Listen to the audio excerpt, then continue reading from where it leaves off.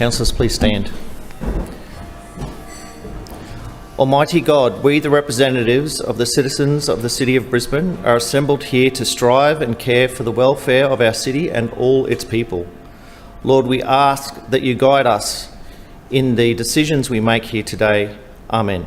Amen. Brisbane City Council acknowledges this country and its traditional custodians. We acknowledge and respect the spiritual relationship between traditional custodians and this country, which has inspired language, song, dance, law and dreaming stories over many thousands of years. We pay our respects to elders, those who have passed into the dreaming, those here today, those of tomorrow. May we continue to peacefully walk together in gratitude, respect and kindness, in caring for this country and one another. Please be seated.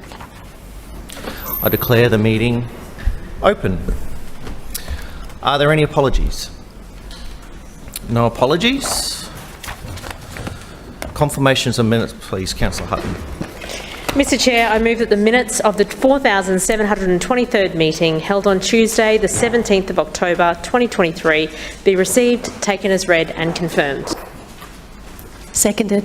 It has been moved by Councillor Hutton and seconded by Councillor Jenkinson that the minutes of the 4,723rd meeting of Council held on the 17th of October 2023 be received, taken as read and confirmed. All those in favour say aye. Aye. All those against say no. No.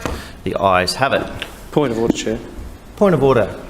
Councillor Cassidy. Thanks very much, Chair. I move the suspension of standing orders to enable me to move a motion. Seconded.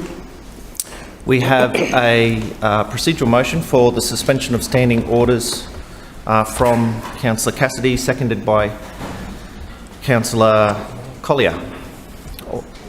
Councillor Cassidy, you've got 3 minutes. Yeah, thanks very much, Chair. I'd like to debate a motion first and foremost today at the start of this meeting, calling on the Lord Mayor to come clean on why his budget has blown out by $400 million after just 12 weeks. So 12 weeks ago, the Lord Mayor said to us that his budget was one that planned for the rapid growth Brisbane was facing. That was his quote at the time, 12 weeks ago.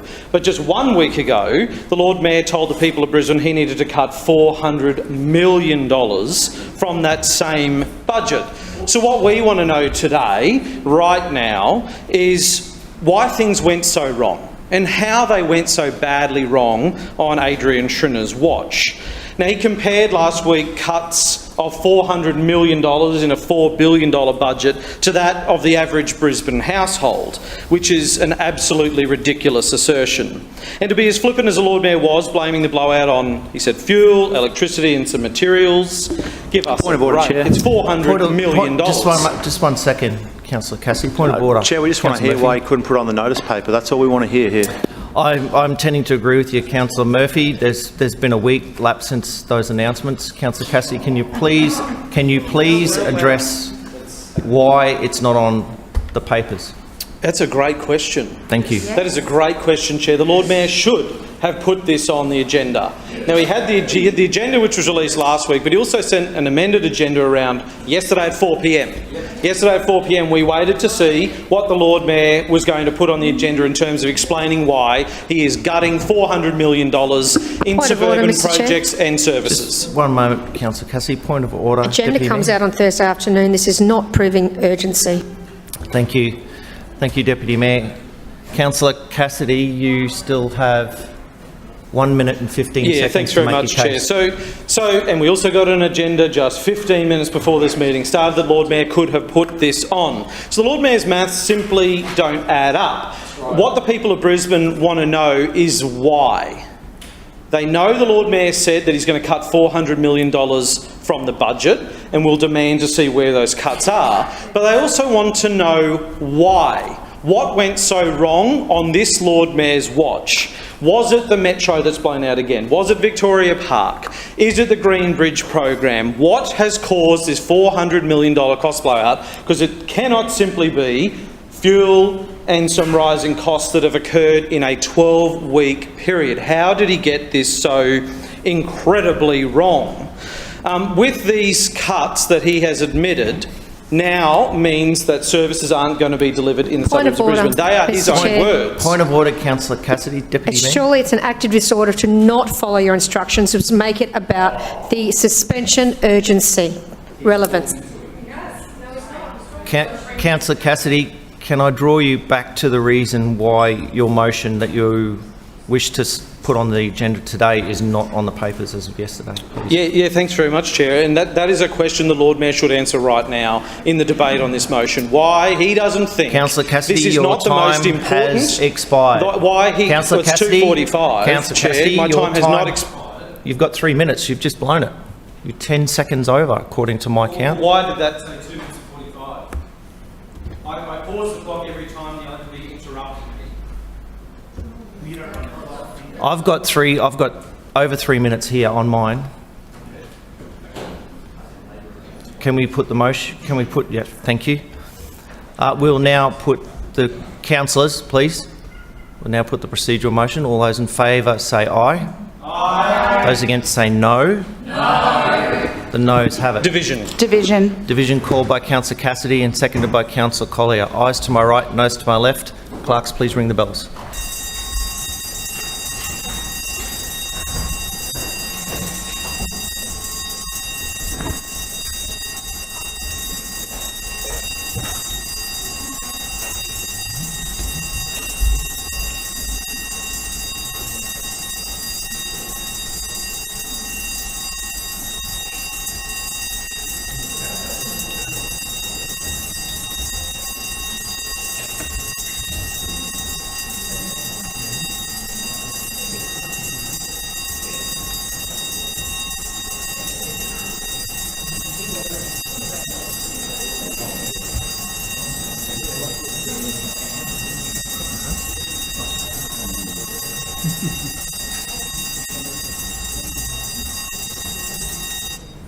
Clerks, please read the results. Mr Chair, the noes have it, the voting being 7 in favour and 19 against.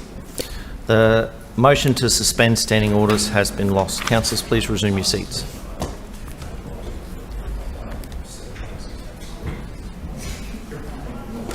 Point of order, Chair. Take one, mate.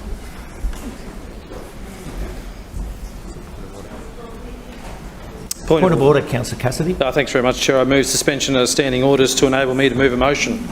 Seconded. We have a motion put for us to suspend standing orders by Councillor Cassidy and seconded by Councillor Collier. 3 minutes, Councillor Cassidy. Thanks very much, Chair. The decent thing for the LNP and the Lord Mayor to have done in that previous suspension motion that I just moved would be to explain why the Lord Mayor is cutting $400 million in suburban projects and services. But if he won't do that, then he should at least come clean with the people of Brisbane about what he is going to cut to fund that $400 million blowout. So the motion that I would like to debate is that the Lord Mayor provide the ratepayers of Brisbane an itemised list of what services and projects will be cut to fund the LNP's $400 million budget blowout. We're at $12.8 million today. Tomorrow that'll be another 1.6 and another $1.6 million the day after. So if he won't tell us what mistakes he may getting us to here, he at least should be clear about what services and projects he's going to cut in the suburbs of Brisbane. Whether it's going to be road resurfacing or park upgrades, drainage projects, safety lighting, bikeway and footpath repairs, traffic calming, congestion busting projects. Chair, look, I'm just concerned that what we're seeing here is a hijacking of the ordinary business of council in order to have these fake urgency motions brought through. We don't even hear why they're urgent. We just hear talking points and TikTok videos. Please. So, point of order, sit him down. Councillor Cassidy, that's inappropriate and you know it. And so is that. I'm dealing with this. You can control what you say. What you say in this place, that was inappropriate. Councillor Murphy, I don't uphold your point of order. Councillor Cassidy, you have 1 minute 20. Thanks very much, Chair. So if you add up every single project, every single small suburban project in the council budget, in the Suburban Works program, they come up to $430 million. All of those roads to be resurfaced in those LNP wards, all of those playground upgrades, all of those traffic congestion projects and intersection projects, they will all be cut. Point of order, Deputy Mayor. Again, a suspension standing orders is to stop the standing orders of the day, and the 3 minutes is to tell us why. Not to debate the motion he would like to debate if it's suspended. Why? It's urgent. Councillors? Hang on, just one moment. Councillor Cassidy, can you just turn your mic off for a second, please? Thank you. We are going to listen in silence, please. I cannot hear everybody talking when point of orders pop up. I cannot hear the person speaking. Silence, please. Councillor Cassidy. We think the people of Brisbane should know Point of order, right Mr. now. Chair. Point of order, Deputy Mayor. I just would like a ruling on my point of order if he's relevant to the suspension of standing orders. Oh, my apologies, Deputy Mayor. Councillor Cassidy, I would draw you back to the reasons why the motion that you would like to put on was not put on the papers in a reasonable amount of time. Yeah, thanks very much, Chair, because the Lord Mayor will not show leadership. The Lord Mayor will not put this on the agenda. We got an amended agenda yesterday at 4 p.m, one again today at 12:45, and it doesn't appear. So we're taking the proactive step. We're not going to be like LNP councillors just nodding along to these $400 million in cuts. What community grants and festival funding? Is the Wynnum Fringe going to be cut from next year? What about Spooktacular Saturday over there in the Doughboy ward? Like, people want to know this information. Why won't the Lord Mayor give it to them? Councillor Cassidy, your time has expired. We will now put the procedural motion before the chamber. All those in favour say aye. Aye. Those against say no. No. The noes have it. Division. Division. Division called by Councillor Cassidy and seconded by Councillor Collier. Ayes to my right, noes to my left. In silence, please. Councillor Johnson. Clerks, please ring the bells.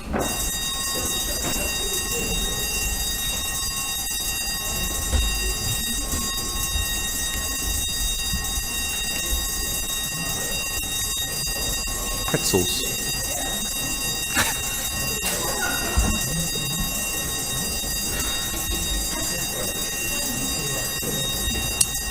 They were left at the front counter for me in the Lord Mayor's office.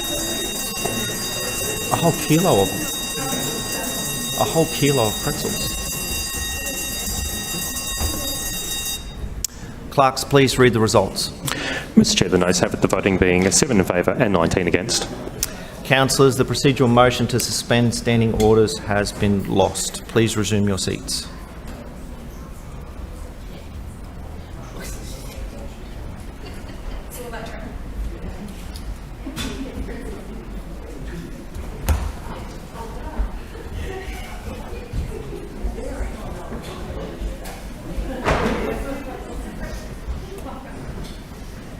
You just have to be careful, Councillor Massey, you don't have too many of those pretzels because they do make you thirsty.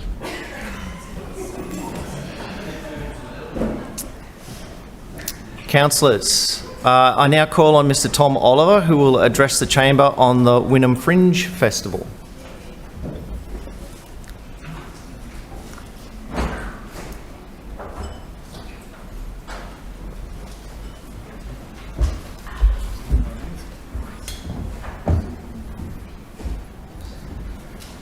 Mr Oliver, you've got 5 minutes. Please stand or feel free to take a seat. Sweet. Whichever you choose, your time will start from now. Mr Chair, Lord Mayor and councillors, thank you so much for having me today. How you all going? It sounds quite tense in here. But it's actually made me a little bit emotional in a really strange way because about this time last year, my granddad passed away, and he was heavily involved in local government in regional Queensland as a Shire Clerk, and he was even the president of the Shire Clerks of Australia Association for a couple of years, and him and my grandma would just be over the moon that I'm here in this beautiful building, especially with you, Lord Mayor, talking about an event that I created. So thanks very much for the opportunity. I grew up as a creative dude in Brisbane, and I thought that I needed to be anywhere else but here. So growing up, I wanted to move to Sydney or London, New York. And then COVID happened, and I moved back in with my folks in Wynnum and started freeloading. And I started this festival.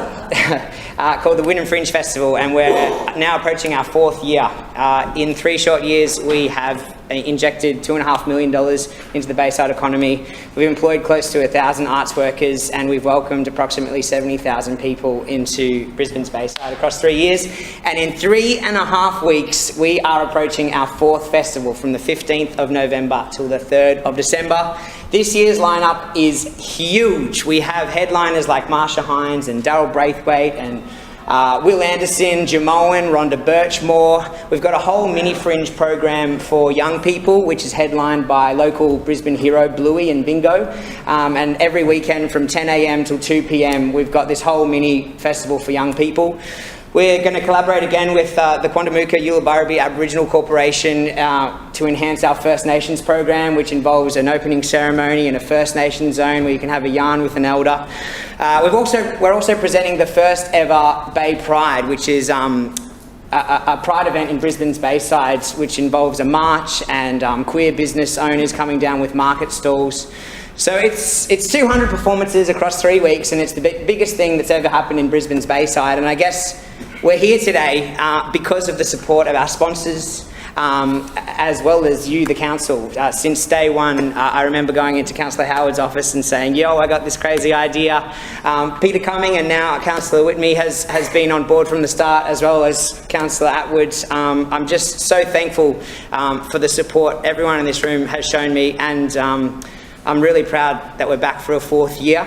I'm here today representing my team, who are currently slaving away in the office in Wynnum, and also representing my family and the whole Bayside community. So if there's one thing that you could do after this meeting, I know everyone's got some really gnarly networks in Brisbane, and if you were to send a newsletter out to your constituents or post on social media and say that you found the perfect day trip in Brisbane for them from the 15th of November till the 3rd of December, I know the hundreds of artists that are about to swarm into the Bayside will be very thankful. So thank you so much for your time today, and bloody love you, Brisbane.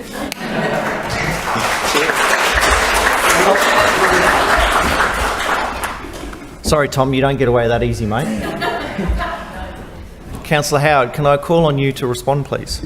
Well, thank you. Yes, Tom, you don't get away that easy because you get to listen to me. And I want to say a huge thank you to Tom. It is an absolute pleasure to have you here today, and it's been an absolute pleasure to work with you in supporting Wynnum Fringe Festival all the way through. And I know how much time, effort and hard work you personally have put into making this a reality, and what a wonderful reality it has become. Now one of the most anticipated events on Brisbane's calendar, Wynnum Fringe continues to get better and better every year. And I want to remind everyone here in the chamber that Tom established Wynnum Fringe Festival during the pandemic, with the first one being delivered in November 2020. And not only did it provide an incredible opportunity for struggling artists, but it also a tremendous boost to the local businesses during a really, really tough time. Now, I have warned Councillor Whitney that she has a hard act to follow in Councillor Cumming, who used to wear his T-shirt very regularly, and he would stand up very regularly and tell us what was happening at the Fringe. And so I know that Peter Cumming, Councillor Whitney, Alex Gibney, my sister, my brother-in-law, my nephew, everybody in Wynnum can hardly wait for this event to start, because it has become such an iconic event for the Bayside. And, you know, we think that Wynnum Festival is just one of the many ways in which you, Tom, are working to enrich Brisbane and the thriving arts and entertainment scene, who did do it really tough during the pandemic. And from that pandemic, not only have you produced the Wynnum Fringe that is just so loved by all, but it also has seen other artists come home, and other artists enrich Brisbane and make our city the beautiful place that it is to live. So on behalf of the whole Shrinner Council, I want to thank you, Tom, and I want to say that Brisbane truly is lucky and ever so grateful to claim you as one of our own, and we look forward to continuing to work with you long into the future. Thank you, Tom. Councillors, please thank Tom Oliver for coming in today.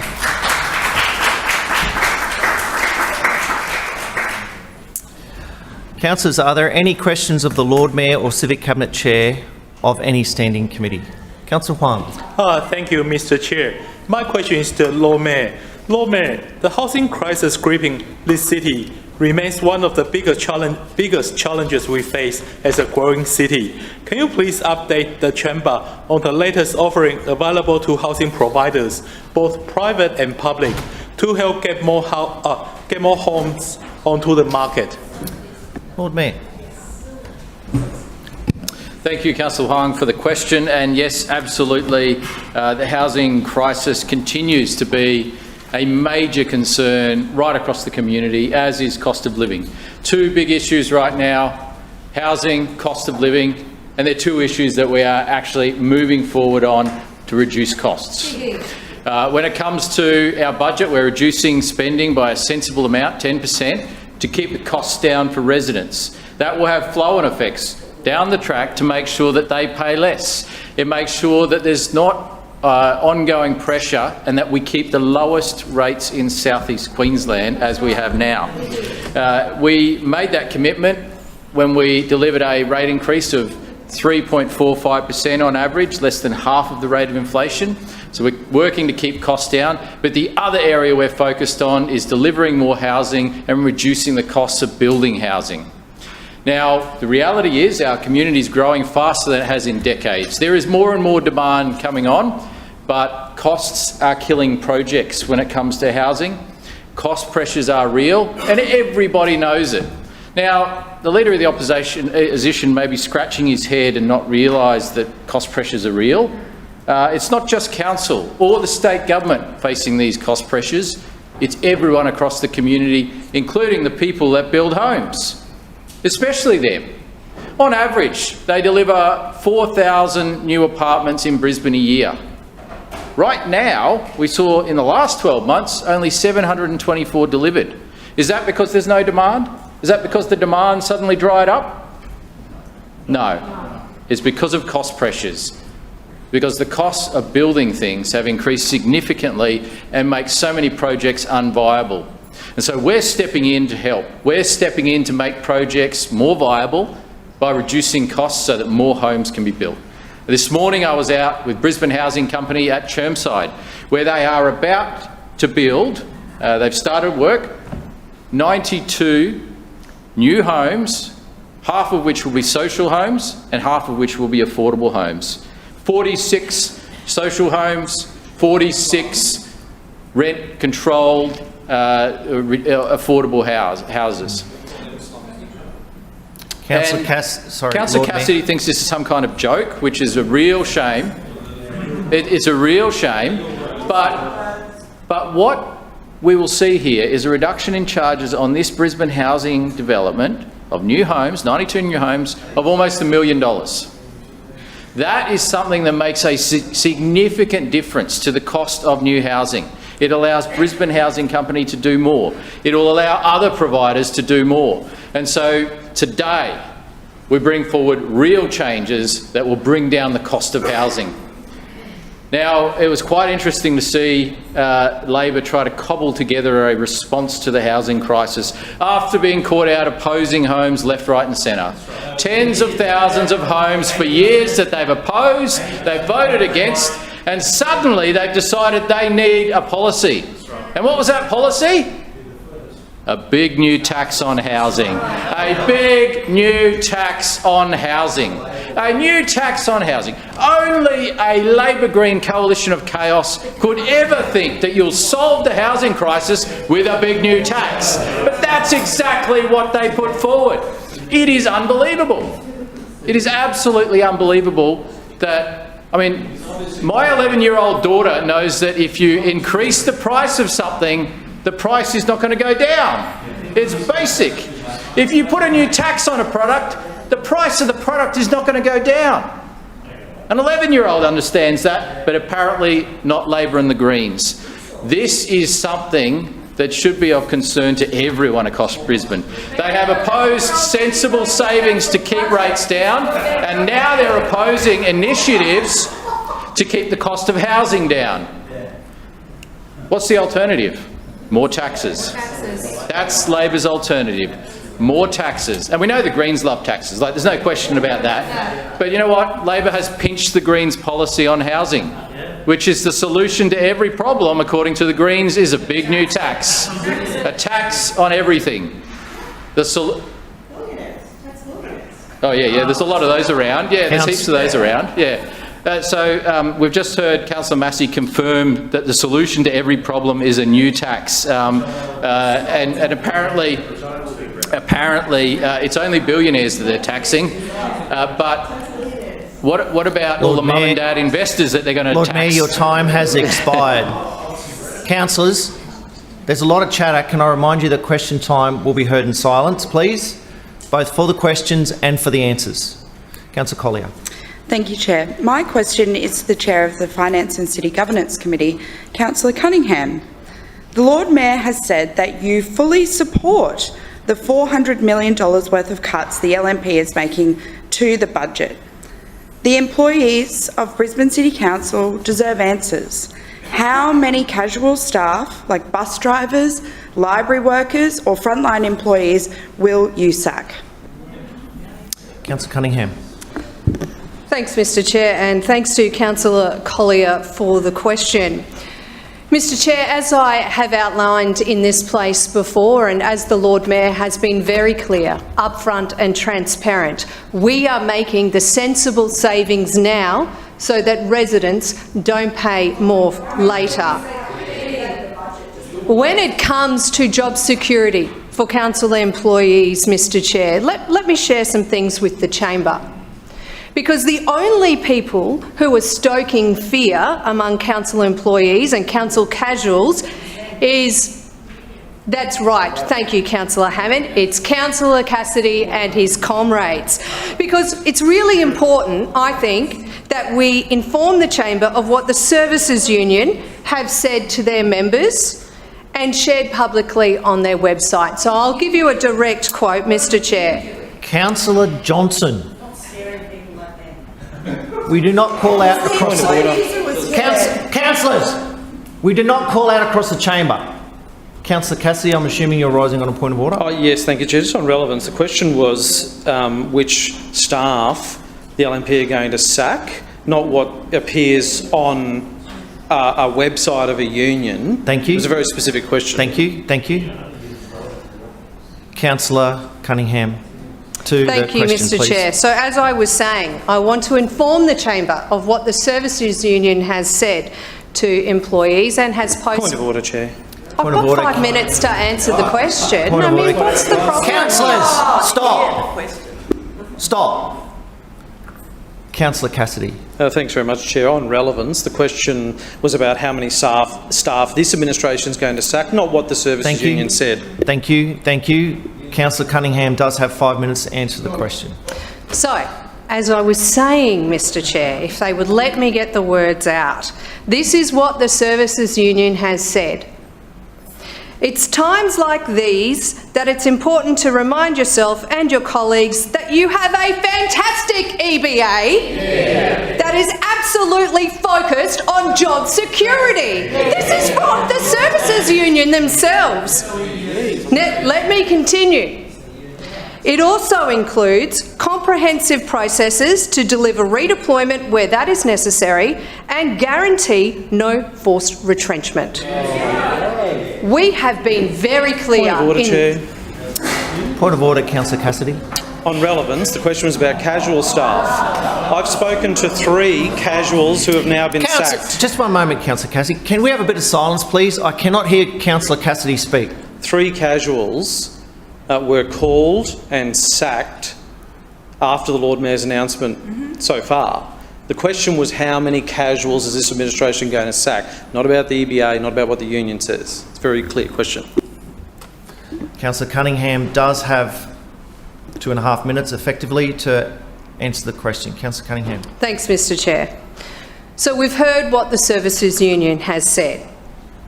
Why are they so completely focused, this is the Leader of the Opposition and his comrades, on fostering a sense of insecurity amongst hard-working council staff, because they are focused on their own job security. That's why, Mr Chair, all they can focus on is their own job security. Now, when it comes to Just one moment, casuals... Councillor Cunningham. Just one moment. Councillor Collier, we are not going to yell across the chamber.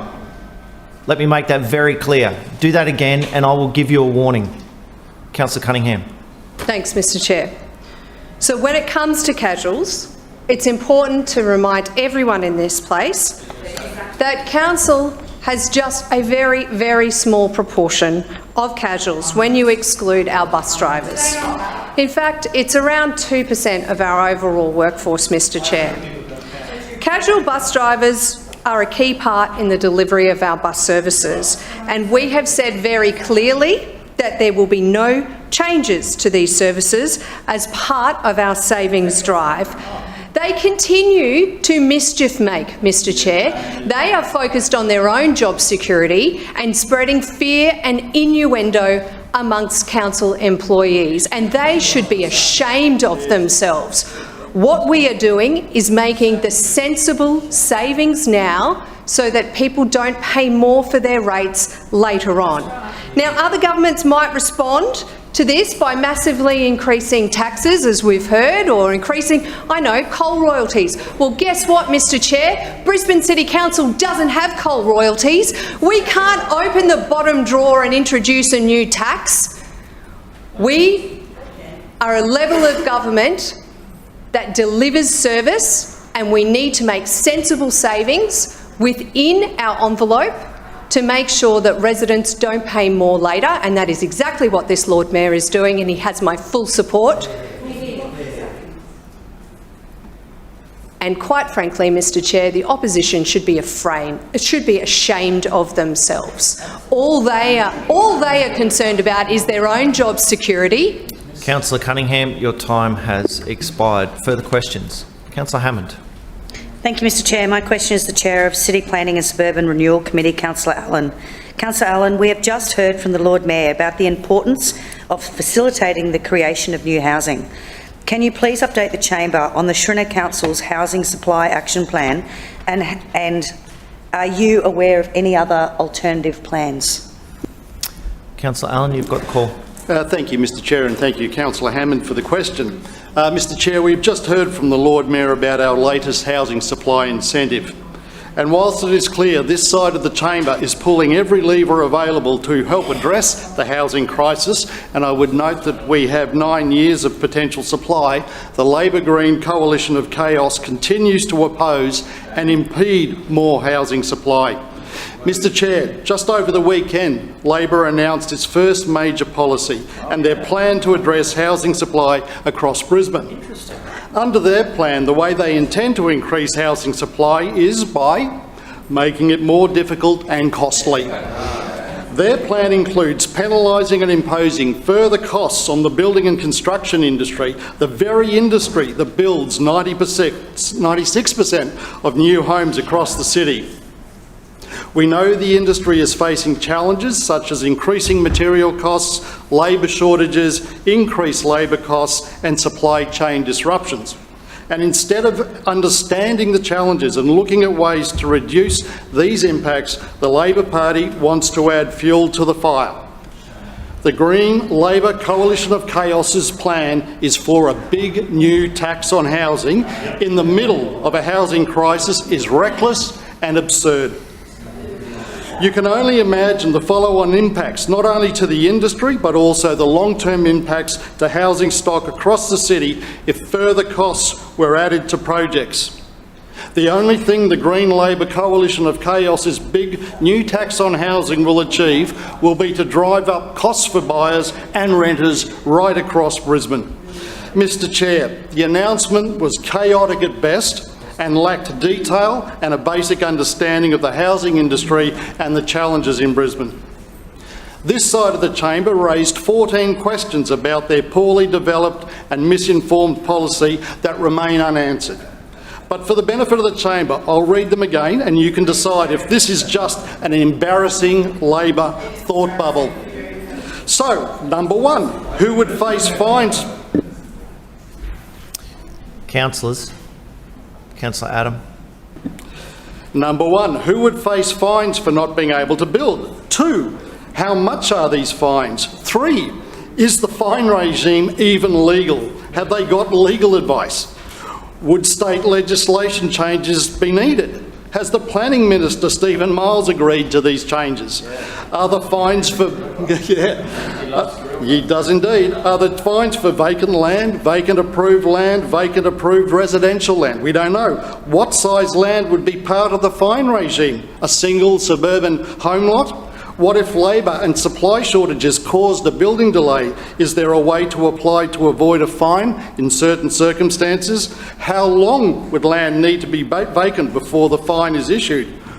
What if the owner doesn't want to build and they face a fine? What is the impact on that? What low-density suburbs are the Green Labor Coalition of Chaos proposing to allow much higher density? Will the neighbourhood planning process be dumped and residents robbed of their rights? Just one moment, Councillor Allen.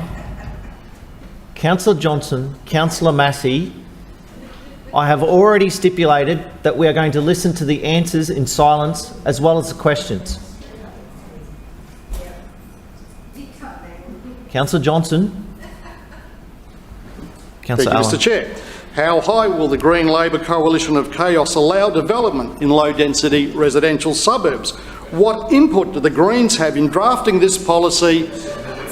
And lastly, given the Green Labor Coalition of Chaos opposed 10,000 homes in Kurilpa, do they support further sprawl and traffic congestion and less green space? Mr. Chair, these are all reasonable questions. Despite the lack of detail, there is no doubt that Labor's plan is misguided and naive. Just one moment, Councillor Allen. Councillor Cassidy. Oh, yeah. Does the... am I to answer these questions now? No. Sorry, I misunderstood what question time was. Sorry, I thought they were all questions to us, hey? Whoops. So I'm assuming this is not a point of order. You can resume your seat. Councillors, we're going to stop right now.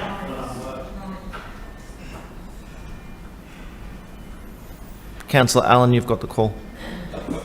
Thank you, Mr. Chair. And while the Labor Green Coalition will continue to oppose housing supply across the city, we will continue to get on with the job and progress the initiatives and actions from our housing strategies. And these include implementing the Kurilpa Sustainable Growth Precinct, which I note is supported by the state Labor government. So they are opposing Kurilpa, but happy to pursue high-density development in Brisbane's low-density suburbs. Number 2, our suburban renewal program and transition of over 70 hectares of land that will deliver mixed-use outcomes and communities whilst delivering additional housing supply. Our citywide review of major centres, the short-stay accommodation task force, facilitating subtropical design, and also looking to establish a framework that encourages build-to-rent housing and incentivising that housing. Mr. Chair, this administration is getting on with supporting initiatives that will bolster housing supply while Councillor those Allen, opposite... your time has expired. Further questions? Councillor Cassidy.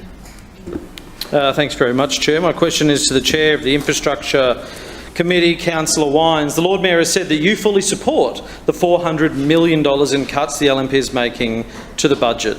The people of Brisbane deserve answers. What will be cut in your program area? Will it be local congestion busting projects in Mitchelton, intersection upgrades in Wavell Heights, or safe school travel infrastructure in Kedron, or many, many other places? Councillor Wines, will you come clean today and confirm which infrastructure projects will be cut? Councillor Wines. Thanks, Mr. Chair. Can I thank Councillor Cassidy for his question? As the Lord Mayor has announced last week, Council will be reducing spending in response to the inflation crisis to make sure that we keep costs down for Brisbane residents. The council-wide review is underway to identify the savings across the organisation. We're going to spend less, so residents do not have to pay more. With costs rising, governments have a very clear choice between reducing spending or increasing prices. And we won't shy away from these tough decisions to ensure that our budget stays balanced and we keep the costs for residents down. The destructive Green Labor coalition has opposed every proposal, meaning their only option will be to tax Brisbane residents harder and harder. Point of order. Point of order, Councillor Johnson. Mr Chairman, I seek your ruling on this issue. There have been no proposals put forward to this council, and every time someone has attempted to put one up, the LNP have voted down. That is imputing motive. It is a direct... Sorry, what's your point of order? That is a procedural breach of the rules. It is untrue. It's imputing motive on other councillors, and it's just a ridiculous statement to make when no proposals have been brought here to consider. It's untrue. It's untrue. It's imputing motive. I don't uphold your point of order. Councillor Wines. So, thanks, Mr Chair. And just in response to Councillor Johnston's statement, let's not forget that the Labor councillors in this place have an unfunded $100 million footpath proposal, which means a 5 to 10% rate increase for each and every household in this city to be able to fund that. That's a live proposal. That is a standing tax increase that Councillor Cassidy and his team are putting forward at next year's election. And don't you forget, Mr Chair, that the #1 housing policy that the Labor Party has put forward has been a tax on vacant land, taking new taxes to a new level. As they say, if it moves, tax it. If it doesn't move, shove it so you can tax it. Like, how do you tax vacant land? And this is a proposal that the Labor council have put forward in this place. Just one moment, Councillor Wines. Just one moment, Councillor Cassidy. Councillor Johnson. Councillor Johnson. Councillor Cassidy, my apologies. On relevance, the question was about which infrastructure projects Councillor Wines is proposing to cut. He's been talking about state-based taxes, all sorts of things other than in response to the question. Thank you.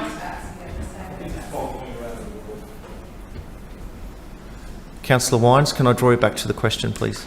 Thanks, Mr Chair. And it was indicated, as Councillor Allen just said, there's a question mark over whether Councillor Cassidy could in fact tax vacant land as he proposed on the weekend, and he just told us that he intends to get the state to do it for him.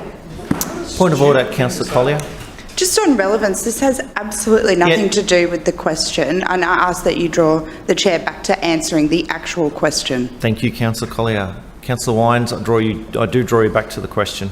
No, thank you, Mr Chair, and as you would well know, my responses were made in both response to Councillor Johnston's statements about me and Councillor Cassidy's statements about me. They were responses to those particular mentions of me that were made through this question time. As I say, the Green Labor coalition has opposed every plan, meaning their only option is to raise taxes, and that is something that they have announced. Point of order. I draw your attention to... Point of order, Councillor Johnson. Thank you, Mr Chair. I draw your attention to the meeting's local law. It says that questions cannot be debated. It says that questions must be answered. I and other Brisbane residents want to know which infrastructure projects are being cut. Can you please ask the Chair to answer the question? Thank you, Councillor Johnson. Councillor Wines, you have roughly less than 45 seconds remaining to respond to the question, please. Thanks, Mr Chair, and I appreciate the amount of time left, which is why I think it's important that we just respond to the principal question here. The thing is, and we've said this many times, I answered these questions in committee last time to the relevant councillors when they were there, but the council-wide review is underway to identify the necessary savings to ensure that we keep rates low, to keep the pressure on households down. As was told to all councillors last week, the answer is not going to change this week. That advice will be presented in the future as we go through the ordinary process, and that councillors in this place will Thank you, Councillor Wines. Your time has expired. Further questions? Councillor Atwood. Thank you. My question is to the Chair of the Infrastructure Committee, Councillor Wines. Councillor Wines, in general business last week, there was a strange claim from the councillor for Wynnum Manly about the Lindum open level crossing. Can you explain what's actually happening at Lindum so that Labor councillors don't get caught misleading our community? Just one moment, Councillor Wines, before you start. We're going to hear the answer in silence. Right, Councillor Wines hasn't even said anything and there's already heckling coming from this side of the chamber. Councillor Wines. Thank you, Mr Chair. Councillor Johnson, that also included you. Councillor Wines. Thank you, Mr Chair. Look, we are talking today very quickly in response to Councillor Atwood's question about the Lindum level rail crossing projects. Now, Councillor Atwood has been a tremendous advocate for that community. Her ward oddly moves around and through that intersection for the bulk of it to be included in Doughboy ward, and I know that she has been interested in that in a whole range of ways. We have, over the last few years, been working on two separate projects in the Lindum crossing area. There was the project which we've discussed in this place in the past, the initial Make Safe, which is this project here, which is complete. It included a lengthening of the boom gate. It included new traffic islands to control the intersection at certain points, and it also included an increased and improved road markings to ensure that people did not take on the lights. Now, we had 2 fatalities at this particular crossing in recent years, one a pedestrian, the other a motorist taking on a red light. That is now much more difficult for individuals to do, to ensure that they stay on the right side of the train line and stay safe. Remembering that there is a very large school, the Iona College, not far from this location.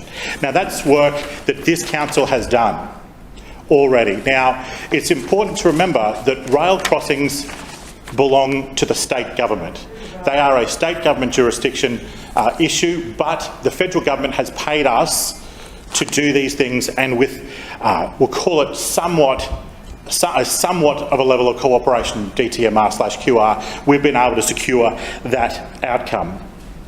What we're working on now is a short-term signalisation, and this is what this project is, a second project in that area to try and make this crossing safer. As you can see, it's a shortened crossing, and it includes increased pedestrian options, and it also includes some cycle options and some controlled turns. That project has an approximate cost of $40 million, right? So this council has corresponded with the federal government, and we've said that we're prepared to go in for $10 million, so long as the state goes in for $10 million and the federal government goes in for $20 million, half of the project. Now, here is the problem. This project is within the 90-day review. Councillor Whitney, we do not call out across the chamber.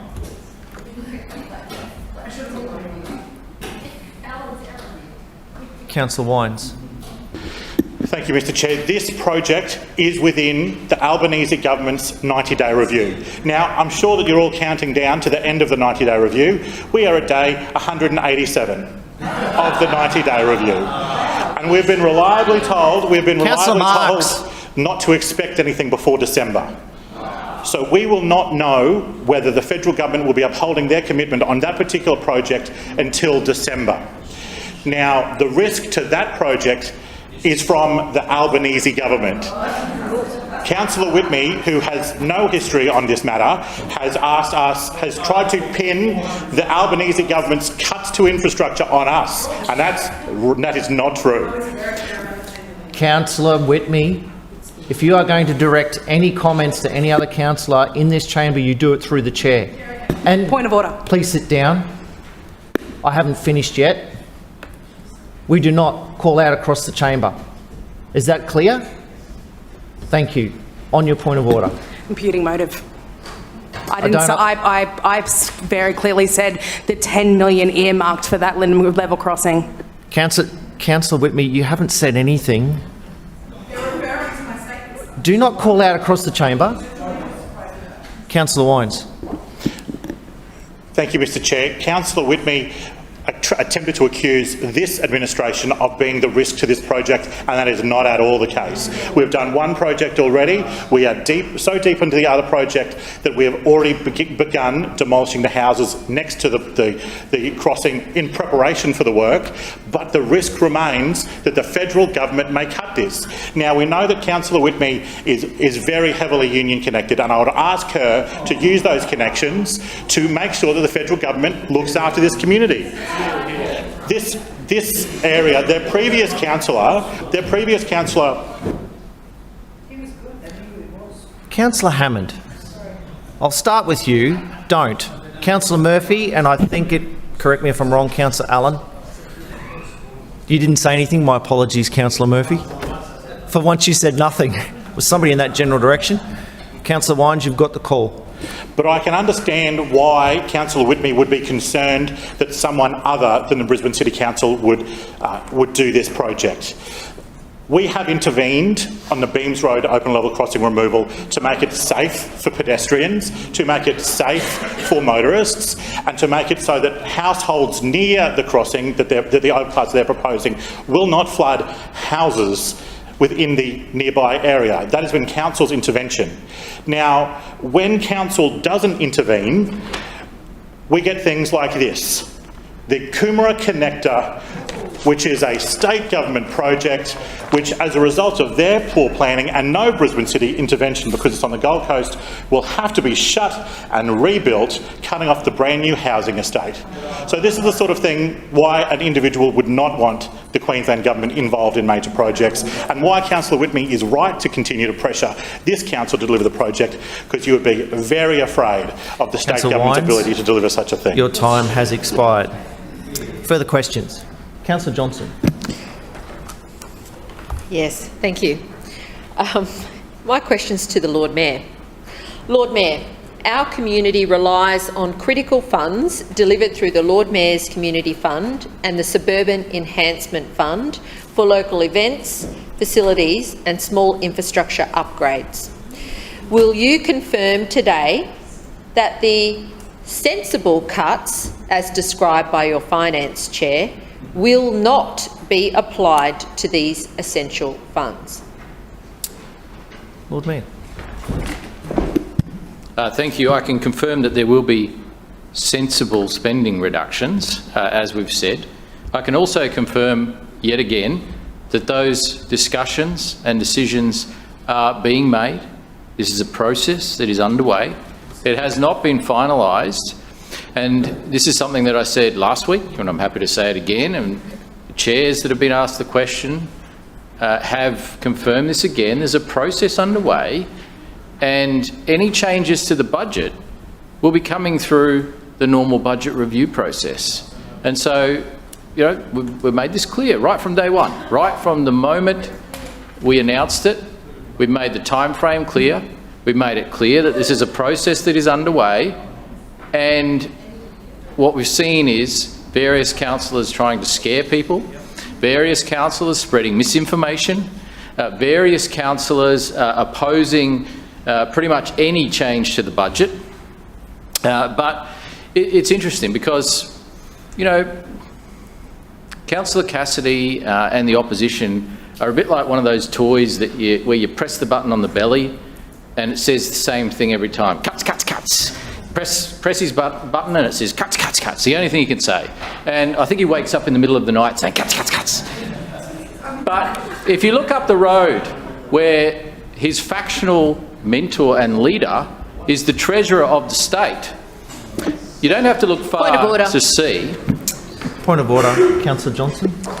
Yeah, relevance, Mr Chair. My question is about the Lord Mayor's cuts to the Suburban Enhancement Fund and the Lord Mayor's Community Fund, and would he confirm that they will not be applied to these two essential council funds? Thank you.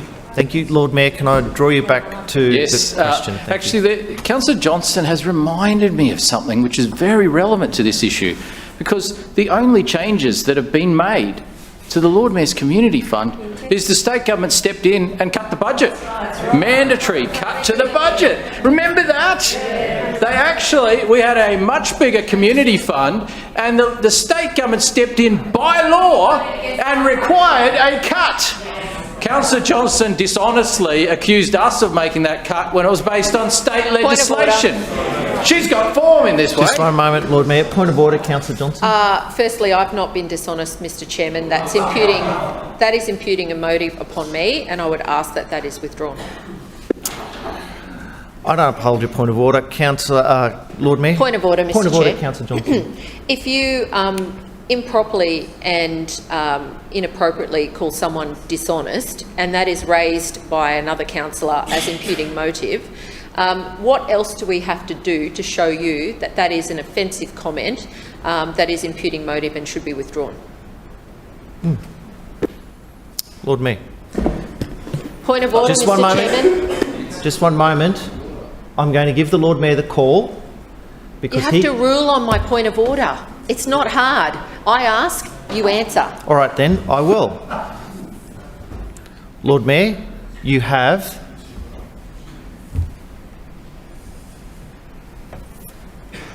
my maths isn't working. What's that? 1 minute 45 remaining to respond to the question and address Councillor Johnson's concerns. Point of order, Just Mr. one Chair. moment, please, Councillor Johnson. Lord Mayor, you've got the call. Thank you. Just one moment, Councillor Johnson. The Lord Mayor, I've directed the Lord Mayor. You have given me a request on whether I will please withdraw, and I'm happy to answer that request. Point of order, Mr Chairman. Yes. I have asked for a ruling on my point of order about motive, imputing motive. You've just ignored my point of order and said to the Lord Mayor, you've got 1 minute 45 to go, and you can say whatever you want. That's not what I said. You said. That's not what I said. You have not made a ruling on my point of order. I've asked you, if someone's called dishonest in this chamber, what else do we have to do to show that someone is imputing motive? If you won't accept that that is imputing motive when we ask. Thank you, Councillor Johnson. The minutes will show that I am giving the Lord Mayor the time. Before you go and fly off the handle, to give the Lord Mayor the time to actually readdress his comments, right? Understanding that there is no privilege in this place. It's not about privilege. I know it's not. It's about you doing your job and enforcing the rules. Councillor Johnson and Councillor Cassidy, stop.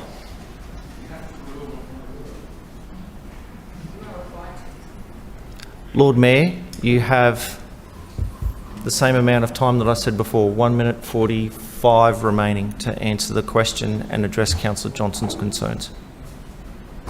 Point of order, Mr Councillor Chair. Johnson. I require you, as the Chair of Council, to address my concerns. The Lord Mayor it's not part of his question. I want you to address my concerns about imputing motive. It is your responsibility. I don't want you to ask the Lord Mayor to talk more about me. I would like you to address my point of order, which is about what else you have to do after someone's called dishonest and you raise it. What else do you have to do for it to be considered imputing motive? And it's not the Lord Mayor's responsibility to answer that. It is yours as the Chair of Council, and I would appreciate a ruling. My ruling is, Councillor Johnson, that there is no privilege in this place. So if accusations are made against you, you have rights. Lord Mayor. Yes, to raise them here. Lord Mayor. So I can say whatever I want. You sure? Yes, please, let's go. Happy to.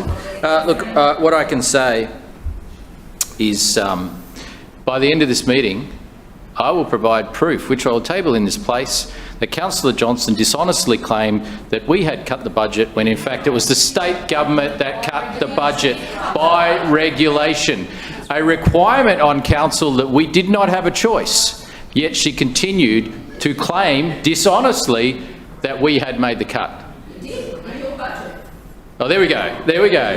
So that, again, she's just proven herself to be dishonest. She's just proven herself to be dishonest.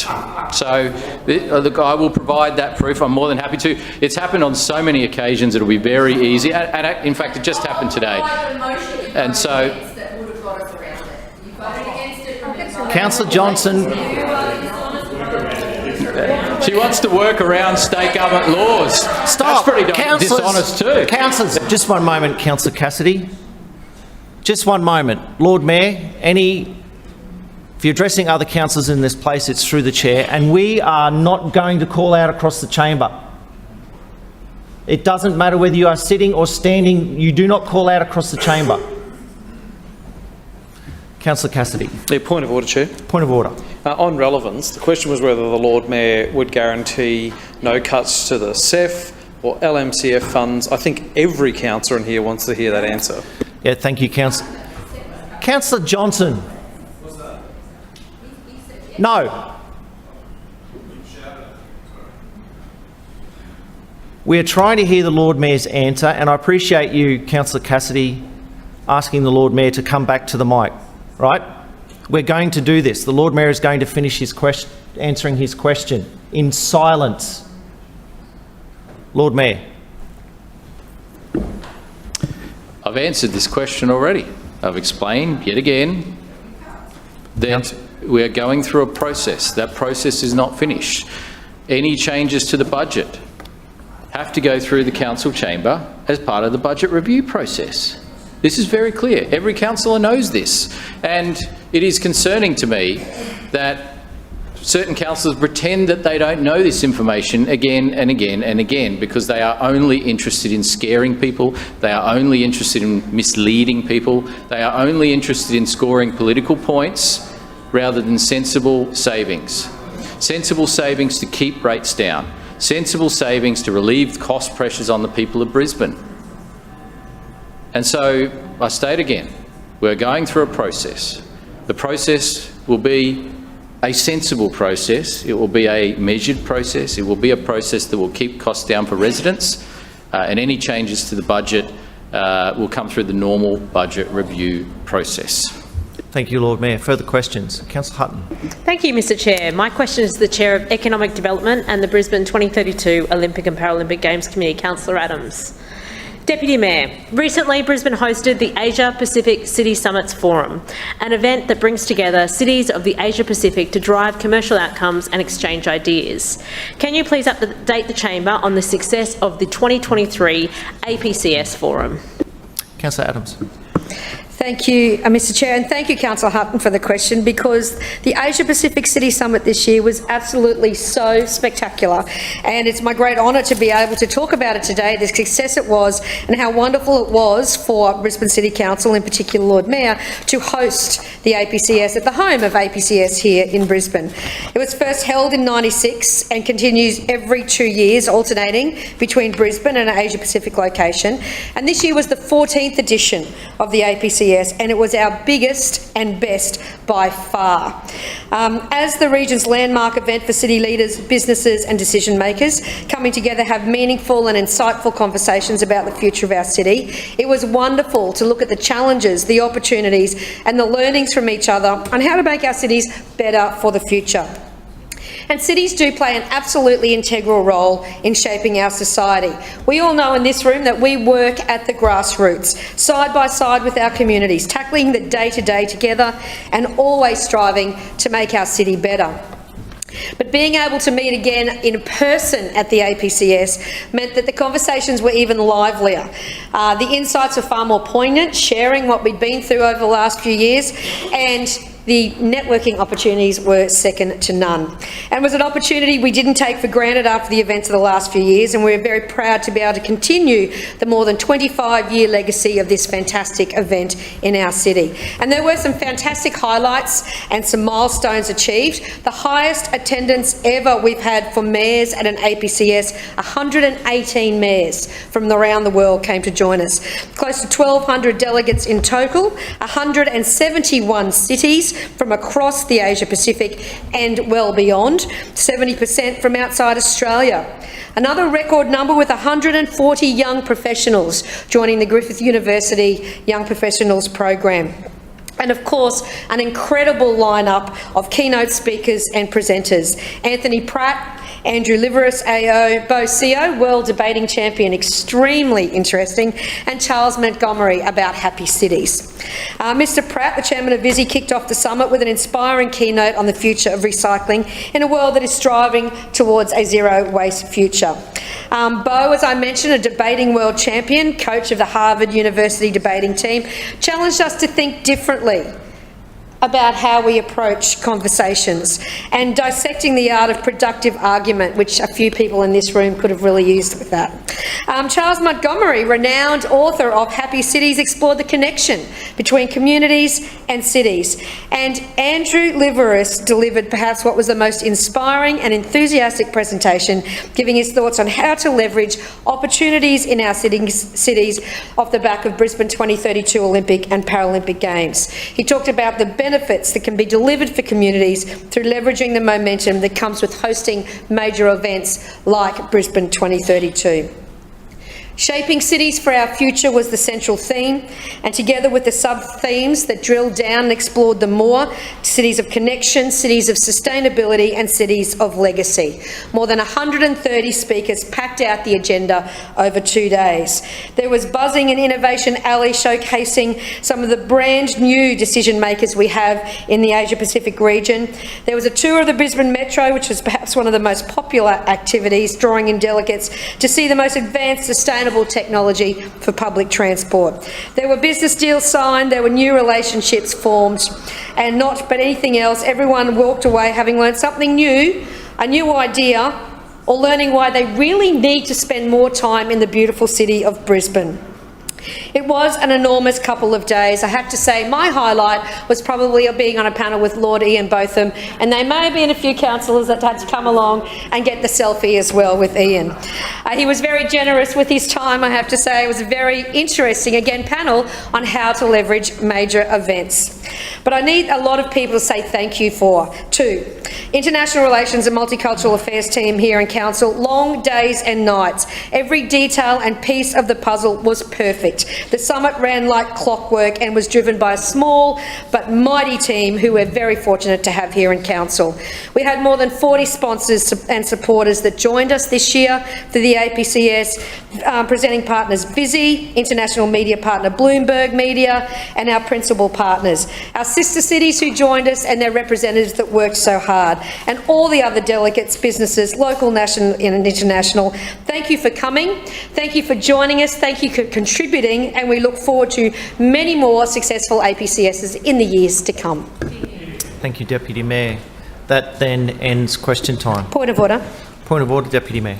Mr Chair, I move a procedural motion to remove off the table the motion regarding the Housing Australia Future Fund. Seconded. We have a motion, a procedural motion before us to take the Housing Australia Future Fund off the table, moved by the Deputy Mayor and seconded by Councillor Hutton. All those in favour say aye. Aye. Those against say no. The ayes have it. Just to bring everybody up to speed, the motion was originally moved by Councillor Cassidy and seconded by Councillor Collier, and councillors who have spoken have been Councillor Cassidy and Councillor Allen. We'll get the motion, once the motion is distributed, we'll get it reread. Councillor Johnson.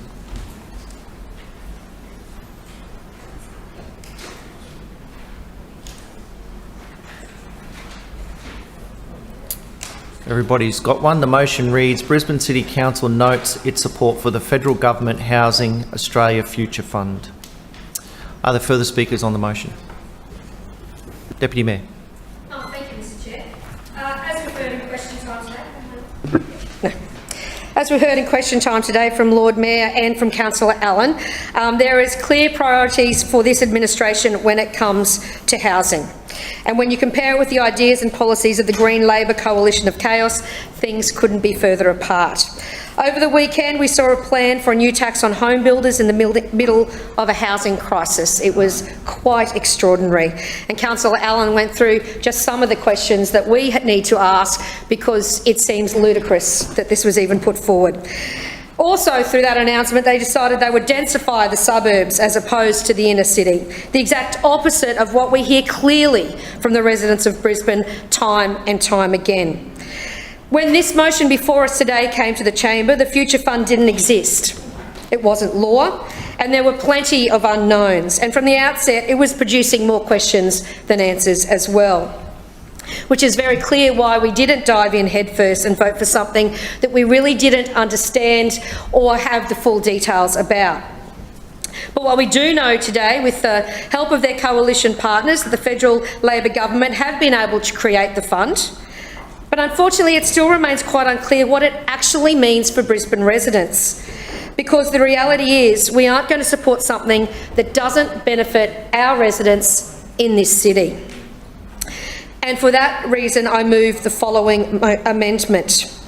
After the word fund, I'll get you to hand these out, Councillor Hutton, insert the words subject to confirmation of what the fund will deliver for the Brisbane local government area, and add a new paragraph with the following words, further, Council notes that 96% of all homes are delivered by the private sector and support is also needed in this sector. The motion will now read, and it's being handed around, Brisbane City Council notes its support for the federal government's Housing Australia Future Fund, subject to the confirmation of what the fund will deliver for the Brisbane local government area. Further, Council notes that 96% of all homes are delivered by the private sector and support is also needed in this sector. Seconded. Councillors, we have an amendment motion before us, moved by the Deputy Mayor, seconded by Councillor Hutton. Motion will now read, to amend the motion before us, Brisbane City Council notes its support for the federal government's Housing Australia Fund, subject to confirmation of what the fund will deliver for Brisbane local government area. Further, Council notes that 96% of all homes are delivered by the private sector and support is also needed in this sector. Deputy Mayor. Thank you, Mr Chair. And as we have said time and time again in the many years that I've been here, and definitely over the last 2 weeks, we are laser focused on making sure that the cost of living, whether that be housing, economic support, rates, is our laser focus on our residents. We are doing sensible savings to make sure that the next rates that come through Brisbane aren't increased. We are making sure that we deliver precinct areas like Kurilpa and a housing action plan that delivers the growth that we need in Brisbane without getting rid of the suburban amenity and the things that our residents love.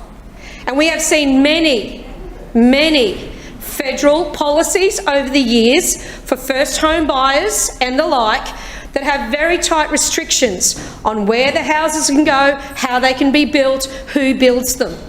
So that's why we have the questions. What does it mean for the Brisbane local government area? And that's why this amendment is here today.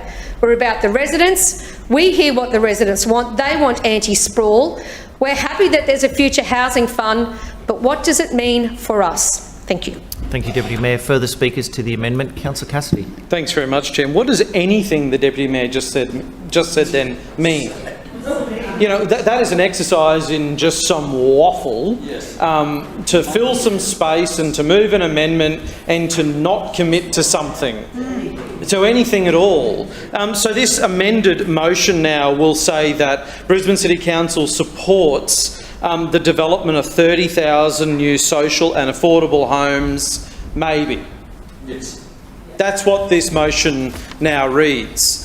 That somehow we'll park this somewhere, and then if someone, I don't know, is the Deputy Mayor supposed to figure that out and later just sort of then email someone up in Brisbane Square and say, oh, well, she figured it out now, you can now release the support for social and affordable housing. I understand why the Deputy Mayor would be getting up and talking on this and not the Lord Mayor, because we know he described social housing as slums. And he didn't want areas in Brisbane that didn't have them to be slumming it, in his words. So we know that the LNP don't really support social housing. They don't really care about affordable housing, only when it's politically expedient to do so. So this motion's been laying on the table since May 2023. All of a sudden today, when everyone is talking about the housing crisis, and the LNP has been dragged kicking and screaming to do something, months after Councillor Allen got up in this place and said, Council's doing everything, and they laughed and they laughed and they laughed. And Councillor Allen got up and said, the Council apparently was doing everything it possibly could, except all of the things that Labor was suggesting it could do. like working alongside the community housing sector, providing infrastructure charge relief to the community housing sector. And when we suggested that, Chair, to get more affordable housing in every suburb in Brisbane, the LNP got up and said they were already doing it, apparently. They didn't need to do anything. The community housing sector apparently didn't need any more support.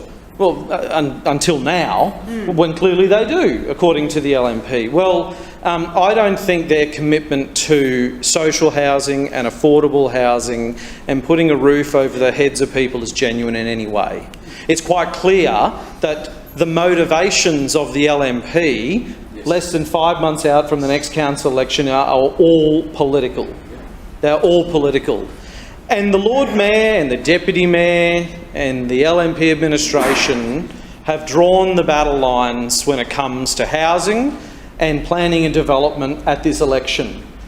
They are lining up with big-time profit-making developers. They are being led by them, and Labor is lining up with the people of Brisbane. We are lining up with community housing providers. We are lining up with communities that want to have a say. Point of order. Point of order, Deputy Mayor. Relevance to the amendment that I've put forward. Councillors, please. Councillor Cassidy, I draw you back to the motion. Thank you very much, please. Chair. Yeah, the motion is about the federal Labor government's ambitious $10 billion Housing Australia Future Fund, which will see 30,000 new social and affordable homes built for women and children fleeing domestic violence situations, built for veterans, built for those who are doing it tough in this country and deserve a home.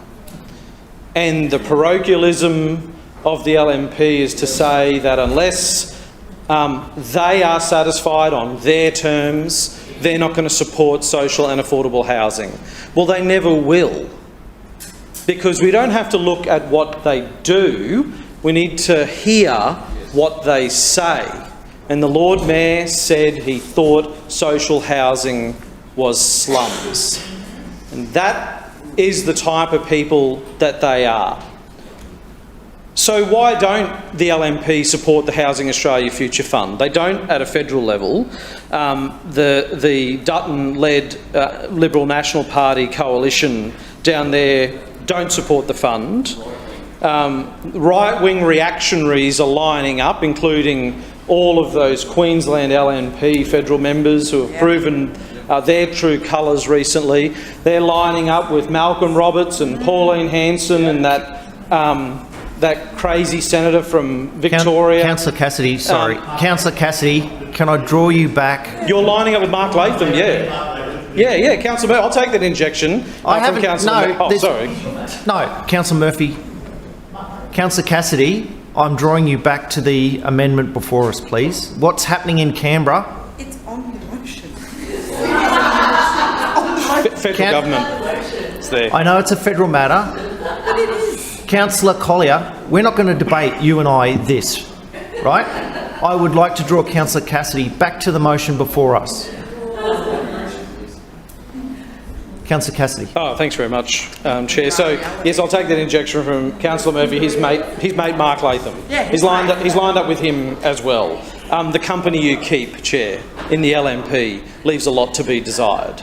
But this is all about politics for the LNP, because when sensible solutions were put on the table months and months and months ago, not just by us but by the community housing sector, who've been crying out for a council in Brisbane to work with them, who have seen partners in other councils like in the Moreton Bay Regional Council in Ipswich and Logan and other areas that are leading the way in their innovation and their partnership with community housing providers. And every time those providers try and go somewhere with this LNP administration over the last 6-12 months, they have hit a brick wall. And it's only taken 12 or 18 months of a genuine crisis before the LNP will do something, because the pressure is applied to them to be seen to be doing something. And that's what this is all about. This is all about the visuals, the optics, the photo opportunities, the media conference for this LNP administration. It's not really about the policy outcome,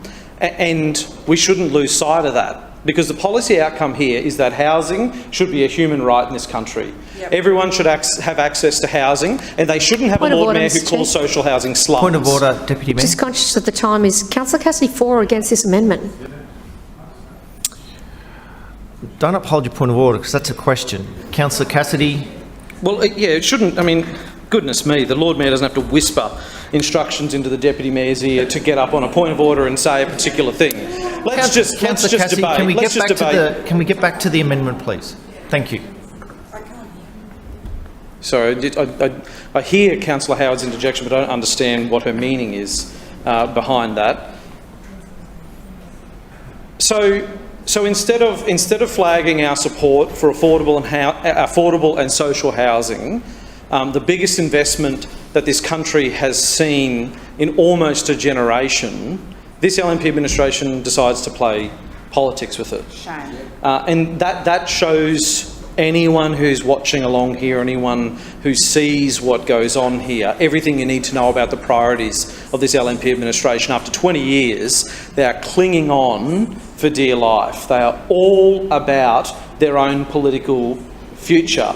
The absolute chaos that is going on in the LNP administration now is incredible to watch.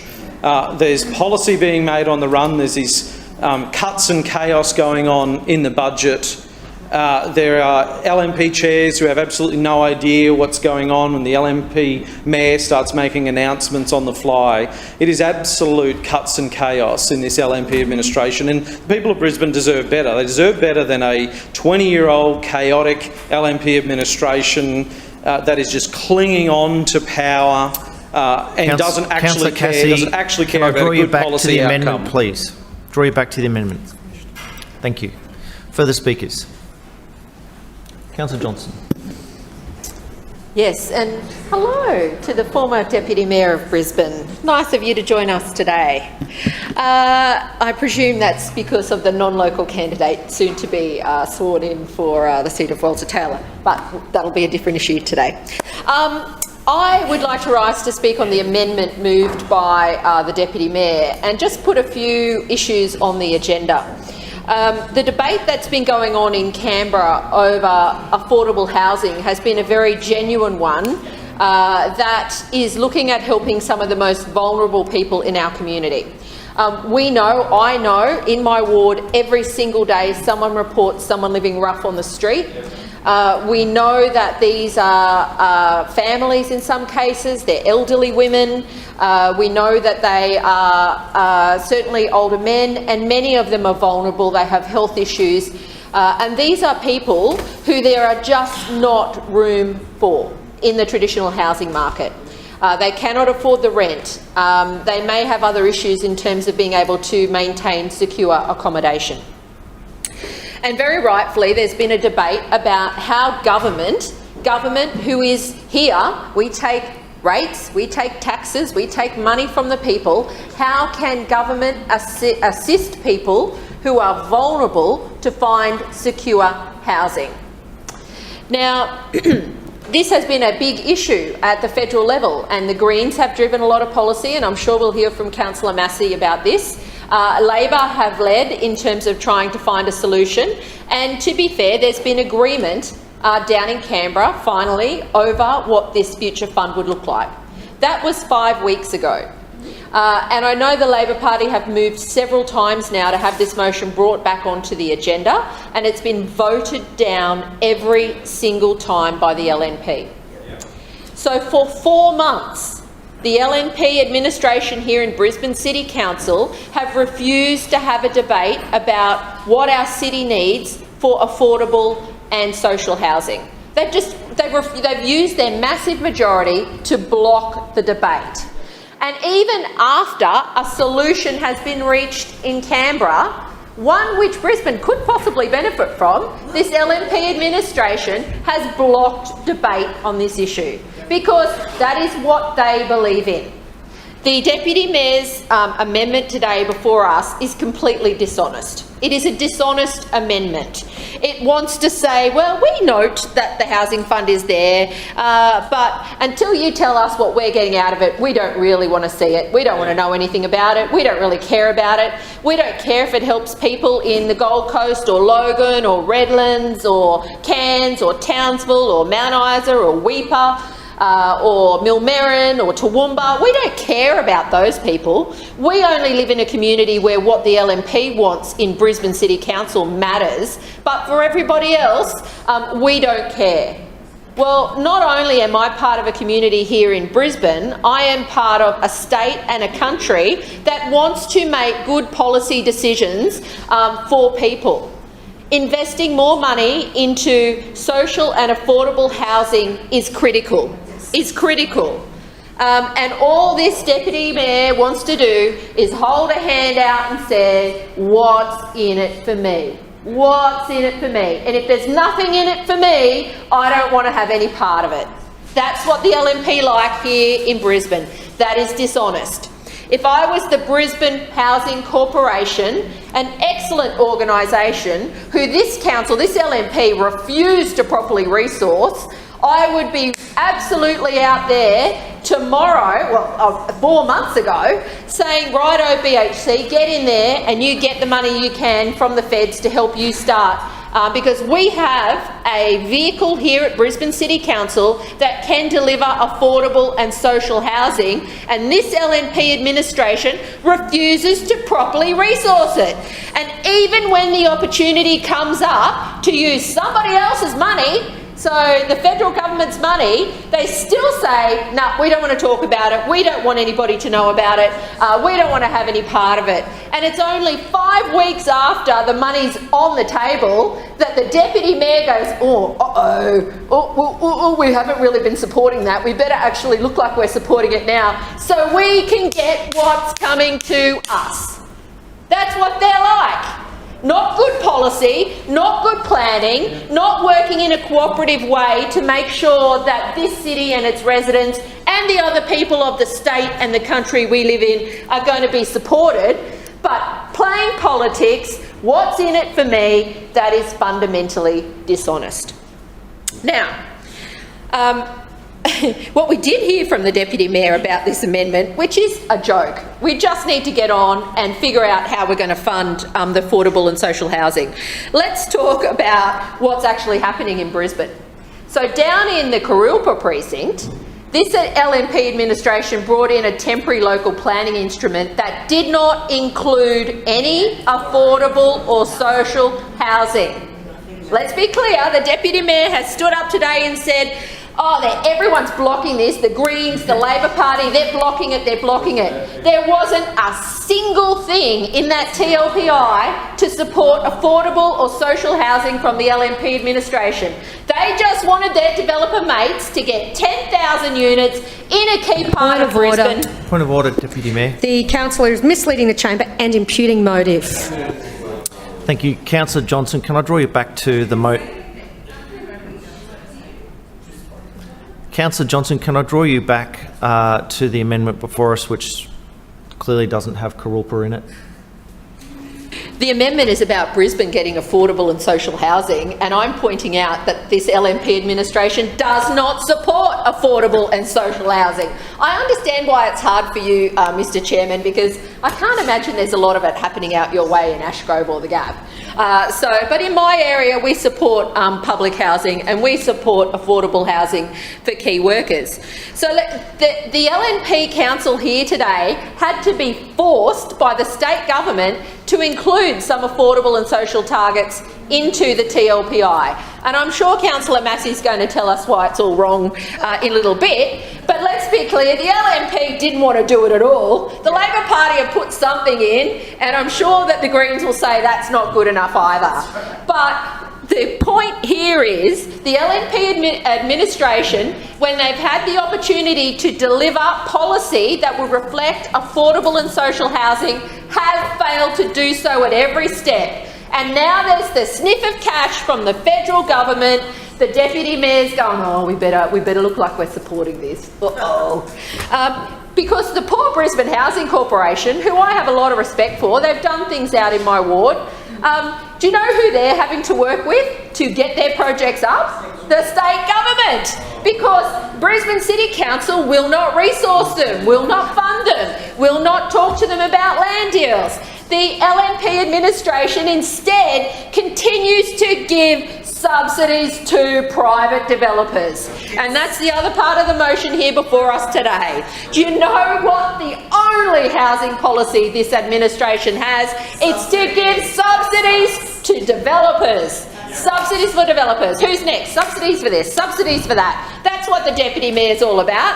Then they go and appoint their property industry professionals and their developer mates to the secret Better Suburbs Board, full of developers and property people. They recommend to council, oh, you know, there's a little bit of land out there that we could build on.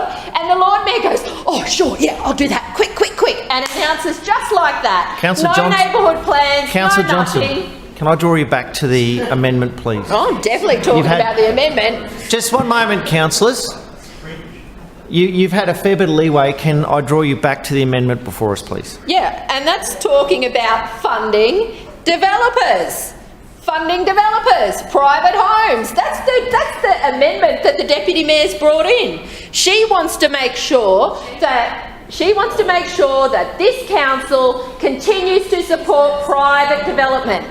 Subsidies for developers, developer mates and property people on boards, directing council officers behind the scenes. That is... Hang on a sec. Deputy Mayor, I know where you're going. Point of order. Councillor Johnson, that is completely inappropriate, and I strongly suggest you withdraw that statement. I will correct myself and I will withdraw and say I have been told that this is what is happening behind the scenes. And I've also read the minutes that show the secret discussions that are going on between this Better Suburbs Board and council officers. Councillor It's going Johnson. on a monthly basis, Councillor week after Johnson. week. I am strongly suggesting you exercise caution in the direction you are going. And of course there's no privilege, and if someone wants to sue me, they will, won't they? Yes, We've had that. they Good. will. So may I continue, please? Point of order, Chair. Just one moment, Councillor Johnson. Point of order, Councillor I'd just Murphy. ask for your ruling as to whether that constitutes an active disorder under the standing rules, because if that doesn't, Chair, I don't know what would. Councillor Murphy, just hang on. Councillor Johnson has, I think, withdrawn. Can you confirm that you did withdraw that statement for me? Yep, thank you. Thank you. I'll take that, even though you didn't say that into the mic, I'll take your head nodding that that was a yes, you did withdraw that statement.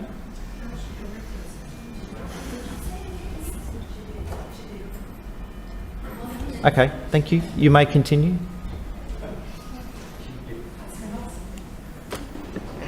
I can see why the LNP do not want to discuss this.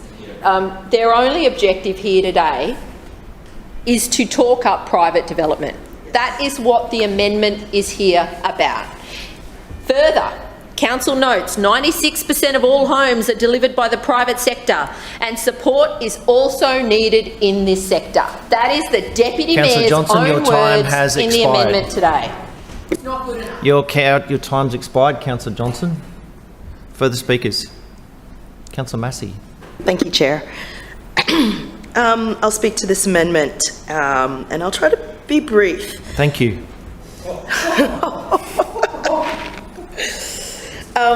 What does it mean? This was something that was... Sorry, I should clarify that. I'm just glad you're speaking to the amendment. Please continue. Sorry. What does it mean? How many times was that said? What does it mean? The Housing Australia Future Fund means delivery of social housing and affordable housing. It's the distribution of money that will go down to states, and then eventually we as the city will benefit from it. Noting that the housing crisis is hitting renters and is hitting people that are having mortgage challenges, and it's also playing out, as I've said many times in here, across our streets. Noting that for every single, for one person that you see rough sleeping, there's 7 other more that you don't see. For everyone. So we know that this crisis is here and it's affecting so many people, it's on the borderline. And what this Housing Future Fund talks about, that robust debate that happened at a federal level that they have come to terms with, what it talked about is how we could possibly deliver support.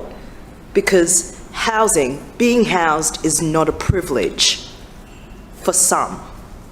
It should never just be a privilege for some. That's what it means.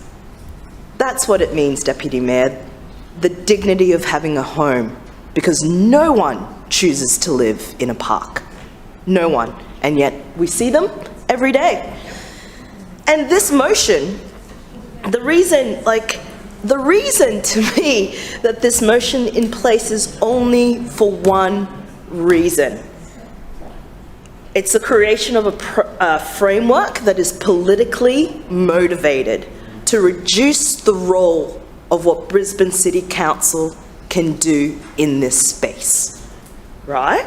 What it is all about, saying 96% of all homes are delivered by the private sector and support is also needed there, is basically creating the excuse for this council to not do anything else. To say that's the only thing that we can do. To say that we couldn't possibly, in the future, work more proactively with community housing providers. It's saying that we have no ambition at all to work with affordable housing. We know this because there is never a mandate for any affordable housing, not in the previous Karilpa TPLI 1, and certainly not in the state government TPLI 2, but I won't talk too much on that. But what it means, what this is about, is creating a narrow and unimaginative and unfair framework to dictate the only space that we can be as a council. And you know what? That's wrong. That's wrong, because people are sleeping in parks and there is more that we can do rather than just create tax cuts and subsidies for big developers. And to me, this is offensive in that sense. It's offensive because that's what it's doing. It's setting up the framework to build a framework where you can only work here. And if you don't work within that framework, well, you hate housing. And that's just incorrect. And that's why I'm going to vote down this motion, because we have had time to debate this motion. This motion has been asked to be put on the table multiple times, and each time I had voted to put it on, take it off the table. And this party, the administration, has voted it down simply because they want to create a political play that enables them to say, yeah, we kind of support it, but also, what is it? What does it mean? And private sector. Don't forget the private sector. No one forgets the private sector. No one is forgetting the private sector that today is going to get heaps of tax breaks. So I'm voting this motion down, and I think it's a real disservice to our political system when these very obvious political and the narrowing role of what council can do is presented in this way. Thank you. Thank you. Further speakers? Councillor Collier. Thanks, Chair. I'm just speaking to this amendment. It's completely disingenuous, and to me, when you move an amendment like this, the real question is, does this amendment help those people who are experiencing homelessness? Of course it doesn't. It's completely disingenuous, and the original motion was so simple. It was a simple question with a simple answer that this administration refused to debate for months and months and months. And now it's become yet another part of their sick political game. They think that people sleeping rough is a political plaything that they can take advantage of. Point of order, Mr Chair. Point of order, Deputy Mayor. I'm imputing motive again around Please continue. the accusation that we think sleeping rough is a political game. It's offensive, and I ask you to withdraw. Councillor Collier, would you care to... Please continue. The original motion was a simple question with a simple answer that the administration refused to answer. The real faces of housing insecurity in this city do not look at these amendments and think that's going to help me. What will actually help is supporting the federal government's initiatives that will deliver real homes for people right across Australia, 30,000 new homes. And it's not just turning up for a photo op like some may like to do. The real faces of housing insecurity, 77% of households who are experiencing food insecurity are experiencing it for the first time in the past 12 months. That's the hunger report from Food Bank. And every time the Labor councillors come in here and bring up housing insecurity and homelessness and the housing crisis, the answer from this administration is, there's no problem here. We're doing enough. We're doing absolutely everything we can. We couldn't possibly do another thing. And so to fiddle and tinker around with some words on a motion, it's just completely disingenuous. This administration shows by what it does and what it says that it's not interested in actually addressing the issue at hand. A question that comes out of today, for example, is out of the $400 million of cuts, are public space liaison officers going to lose their jobs? Is that program area going to get cut? They do incredible work, but still no answer. Is Homeless Connect going to be cut? These are all real things. Pathways out of homelessness, grants, these are all on the chopping block. Grants to community centres, I'll take that interjection. So the choices of this administration today are clear. Playing politics is your only answer. That's what you show. Further speakers? Councillor Whitby. I just wanted to get up really quickly and say that last night I was at an event that was also attended by the Lady Mayoress, where we heard about how older women are the fastest growing cohort of people experiencing homelessness. And every single politician in that room was delivered a serve by community housing groups for not doing enough to stand up for them, not doing enough to help people get out of vulnerable situations and making their job so much worse. And I think it's really telling that the very next day, the LNP put this kind of motion to the floor. Further speakers? See no one rising. Deputy Mayor, right of reply. Thank you. Councillors?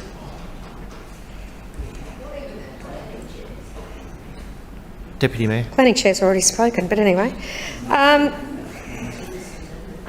Not quite sure where to even start on that extremely personal attacks from the other side about how I feel about social and affordable housing and how this is all about how we feel on this side. This is not about what's in it for me, as we heard from multiple councillors on this side. This is about what's in it for Brisbane. Because we are the ones that spoke to the state government and surprisingly got them kicking and screaming to a round table on housing crisis. We are the ones that got the Deputy Premier to approve the possibility of 10,000 more homes in Kurilpa. And yes, we had social and affordable housing in Kurilpa. But you know what would be really helpful? Just one moment, Deputy Mayor. No calling out. Deputy Mayor. I'm happy to retable our Kurilpa TLPI that had social and affordable housing in it. But you know what the difficulty about putting in social and affordable housing into a planning instrument is? There is no state legislated definition of it. Makes it very, very tricky. It's not too hard, it's actually not possible. Just one moment, Deputy Mayor. We're not calling out. Councillor Collier, understood? Thank you. Deputy Mayor. We worked closely with the state government officers on our TLPI before we presented it to this chamber to get the closest to what they think may be kind of a definition on social and affordable housing, and it was damn well in that Kurilpa TLPI. So do not believe the call-outs from those who know nothing about planning and accuse us of not caring when you consider about it, there was their side of politics, their team, that brought a federal government policy to this chamber to help their Labor mates because they couldn't get a deal through for the coalition of chaos with the Greens. And now... Councillor Johnson, do not call out across the chamber. They got their little deal with Adam Bandt, and even Adam Bandt said, oh no, that's just so we can take it to the Senate. So let's wait and see what happens when it gets to the Senate. But I make no apologies, and Team Schrinner makes no apologies for being so-called parochial if that means we stand up for the residents that we represent. Because I can tell you right now what happened with the, oh, well, this is good for Brisbane. Thank you for the local roads and community infrastructure grant extension. Oh, but not in Brisbane. No extension to Brisbane. What about the state government grant for the community funds during COVID recovery? Millions of dollars, but not where? In Metro Brisbane. So don't lecture from that side of the room that this is good for Brisbane and will always be looked after. 30,000 new social and affordable housing is absolutely spectacular.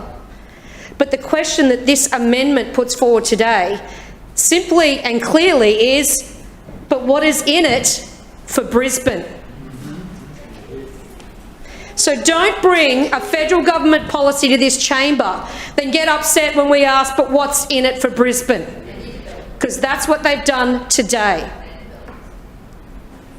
And I'll take the interjections from the extremely rude, screaming, bullying councillor for Tennyson today, who screamed for 10 minutes personally at me on what I think about social, called me she many times, that if I did, I'd be thrown out of the chamber by her. Councillors. The councillor did so call me she on several occasions, which is not acceptable in this place. Point of order, Chair. Councillor Collier, you rising on a point of order? Yes. Are we, just on relevance, are we now just debating who's personal attacking who? How is this relevant? I don't uphold your point of order.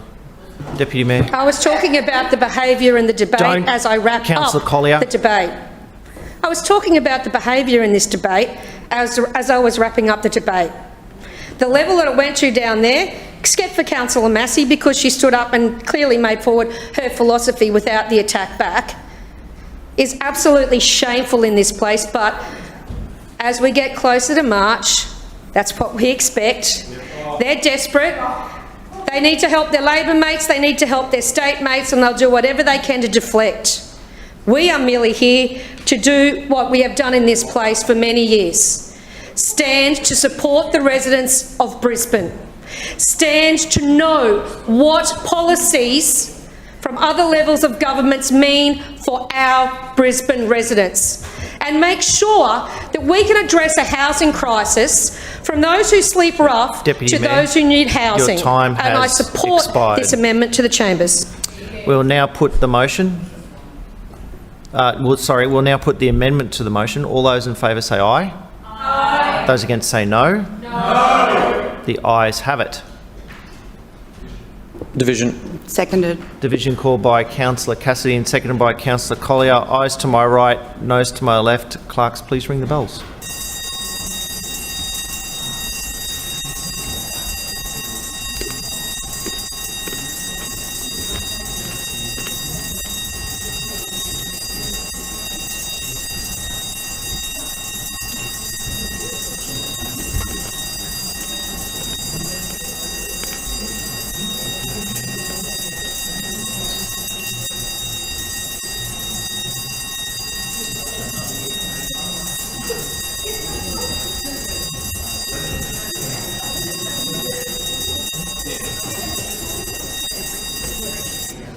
Clerks, please read the results. Mr Chair, the ayes have it, the voting being 17 in favour and 7 against. The amendment, councillors, the amendment has been carried.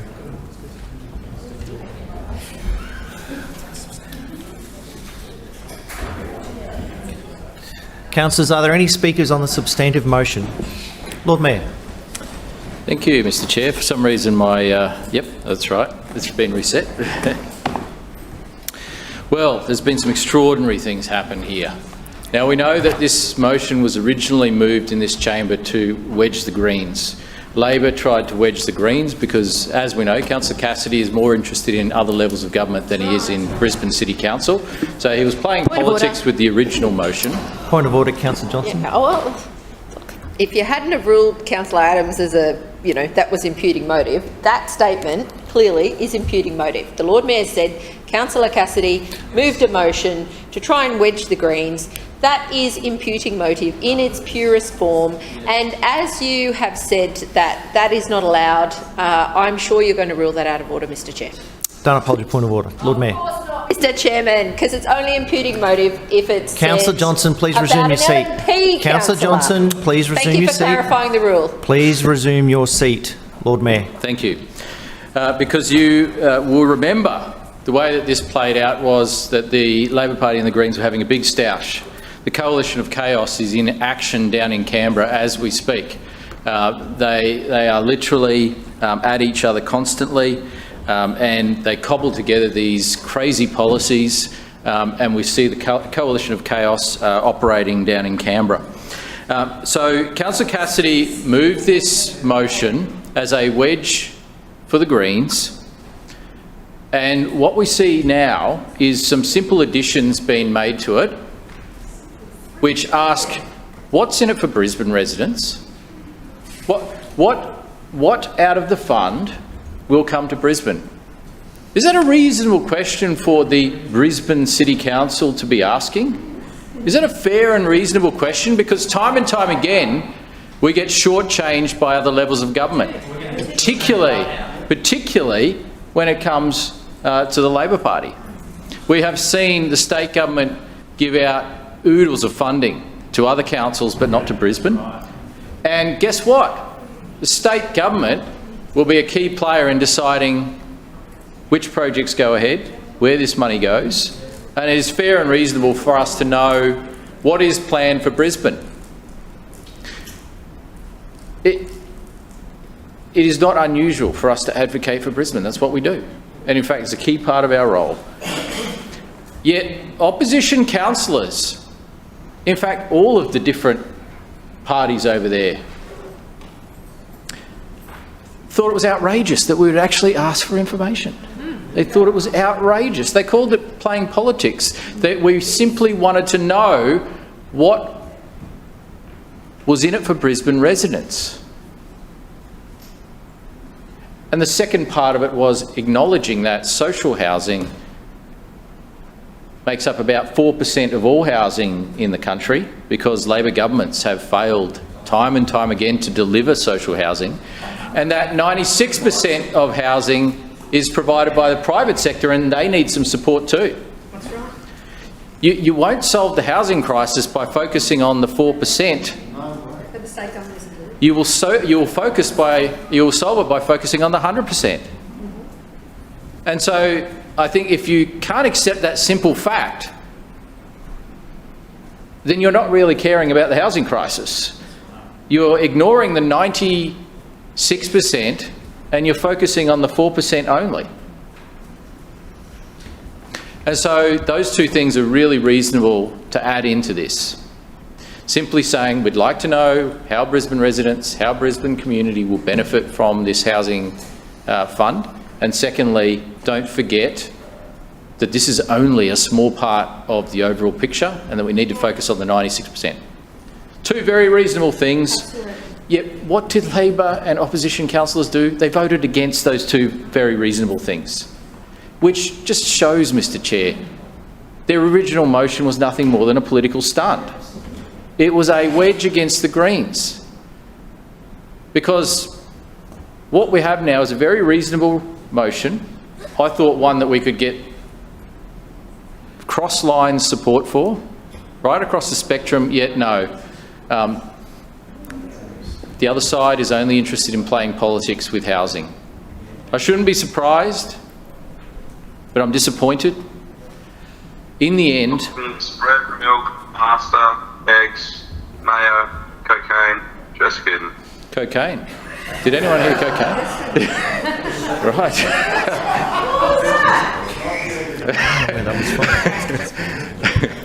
Okay. I can confirm there's none of that in the chamber. Okay. We have a really reasonable modified motion here that asks what's in it for Brisbane and points out that you also have to focus on the 96% of housing that is under massive pressure as well. And so I also did want to address this ongoing misrepresentation, and I've done it repeatedly before, but I want to address it again, about my thoughts on social and public housing. I'm happy, once again, to put them on the record. I was very proud to represent the Carina Heights residents in public housing who were concerned about getting kicked out of their housing by the state government.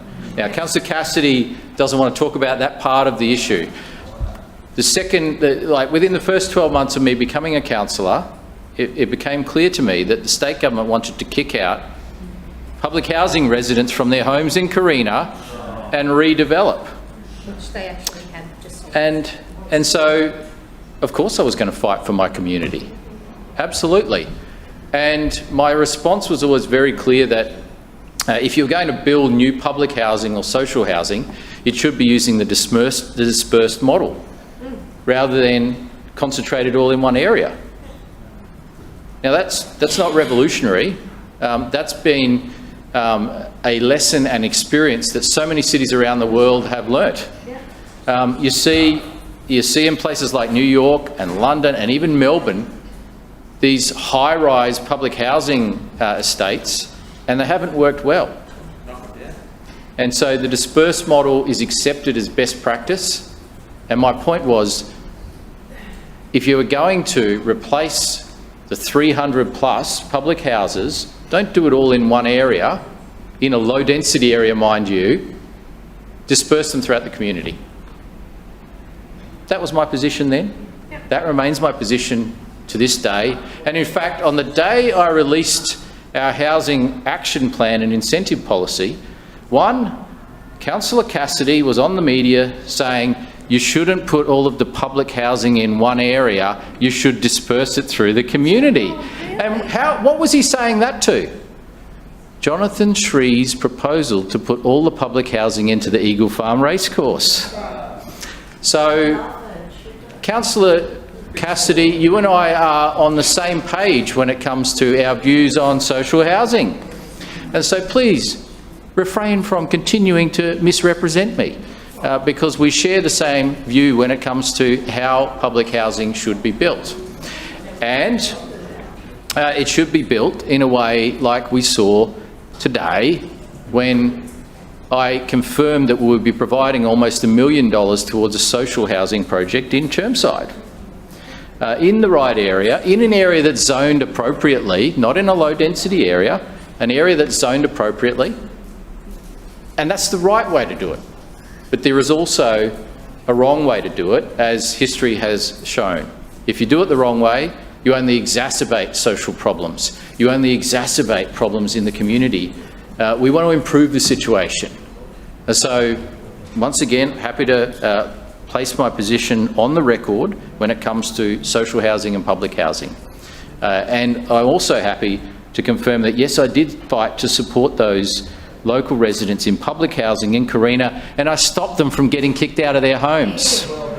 And in fact, in an area that was always a Labor area, Carina Heights, I was happy shortly after that to receive more than 60% of the vote in that Labor area. Why? Because I stood up for them. I fought for them. I didn't let them get kicked out of their homes. And I'm passionate about this issue, just to this day, but we've got to do it right. We've got to do it right. And so this motion is a sensible one. It talks about what's in it for the Brisbane community, and it talks about, don't forget the fact that 96% of all housing is delivered by the private sector, And if you ignore that, you're not going to solve the housing crisis. Thank you, Lord Mayor. Further speakers? Point of order, Chair. Point of order, Councillor Hutton. Chair, I move that we now adjourn for a period of 15 minutes for afternoon tea, which commences only when councillors have vacated the chambers and the doors have been locked. Seconded. We have a motion for adjournment for afternoon tea moved by Councillor Hutton and seconded by Councillor Jenkinson. All those in favour say aye. Aye. Those against say no. The ayes have it.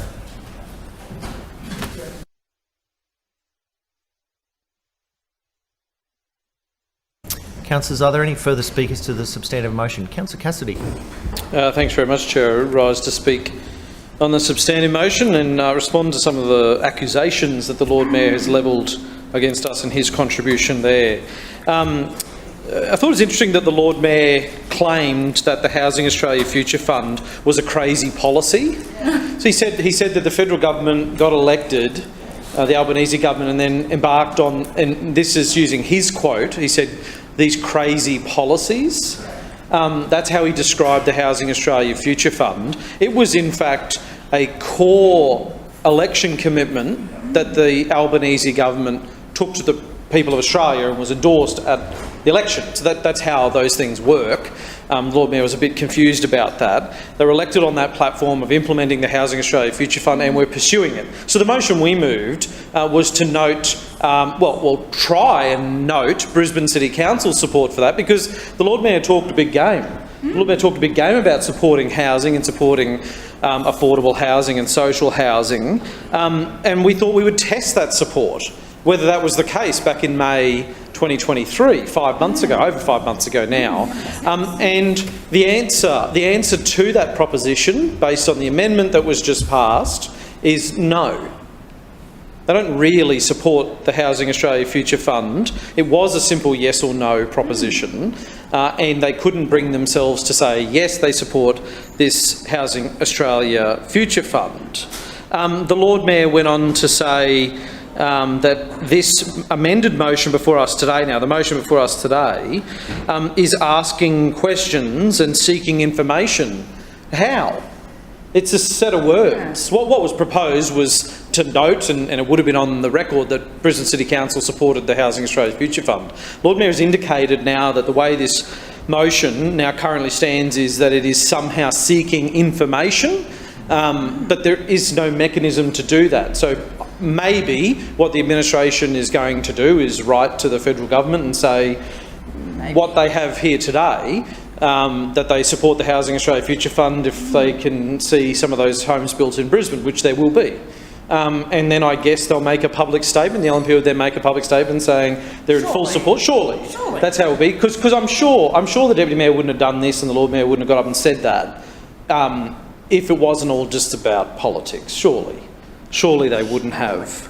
The Lord Mayor said again in his sort of spin about social housing and affordable housing that it's only 4% of people are housed, or developments for people to be housed in our social and affordable housing. The idea of this policy is to make it more. But the Lord Mayor's comments to me seem to be saying he wanted it to stay at the status quo, that his preference was for private development over affordable development done by community housing providers and over social housing. And again, that is true to form, because he cannot run from the facts about what he said when he described social housing as slumming it. And the article which the Lord Mayor was talking about in his contribution says this, and this is quoted directly from that article, Chair. Carina Heights could become a slum if the state government goes ahead with plans to increase public housing, a local councillor says. Nothing more black and white than that. Nothing more black and white than that. The quote from Councillor Schrinner in this says, if the state government thinks local residents will stand by and watch Carina Heights turn into a slum, they are gravely mistaken. And I'll table that front page for the chamber and for all councillors to have. So the LNP has shown their true colours. They've shown their true colours through their actions, through their words. and what the LNP want is the status quo. They don't want an increase in social and affordable housing. The Lord Mayor says today that he wants to see social housing dispersed, but in the policy around infrastructure charge discounts that we're going to debate shortly, he's put restrictions on community housing providers in which they can build, ruling out low medium density, ruling out medium density. So the Lord Mayor's own policy will only see, if it is brought into full effect, that social housing and affordable housing would be concentrated, because unlike the Moreton Bay Regional Council policy, it isn't dispersed right around the city of Brisbane. And the Deputy Mayor got it wrong again. And we're getting really used to this, I guess, but it is actually really quite worrying, because the Deputy Mayor has, we think, carriage of the Kurilpa TLPI alongside maybe Councillor Allen as the Planning Chair, maybe the Lord Mayor. We're not entirely sure, but the Deputy Mayor does talk a lot about it. And the Deputy Mayor said that there were social housing requirements in the TLPI, which is totally false. Totally false. And the Deputy Mayor said that this LNP administration included social housing. Yeah, which is totally false. And in fact, there is a definition of affordable housing, and I'll let the Deputy Mayor know through you, Chair, what that is. In the Planning Regulation 2017, defines affordable housing as no more than 30% of that household's income being spent on that housing. So that's about supporting people into housing. The definition of which the LNP put into that TLPI was that, which has been rejected, of course, because it did not meet the needs of the community. The LNP's definition of affordable housing was that 20% of those units that were built would be just 10% below market rent. So if a similar and totally unenforceable. So if the market rent for an equivalent unit, whenever these are to be built in 5 years or 10 years, according to the Deputy Mayor over there in Kurilpa, is $700 or $800 a week, that means that unit would be $630 or $720 a week. That's not the definition of affordable housing. So either the Deputy Mayor was deliberately trying to mislead people into thinking that they support it, or she doesn't understand it at all, not across the detail. I suspect that it's the latter. I suspect the Deputy Mayor actually doesn't know what's in the TLPI. Point of order. Claim to be misrepresented. Thanks very much, Chair. So we know that the LNP are hell-bent on private developers, and we've heard some compelling evidence of that through their actions and through what they say, and they've reaffirmed that today, and the Lord Mayor has doubled down on that. In conflating the two issues here, the Housing Australia Future Fund is specifically about social and affordable housing. There are other programs, there are other funding streams that are aimed at the development industry, at first home buyer schemes, the co-contribution schemes, all those sort of things. This one is specifically about social and affordable housing, and on an issue that is specifically about social and affordable housing, what does the LNP do? They make it all about private developers. Look, it's just the playbook. You just open the playbook up and go LNP private developers.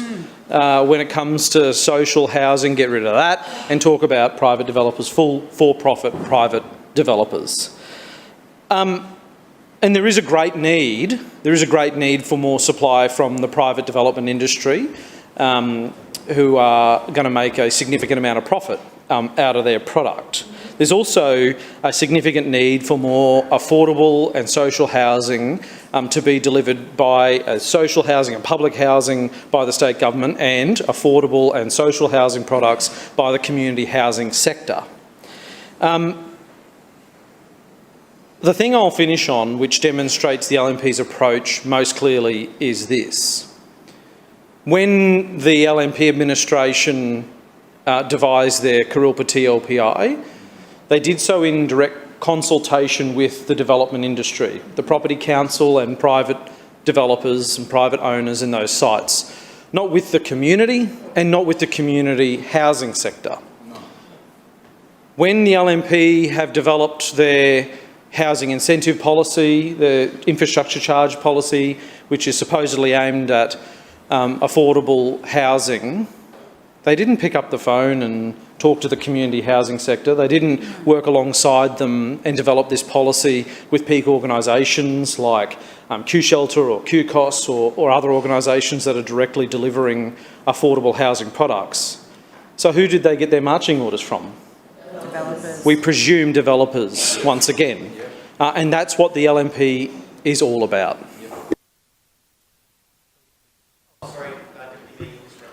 Thank you. Look, I will apologise. We were talking social and affordable housing, social and affordable. I said social and affordable. It was only affordable. We can't make social housing be put into our planning instrument, so I do apologise for that. But affordable housing was in the TLPI, clearly in the TLPI, reinforced now that the TLPI is a state government TLPI. Was there, has been, has never been ceded. Further speakers, Councillor Allen. Thank you, Mr Chair. I rise to speak on this substantive motion, and certainly there's been a lot of discussion in the lead up to this. I did want to make a point that the opposition councillors have misrepresented the amended motion to suggest that we do not support social and affordable housing is absolutely and demonstrably incorrect. Now, this administration has done a lot to support both social and affordable housing. Our most recent efforts in this regard are to provide a 100% infrastructure charge discount for community housing providers. We have a reduction in the application fees they charge. So, look, we could cover a lot of territory evidencing our support for this sector. But, you know, as we've come to experience in this chamber, the Labor Green coalition of chaos regularly impede housing supply. This side of the chamber... Councillors, just one moment, Councillor. Can you just turn your mic off for a second, Councillor Allen? Respect was given for councillors previously speaking. Can we please afford the same respect for Councillor Allen? Councillor Allen, you got the call. Thank you, Mr Chair. Councillor Cassidy said how? The Corelpa TLPI. A great case in point. Supported by the Labor state government, and yet in here they choose not to support it. So this administration is open to any solutions and funding that will increase housing supply in all its forms across the city. Now, there were comments earlier about why the Housing Australia Future Fund stayed on the table until today. Point of order. Point of order, Councillor Massey. Would Councillor Allen take a question? No. No, I'm sorry, Councillor Massey. Councillor Allen, you got the call. So, they made much of why the Housing Australia Future Fund motion lay on the table. But can I just remind everybody that this thing did not exist until 5 or 6 weeks ago.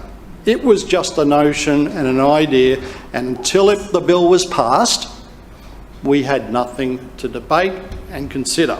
Now, so despite this $10 billion fund being passed 5 or 6 weeks ago, having been on the radar for a long time at federal level, there's still virtually no detail on how it will operate. There is still no mention of the fund on the Housing Australia website. So, it would not be unreasonable for Brisbane City Council to want to know a little bit more about the detail, and as the Deputy Mayor and the Lord Mayor have said, how it affects Brisbane. Now, you know, those on the other side of the chamber might have been happy just to progress on the vibe of the whole thing, but we weren't. We just wanted the detail. And we're used to the Labor team announcing big ticket flashy items for a media op, but they don't back it up with the detail. We've seen, and we've seen that on the weekend. So the federal government, through this fund, is proposing to disperse $500 million across the country, undefined as to where and how, off the back of the earnings of a fund that they aren't even sure will produce that sort of an earning. So the ability to provide this funding is questionable on an ongoing basis. And then how it's going to be dispersed around the country at state and local government levels is not clear. So at this point in time, there's no additional information has been shared on it, the grant scheme, how it will work, how local governments might be able to apply, or even whether local governments feature in this at all. So ultimately, you know, we're at the peril potentially of the state government making decisions on how these funds will be dispersed, and as the Lord Mayor touched upon earlier, we don't often do terribly well out of funding that's dispersed by the state government. So I will sort of recall to the chamber that I did meet in June to discuss the opportunities with representatives of the National Housing Finance Investment Corporation, who are now called Housing Australia, and we spoke a bit about what was happening in Brisbane and where we were going. They were very interested about our housing strategy and what we were intending to do around the city. So, you know, contrary to Councillor Cassidy's diatribe and misinformation, we actually welcome the opportunity to have further discussions with Housing Australia as they firm up the details for this particular fund and how it will impact and benefit the residents of Brisbane.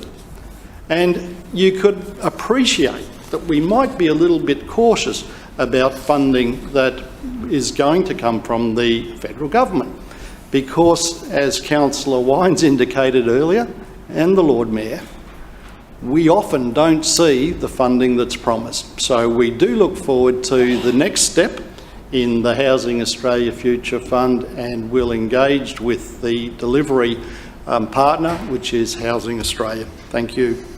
Thank you, Councillor Allen. Are there any further speakers? Councillor Johnson. Yes, thank you. Just to speak on the amended motion before us today.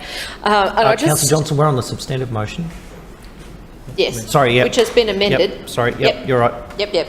Yep, I didn't vote for the amendment, but the majority did, Mr Chair. So, understood. Yep, I'm speaking on the amended motion. Thank you. I just want to clarify just a few things about what the LNP is doing here today. And most interestingly, the Lord Mayor and the Planning Chair, when they've entered this debate, have been the most telling in all of this. I understand wrote something for Councillor Adams, and out she trotted thinking she was, you know, going to help things, but it didn't. What we got from the Lord Mayor, though, and the Planning Chair is crystal clarity about how important this is to our city. The Lord Mayor did not mention at all the second part of the amended motion, the new part that the LNP have brought in. That council notes 96% of all homes are delivered by the private sector, and support is also needed in this sector. Point of order. Point of order, Lord Mayor. Claim to be misrepresented. Noted. Thank you. The Lord Mayor spent ages and ages talking about how he was poorly misunderstood, and he didn't call public housing in Carina slums, and he wanted to put it on the record, and the terrible, terrible Labor Party was misrepresenting him, and that's never what he meant. So he spent ages talking about that. But what he did not do is talk about why in a motion and a debate about supporting public and affordable housing, he supports money going to private development. Does that mean he's going to try and funnel the money that we may get to private development through Brisbane City Council? Is that what they're intending to do? If the federal government enters into some sort of funding arrangement with Brisbane City Council, is this council, on the recommendation of the Better Brisbane Suburbs Board or whatever it's called, is this Lord Mayor going to try and negotiate with the federal government that the money that the federal government has set aside for public and affordable housing, that this council says that that money needs to go to the private sector? Because that's what this motion says. It specifically says that support is needed for private housing development. That is what the Lord Mayor wants this city to do. Now, I would hope that the Lord Mayor can work out that if they try and negotiate something that redirects public funding for social and affordable housing to subsidise private developers, that the federal government probably won't give Brisbane anything. Nothing. So the Lord Mayor and the Deputy Mayor and the Brains Trust that came up with this today are putting any hope Brisbane City Council has of getting any of this funding to affect real change, because that's where I started in this debate. There are homeless people. There's a man who's been living outside the Corinda Library for over a year. I've got people down at Hyde Road Park, Yeronga. I've got people camping on benches out the front of my office. There are people living rough all over Brisbane, and I see them every day in my ward. What I do not see, and what I did not hear from the Lord Mayor, and I didn't hear it from Councillor Allen at all, is what we are going to do to support public and affordable housing, and we have the vehicle through which to do that, the Brisbane Housing Corporation.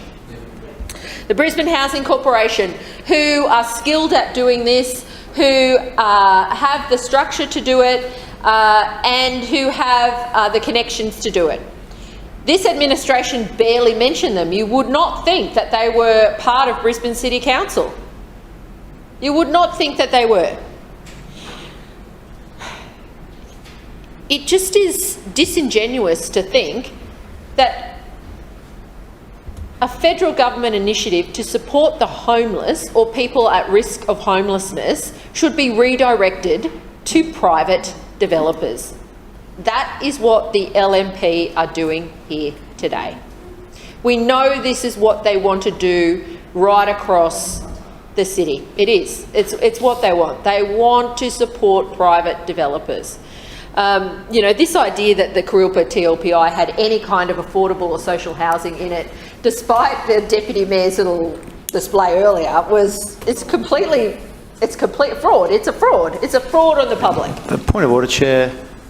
Point of order, Councillor We've already heard this speech before. We're going to hear it again, another 10 minutes of the same speech. Don't uphold your point of order, Councillor Murphy. Councillor Johnson? It is a fraud, and you know, the Deputy Mayor had to stand up and correct herself. The council TLPI for Kurilpa didn't include affordable housing as it's defined, and it did not include any public housing either. Didn't include any. She still wants to go on with it, but you can stand up and claim you misrepresented and talk yourself into a deeper hole there. It didn't. This council has lost its way when it comes to development, and the latest fraud on the people of Brisbane is this build to rent thing that's going on now. As we found out in the planning committee, none of it's enforceable. None of it's enforceable, build to rent. Nah. There's absolutely nothing council can do to make sure that build to rent actually stays as build to rent. There's no price limits, there's no DA controls, nothing. But we're giving them a rails run. The private developers doing build to rent are getting a rails run from this council. So I just think this, I can't support this motion as it's been written, because I don't believe, as this motion does, that the Australian Future Fund should be used to support private developers. I just don't think that's right. We want to see any funds that the federal government has set aside for social and affordable housing go into social and affordable housing. So here's what I say to the LNP and to any council officers listening. Please, get the Brisbane Housing Corporation involved. Make sure that they have access to any funds that are coming from Brisbane. Support them so that they can deliver affordable and social housing outcomes for our community, so that the homeless people I see every day, every single day on the street in my ward, and I know there must be in other parts of the city as well, have somewhere to go. Private developers are big enough to look after themselves. They already get generous support from the LNP, and they've got a huge cheer squad behind the scenes doing their secret business with the Better Suburbs Board. But it is people who are most desperately in need of housing, public and affordable housing, that deserve to have this money reach where it needs to go. And that is not into subsidising developers. So the LNP needs to rethink what it's saying here, because this motion, as it's been put forward, essentially says now to the feds, yeah, well, we kind of note that you've actually done something you said you're going to do. Where's ours? And if you give us some, we really think it should go to the private development market. That is what this motion says. That is bad policy. That is a fraud on the people of Brisbane who are expecting council to do something positive when it comes to social and affordable housing. And you know what? I actually think that that second line got tacked on in response to the Labor announcement on the weekend. If this motion had simply said, subject to confirmation of what's deliverable for the Brisbane local government area, probably would have been all right, right? Yeah. But they just went that one step too far and had to play dirty pool and put in an amendment saying, we support private developers, because nod, nod, wink, wink, you know, okay, we have to do this affordable and social housing stuff, but we're going to support you. And we're going to make sure that even if we get social and affordable housing, we'll make sure you get looked after too. And that is what this motion from the LNP is all about. It is putting the wrong emphasis and the wrong priority on the problem. And the problem is making sure any funds get to people who can deliver social and affordable housing for people without a home. Yes.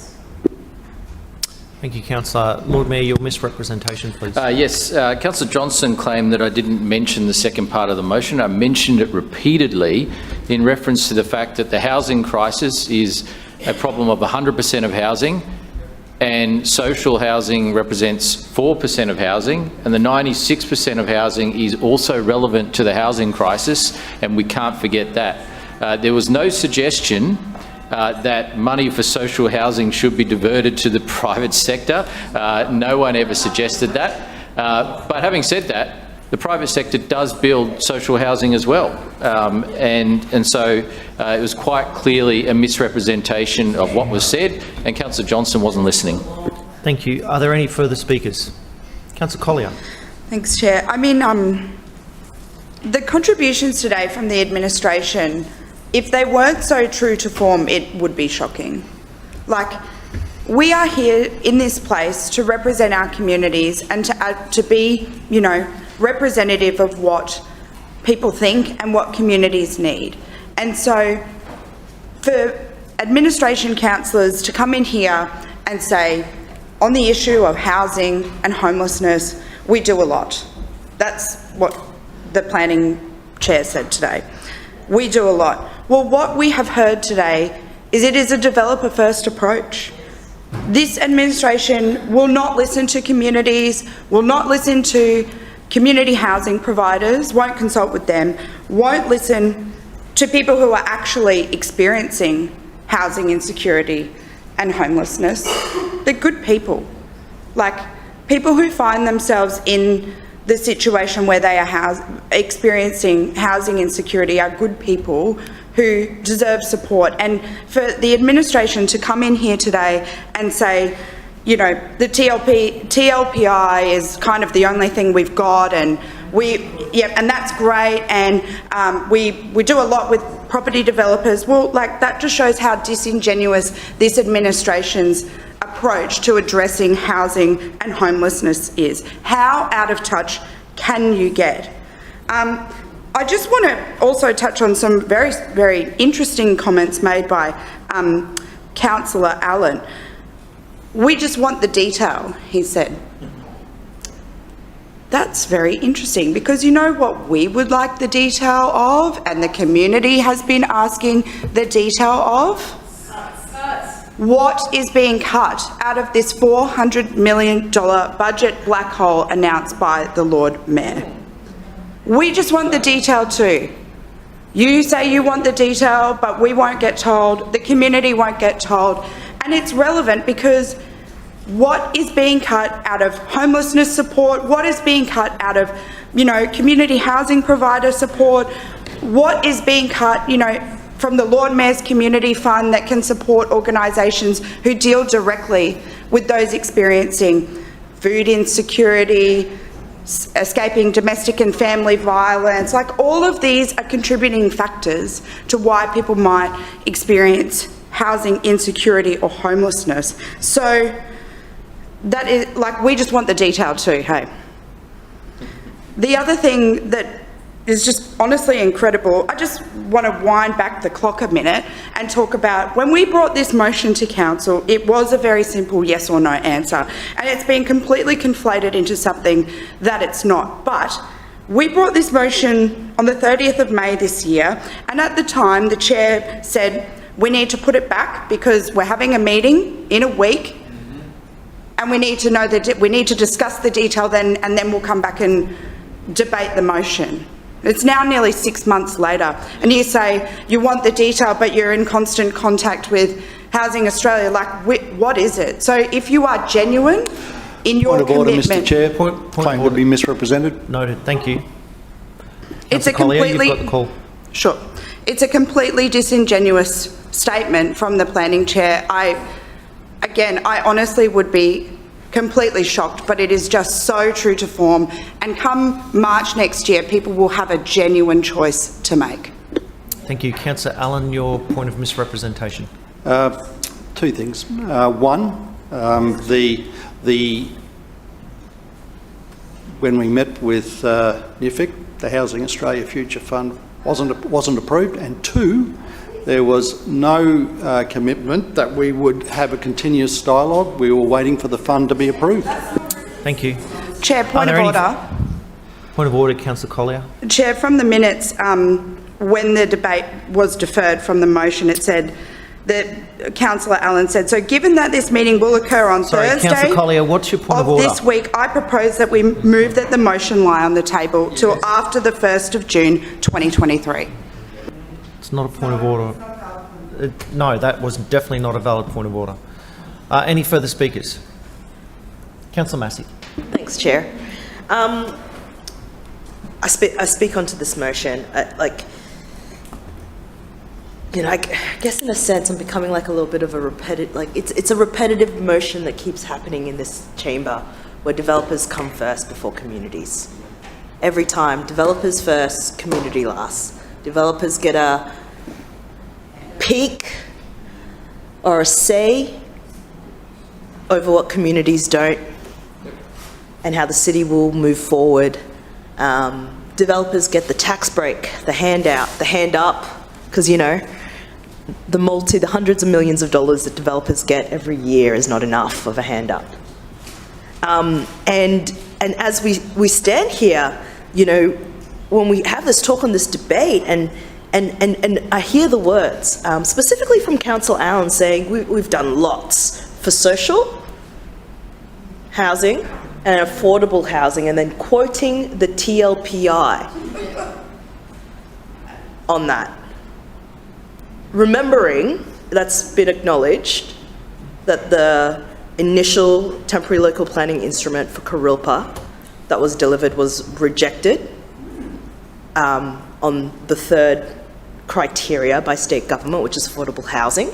And then, of course, this last one, the Kurilpa Temporary Local Planning Instrument 2, which clearly has the LNP administration step in step with the state Labor government, standing here and saying, and they're delivering affordable housing, when you literally just have to read the document, right, which is in front of me.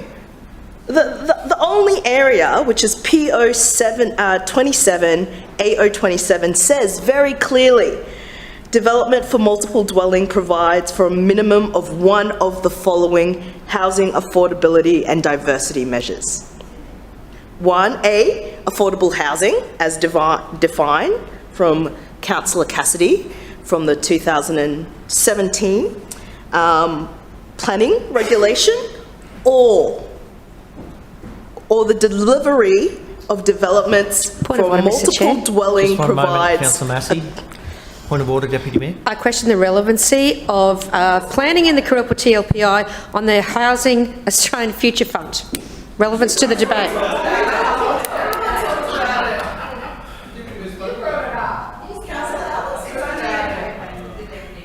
Deputy Mayor, I'm going to allow this through because it's been mentioned quite a few times. Councillor Massey, please continue. Thank you, Chair. Let me be clear, it's affordable housing or the developer delivering a combination of different dwelling types. That's not mandated affordable housing. There are literally 39,000 people in Brisbane that are experiencing acute housing stress right now. What that actually means is that they're facing homelessness, right? And in here, we're literally debating whether the potential, like a federal government policy that does plan to deliver only affordable and social housing, right, should some of that money should, we've got to remember that the developers, don't forget the developers. Please, while we're going to deliver this fund, please do not forget the developers. 39,000 people facing homelessness. We had a Kurilpa TLPI that has no mandated housing affordability. How are these people going to pay rents when rents have gone up 30% since the pandemic? Right, we keep saying build more privatised housing stock. Build more privatised housing stock, but how does that help anyone if they can't afford to live there? Which is literally what we're seeing play out right now across the city. And so to again spend most of this motion, like nearly 50% of it going, but don't forget the private sector, I think is just a very clear indicator of what this LNP administration prioritises. And that might be philosophically different. We might have that difference, but I just think that is disgraceful.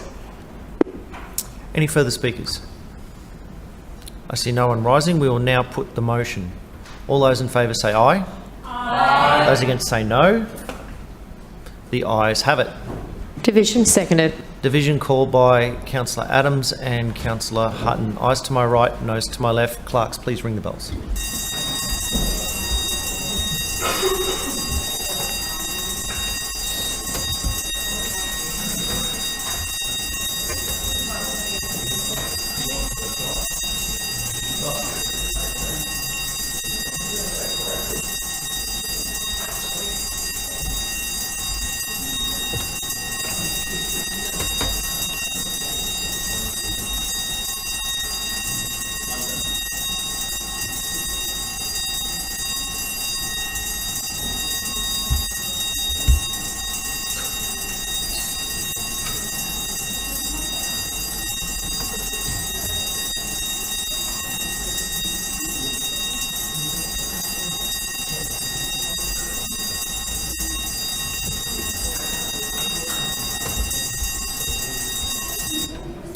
Clerks, please read the results. Mr Chair, the ayes have it. The voting being 21 in favour and 2 abstentions. Councillors, the motion has passed. Councillors, before we move on to ENC, can I acknowledge Denver Beanland, former alderman for Auchenflower and also Taringa, and also, I didn't even know this, was also the last Vice Mayor of Brisbane. So welcome, Denver.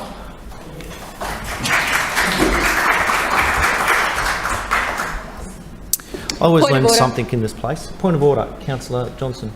Thank you. Also ran City Hall because Sally Ann couldn't, but it's true. That's not a valid point of order, Okay, Councillor Johnson. No, my point of order is I seek leave to suspend standing orders in order to move an urgency motion. Seconded. We have a procedural motion to suspend standing orders to move a motion. Councillor Johnson, you have 3 minutes to indicate to the chamber why it was not put on the papers before 1 o'clock yesterday. Yes, thank you. pleasure. Earlier today, I asked the Lord Mayor a question in question time about whether or not there would be cuts to the Lord Mayor's Community Fund and the Suburban Enhancement Funds. These are two local funding vehicles that provide funds for local projects in the community.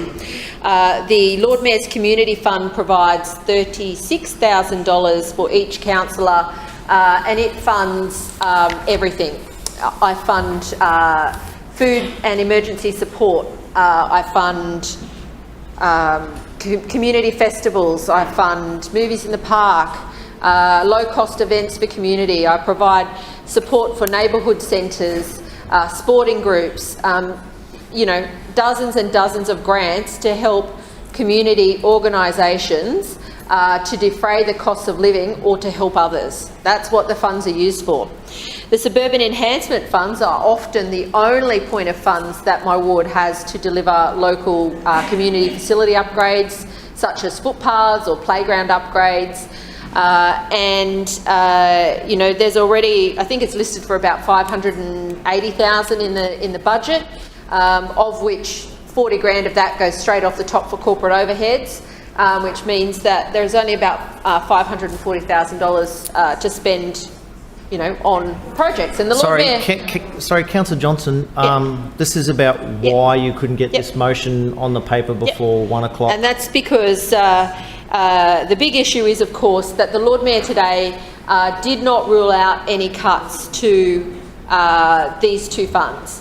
And it is ridiculous, in my view, that we know, for example, that there'll be no cuts to the Lindum open level rail crossing. We heard that from the infrastructure chair very clearly today. It's all the state government, the federal government's fault that project's being cut.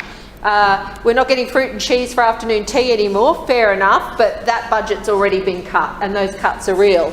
But the Lord Mayor stands up and hides behind a review that's going on when it comes to the Lord Mayor's Community Fund and the Suburban Enhancement Fund, both of which are critical.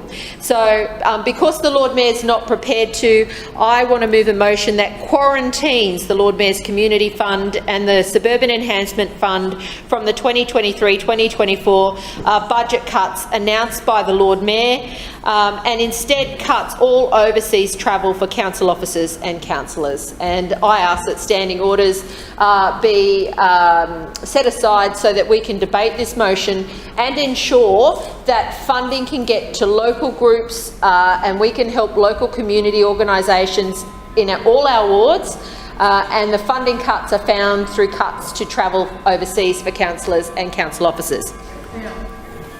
Councillors, we've got a procedural motion before us to suspend standing orders.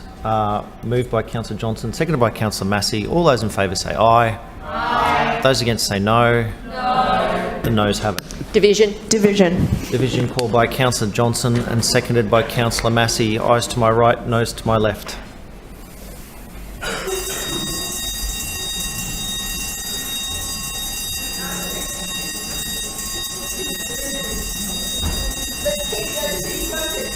There's not many left, is there?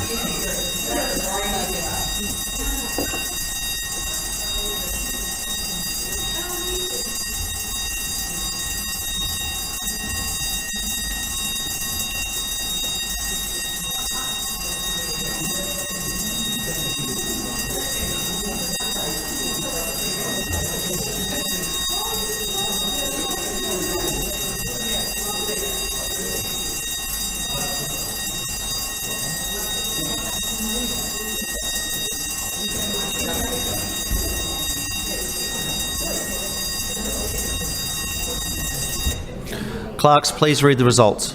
Mr Chair, the noes have it, the voting being 6 in favour and 16 against. Councillors, the motion to suspend standing orders has failed. Please return to your seats.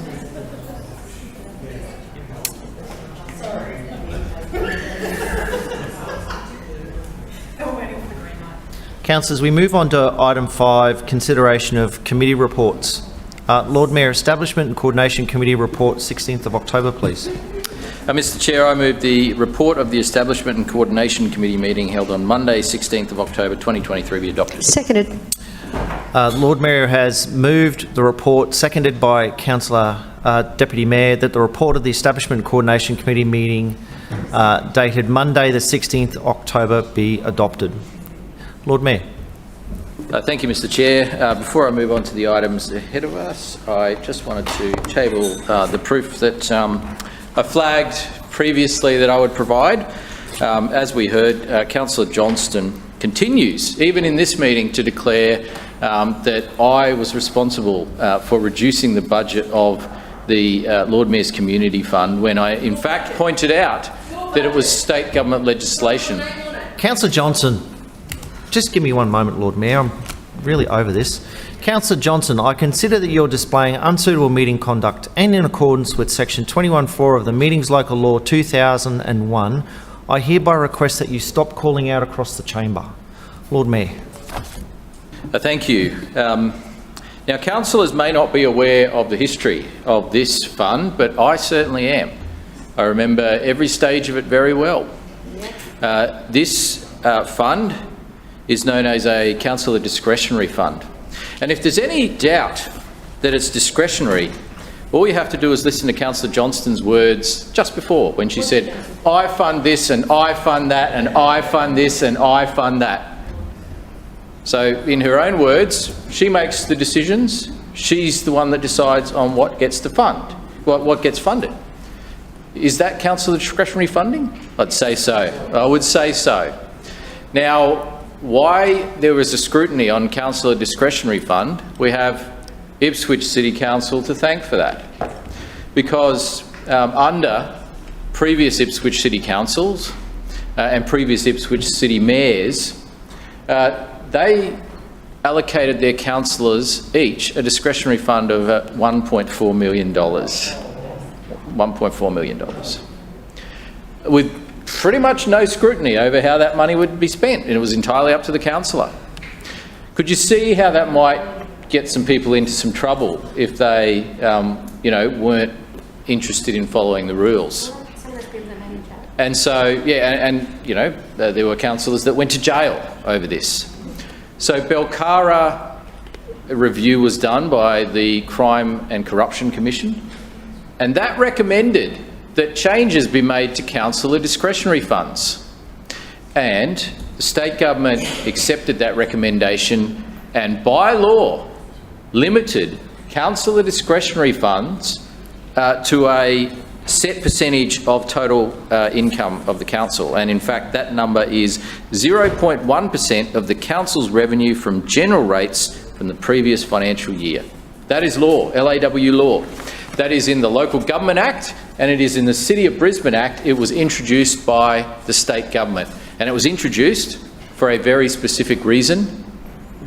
And in fact, when we made that change, Councillor Johnston dishonestly continued to claim that it was our decision to make that change, when it is quite clearly false. I table the City of Brisbane Act, which highlights very clearly that we must do this, and I also table multiple examples of where Councillor Johnston suggests that we should get around the rules of the CCC. Around the rules recommended by the CCC. Just one moment, Lord Mayor. Councillor Johnson. Councillor Johnson. So this is a very serious matter and it goes to the credibility of what Councillor Johnston says. She's effectively saying, don't worry about the CCC, we'll bend the rules. That's what she wanted to do. It's outrageous, it is wrong, and I am sick and tired of hearing her misrepresent the truth on matters like this. So that's why I've tabled the evidence. That's why it's important to call it out, because time and time again we see Councillor Johnston do this. Point of order, Councillor Johnston. Claim to be misrepresented. Noted. Thank you. Lord Mayor. And so what Councillor Johnston wanted was that she could still make the decisions but someone else would sign off on her decisions. Because we heard today, she funds this, she funds that, she funds this, she funds that. That's what she said, her own words. But no, someone else can just tick off, rubber stamp my decisions. It's still discretionary fund, even if people, tick off on your decisions. And so, we've done this the right way. We've followed the state government legislation. We respected the recommendations of the CCC. Councillor Johnston has not respected those recommendations. Councillor Johnston has said, in fact, we should bend the rules to get around them, and it is wrong, and it needs to be called out. So, moving on. Today we have heard Councillor Cassidy came into this meeting very hairy-chested. He's like, words to the effect of, I'm going to demand answers from the Lord Mayor on these budget changes.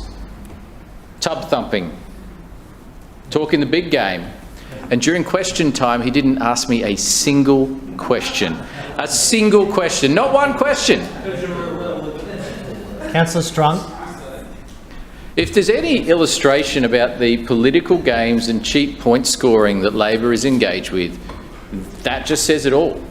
Telling everyone, talking the big talk, he's going to demand answers from me, and then not asking a single question of me in question time. Really? People can see through this. It's really shameful. It is really shameful. But I would simply say, and I was beginning to mention this when Councillor Johnston reminded me of her opposition to the state government's regulations on the Lord Mayor's Community Fund. Councillor Cassidy would have you believe that his side of politics would never rein in spending. They would not do that. They would not do the sensible things that need to be done. They'll just keep spending. Yet his factional leader, who is the Treasurer Cameron Dick, the most senior member of his faction, the right faction, and when I say the right faction, I don't mean that it's right or wrong, I mean that it's not left. I remember very distinctly that during COVID, the Treasurer was very proud to say, I've got the razor gang out and I'm looking for $3 billion worth of savings over the next 3 years. This is the Treasurer speaking, and let me read the article. This is from the Courier Mail in 2020. Treasurer Cameron Dick has detailed the scope for the government's razor gang as he celebrated already having saved $352 million. Savings have been achieved across a range of measures including, listen to this list, reductions in agency staff, expenditure on travel, contractors and consultants, and other suppliers and services. And he's like, we've done this already, isn't it great? And we're targeting $3 billion over the next 3 years. Councillor Cassidy's factional leader has already claimed credit for doing some of the things, the sensible things that we're doing now, and Councillor Cassidy pretends that he's somehow outraged about this. He's okay when things happen up the road in George Street, but when the same things happen here, the way he carries on, the way they carry on, it is pure political theatre on their part. Don't listen to what they say, look at what they do when they're in office, and the best way to have a look at what the Labor opposition will do is to see what the Labor state government does right now. And they're doing it right now. And I can tell you, I've heard on really good authority that the state government's budget committee, the CBRC, is cutting like you have never seen before. They are slashing left, right and centre. They are making the deepest cuts they've ever had to make. They are pushing back projects. They are cutting everything. Yet they actually haven't told anyone about this because they're not upfront with people. No. We've taken a different approach. We've been very upfront saying we've got a target of 10%. We need to reduce our spending by 10%. Up the road, Labor's doing all the same things in secret, not telling anyone about it. Now, Councillor Cassidy has asked, what's changed since the budget? Okay, I'll mention one little thing. Since the budget, we've discovered $4.3 billion in blowouts from Mark Bailey's portfolio alone. Since the budget. He goes, the budget was only a little time ago. It was just a short time ago. What's changed since then? $4.3 or $4.5 billion worth in blowouts in one state portfolio alone. And does anyone take the irony that this is the same amount as the entire council budget? Yeah. So in one state portfolio, the blowouts are equal to the entire state budget. And Councillor Cassidy said, oh, well, what's changed since the budget? I think there's been some changes since the budget. I think there's been some pressures on every level of government since the budget. And just in the Courier Mail right now, another construction company has fallen over, with jobs being lost in the private sector because of the pressures that are on. If you do not understand that we are in a very different world now to what we have been in the past, you are not fit to run Australia's largest council. Your time has expired. Move for extension. Seconded. We have a motion for extension moved by the Deputy Mayor, seconded by Councillor Hutton. All those in favour say aye. Aye. All those against say no. The ayes have it. Lord Mayor. And so it's clear, everyone sees it. You know, as I've moved around the community since last week and been talking to people, I've got to say the vast majority of people have said you're doing the right thing by reducing spending. Now, I know Councillor Cassidy wants to run a scare campaign, but people out there, they're hurting themselves. They've had to do the same thing in their own budgets. Businesses have had to do the same things. And in fact, I've had a number of business people saying, well, we've had to reduce our spending by far more than 10%. So 10% is sensible, it's reasonable. We're not talking about 20, 30, 40%. 10% is a reasonable target to have, and not unlike the type of saving targets that business have had, small business have had, people have had in their household budgets. Yet all Councillor Cassidy wants to do is scare people. It is shameful. The state government is doing the same thing, even though they're not being upfront about it with people. They have to get caught out, and we see them getting caught out like literally almost daily. We've heard that the Northern Transitway project has been slashed. The budget has been slashed. People have been laid off, yet they won't even admit to it. And so we're being upfront. We're doing the right thing. We're doing the reasonable thing, and we're doing it for the very clear reason that we want to keep rates down in the future. We want to continue to offer the lowest rates in South East Queensland. And I think people get that. And Councillor Cassidy can scare people all he likes, but I think he is underestimating the intelligence of the people of Brisbane. I think they can see through what he's saying. And I think, you know, from all of the people that I've talked to, there's a great understanding that these are challenging times we are in. And why should governments be exempt from having to tighten the belt when everyone else is tightening the belt? Why should governments be exempt from those same pressures? We face the same pressures as other people do, and we need to take the same sensible measures that other people are. And as I pointed out, this process is underway. It has not been finalised. When it is finalised, we will bring the budget documents through to this chamber, like we always do, for the quarterly reviews and the budget reviews. The documents and any changes to the budget will come through this chamber. I made that clear. But when I'm asked, oh, can you confirm this or that or the other, we have not finalised this process. We haven't finalised it. And when we do, and as soon as we're in a position, we will communicate that both to the people of Brisbane and to the chamber itself to explain how we're going in terms of that 10% target. But the other thing I will point out is that getting to this point, and you know, we're reaching the end of October, this is about predicting and projecting forward where we might be at the end of the financial year. It's not about where we are right now, it's about making sure we're in the best possible position by the end of the financial year. And so the changes that we have to make now are all future focused. They're about making sure that we are in a strong position going forward to the end of the financial year.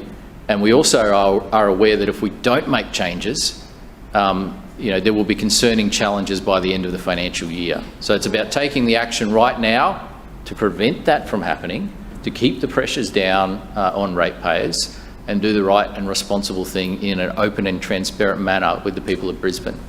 Now, it's easy to say, oh, you know, rule this out, rule that out, before we've actually made the decisions. It's easy for them to play that game, but in the end, it will be sensible savings. It will be sensible reduction initiatives, and unlike the state government, who are cutting everything at the State Government CBRC Budget Committee, but not being upfront about it. We will continue to be upfront with the people of Brisbane, and that is the difference between the two sides of politics. There's a quite clear trend of a certain side saying one thing before elections and then doing the opposite after. And we saw this in the past where in the election against Sally Ann Atkinson, where they campaigned on the Lord Mayor's pay and allowances. Remember, they said that Sally Ann Atkinson got paid too much and they would cut the salary. And what they did, when they got elected, they cut the Lord Mayor's salary and then they introduced an allowance to make up for it. It's exactly what they did. The same allowance they complained. And now they're complaining about the allowance that they introduced. And so this is who they are. This is who they are. They say one thing before an election, and after an election they do the opposite. And it's just like when Anna Bligh said there'll be no asset sales before the 2009 election, the 2009 election, and then after the 2009 election, they sold everything that wasn't bolted down. Councillor Strunk and Councillor Whitney, do not call out across the chamber. And Councillor Strunk, when you do call out, please don't do this either, because it makes it way too obvious. Lord Mayor. And so, they'll tell you they're against various things, and then they'll do the opposite straight after the election. We've seen it again and again and again. I mentioned asset sales. They said they were against it in the lead up to the 2009 election, and after the election, they sold the motorways. They sold the Port of Brisbane. They pretty much tried to sell everything that wasn't bolted down. And so, there's a word of warning here to anyone who wants to believe what Labor politicians say before an election. But I can tell you, if someone's up front before an election and says that we need to make savings because it's the right thing to do, well, then you should believe that, because when we say we're going to do something like that, we will do it, and we will keep it sensible, and we will make sure that the ratepayers of Brisbane don't have to pay in the long run. And that's exactly what we will do, and people know that they can trust us, because time and time again we've kept rates low. The first rate freeze in 35 years. The second budget in a row where rates have risen substantially less than inflation, and in fact this year more than half of inflation. So we have a clear record of doing the right thing responsibly and financially on behalf of the people of Brisbane, and we will continue to do so. Moving on to the items in front of us. It is a really important day when we are supporting more supply of housing. And that's exactly what's happening today with our Housing Supply Action Plan. We can see here that what we will achieve through this is providing 100% discount to community housing providers, as we announced today with the example at Chermside with the Brisbane Housing Company. And also, above and beyond this policy, we'll be making changes on an ongoing basis to our budget documents as well, so that the 100% discount for community housing providers covers every single area of Brisbane, not just the areas outlined in this policy. This policy is aligned with our sustainable growth strategy and is targeted at specific precincts. The community housing provider discount on infrastructure charges is for everywhere in Brisbane. I want to make that very clear, and we will be updating the relevant budget documents to make sure that that occurs. We've also have been communicating that to community housing providers as well. So it provides 100% discount for community housing providers. It provides a 75% discount for already approved DAs in those areas where it's located close to infrastructure and facilities, areas that are located in high density zones, areas that are located in major centres, and in those well-located areas. And why would we provide a discount in those areas on infrastructure charges? Because those areas have good infrastructure. If you're talking about greenfield areas with very little infrastructure, not as good transport, there's an extraordinarily expensive task in building the infrastructure in those areas. And they shouldn't get a discount in those areas because the infrastructure is needed. And the infrastructure in many cases doesn't exist to the standard that we need it. However, in these locations we have selected, there is good infrastructure in place and plans to make it even better. And Kurilpa is the perfect example. You will hear Greens councillor arguing that somehow there's no good infrastructure in Kurilpa. You know, every other councillor in this chamber would disagree, because the infrastructure in Kurilpa is some of the best in Brisbane, in that precinct or near that precinct. And so we're locating this incentive based on where the infrastructure is, and it's appropriate that there's a reduction in infrastructure charges where there is already good infrastructure. But it's also appropriate because we need to help bring down the cost of building new homes.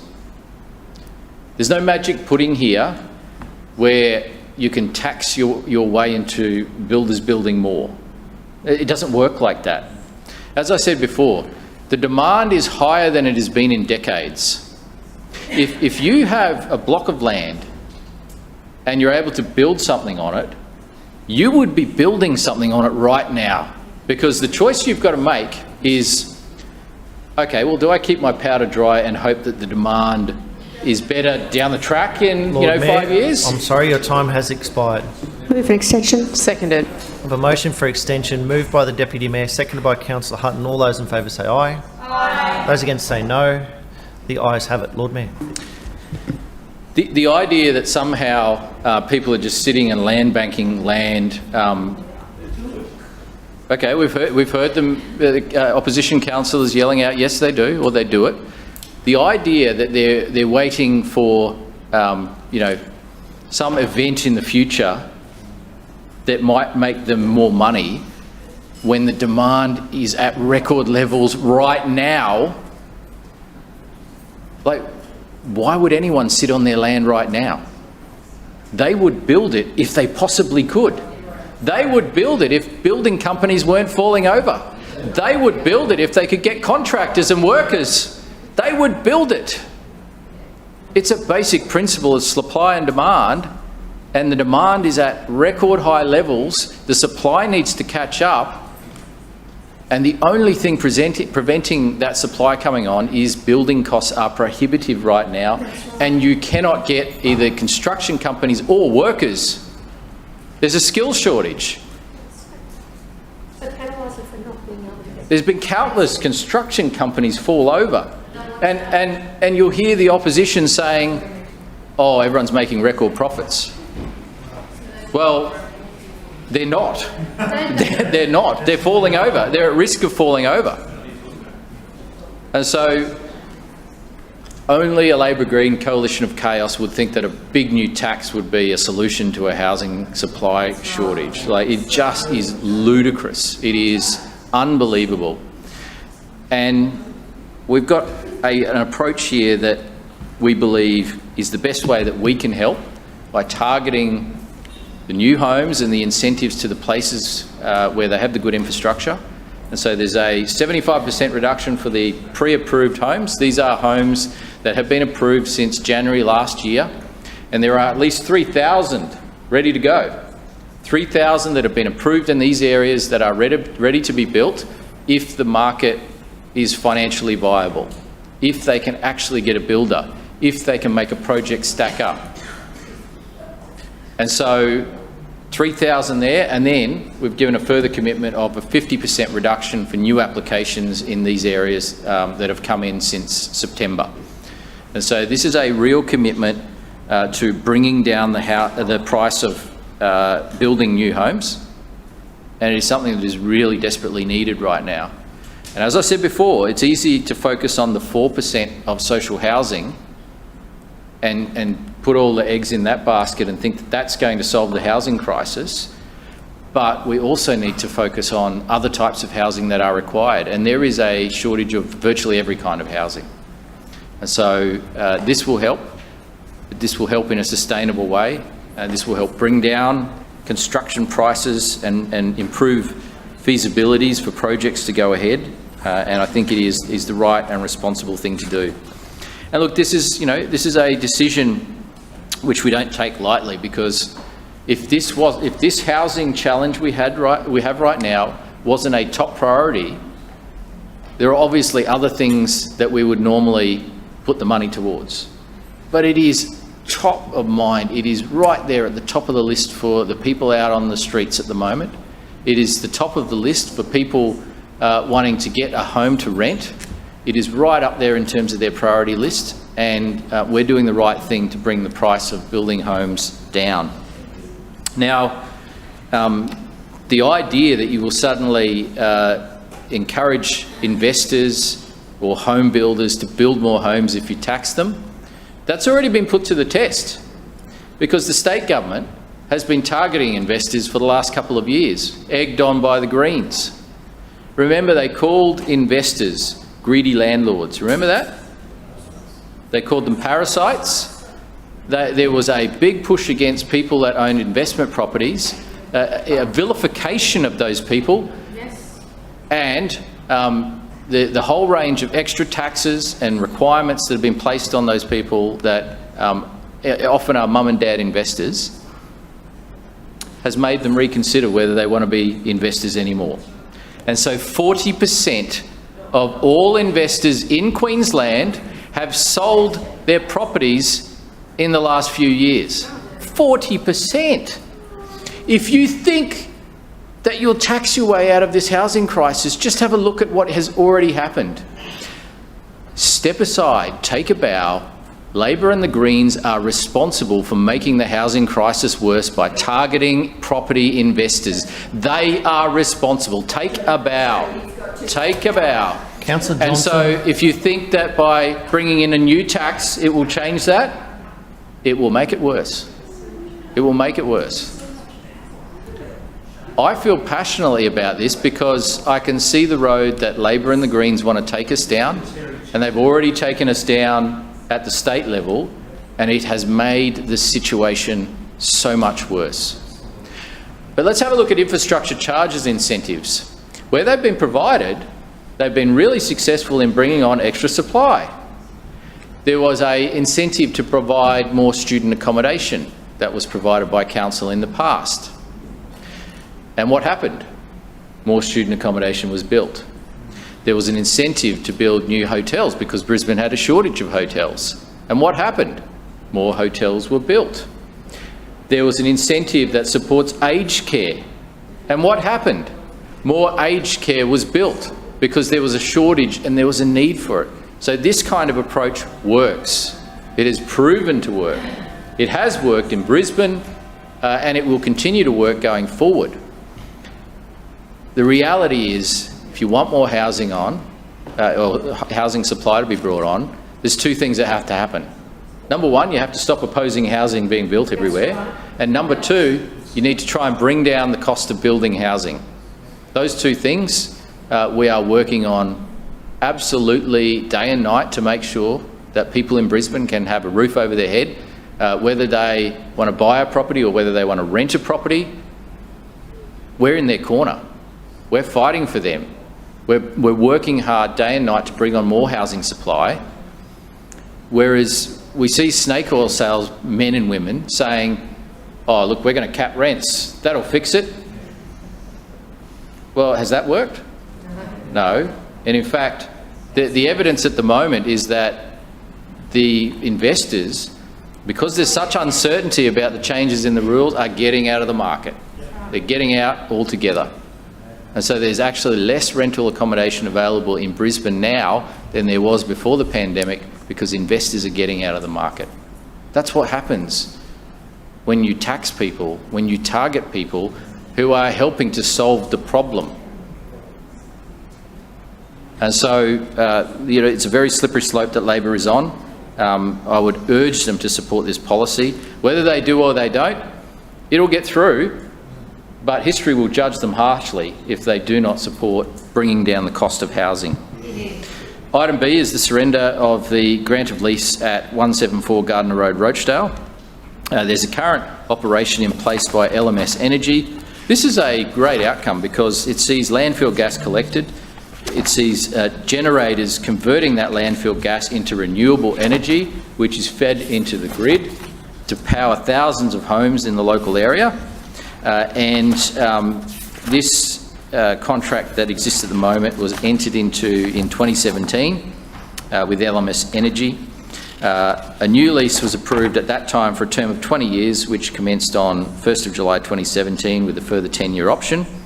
Council does receive a royalty payment as a result of the sale of this energy into the grid, the green energy.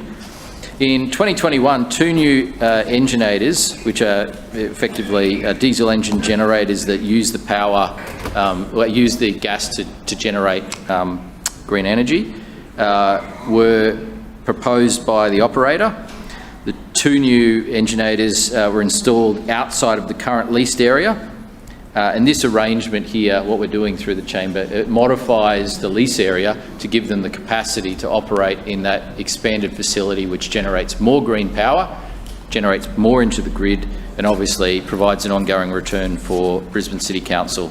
So I commend these 2 items to the chamber. Thank you, Lord Mayor. Just one moment, Councillor Cassidy. Councillor Johnston, your misrepresentation. Yes, thank you. Earlier today, the Lord Mayor dishonestly stated that I had encouraged myself and others to ignore the CCC report, Belcara. In fact, I moved a motion in this place calling on Council to urgently develop an approval process for the Lord Mayor's Community Fund, similar to the Footpath and Parks Trust Fund. That's the SEF, for those who are new. So the Lord Mayor has deliberately stated that I wanted to circumvent the CCC when I was moving a motion to establish a transparent approval process in the same way that the current SEF fund works. Thank you. Councillor Cassidy. Thanks very much, Chair. I rise to speak on both of these LNP stuff-ups that are before us today on the ENC report.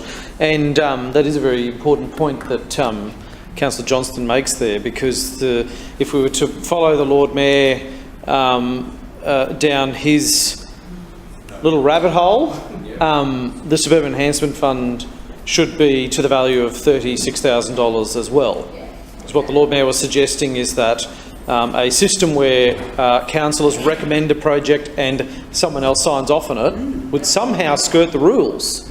Well, newsflash, that's exactly how the Suburban Enhancement Fund works. So if the Lord Mayor wanted to fund and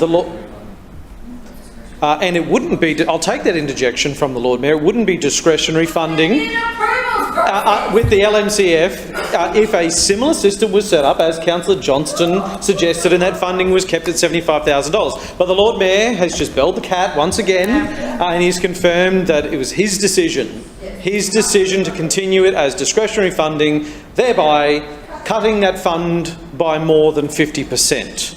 And that's what we have come to expect from this LNP administration, broken promises and cuts. Lord Mayor talked a lot about promises and broken promises in his contribution. In the 15 minutes he spoke about not just Labor in this chamber, but Labor governments, existing Labor governments, former Labor governments. All he talked about were his opponents, not about his vision for the city, because that's paper thin. But the Lord Mayor talked a lot about broken promises. He didn't mention the broken promise of the Paris-style metro, did he? No. He didn't talk about the broken promise of the 5 green bridges or the broken promise of greening King George Square. In the last election, that didn't happen. All those broken promises of this chaotic LNP administration, people leaving left, right and centre over there.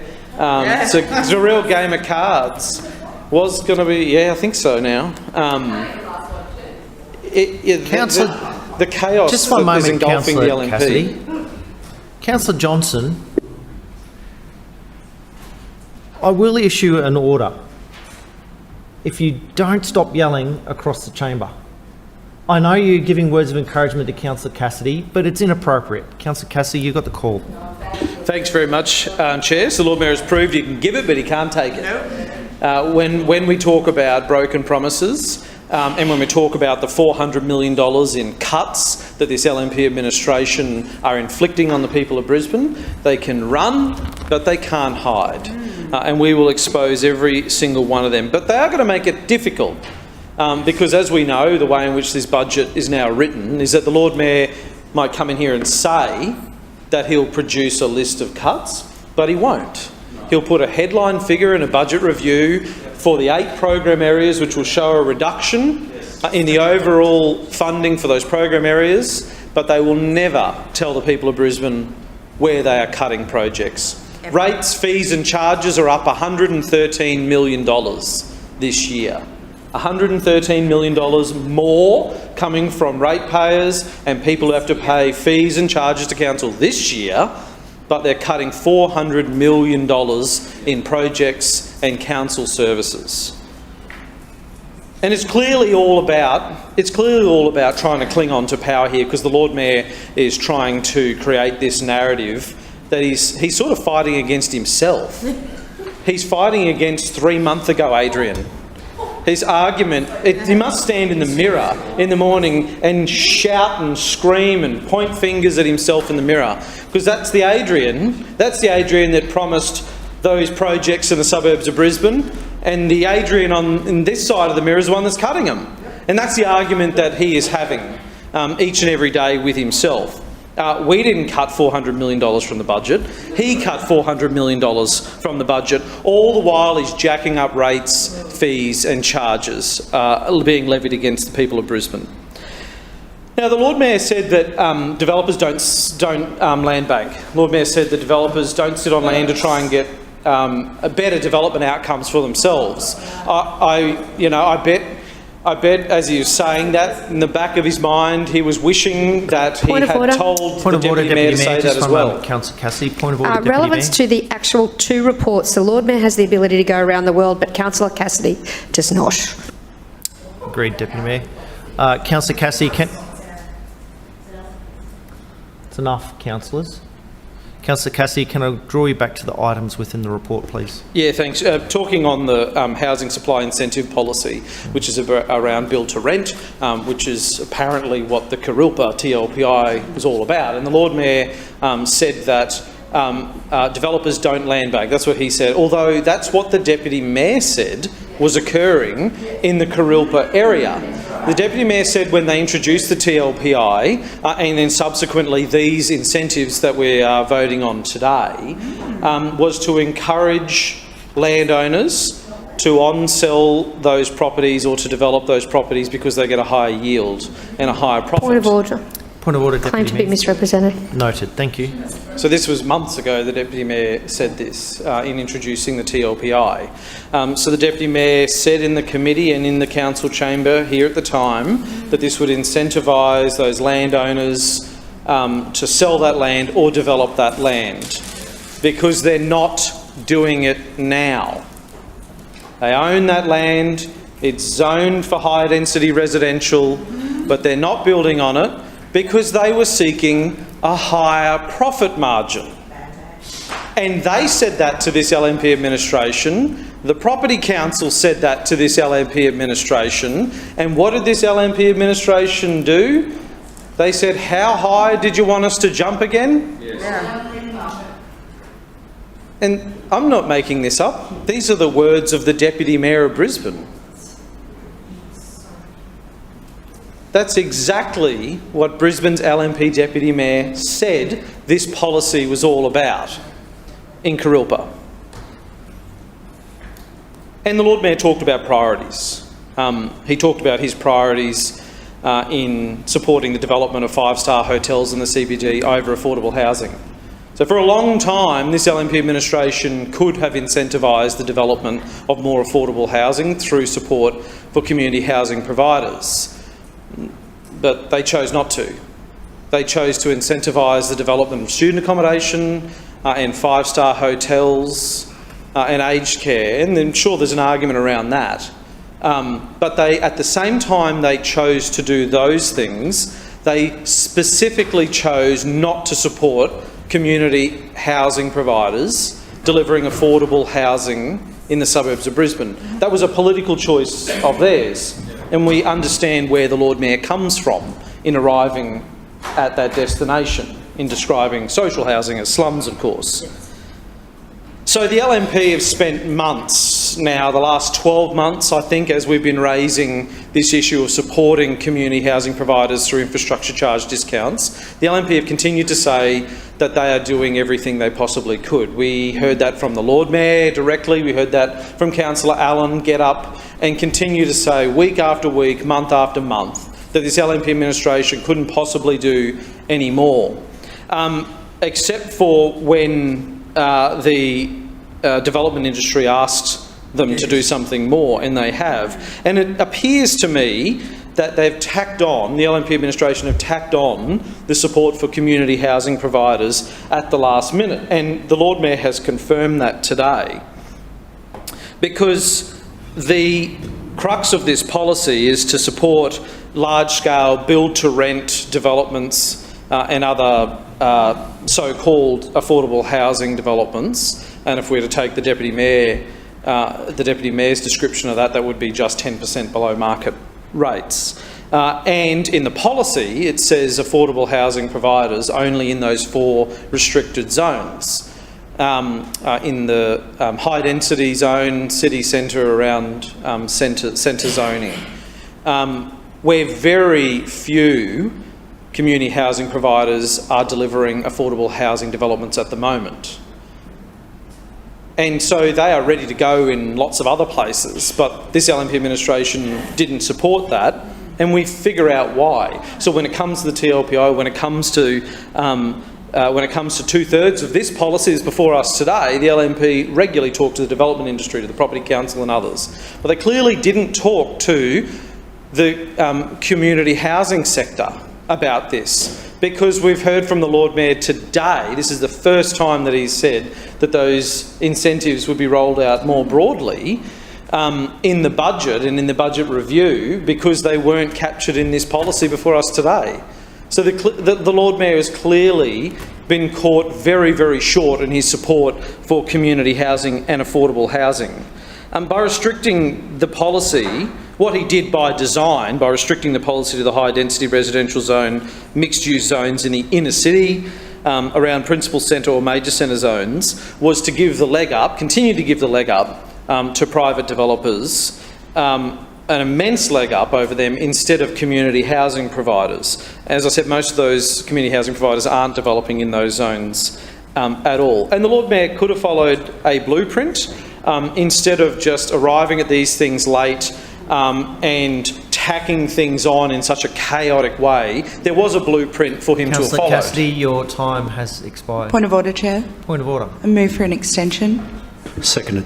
We have a motion for an extension for Councillor Cassidy, moved by Councillor Collier, seconded by Councillor Griffiths. All those in favour say aye. Aye. All those against say no. The ayes have it.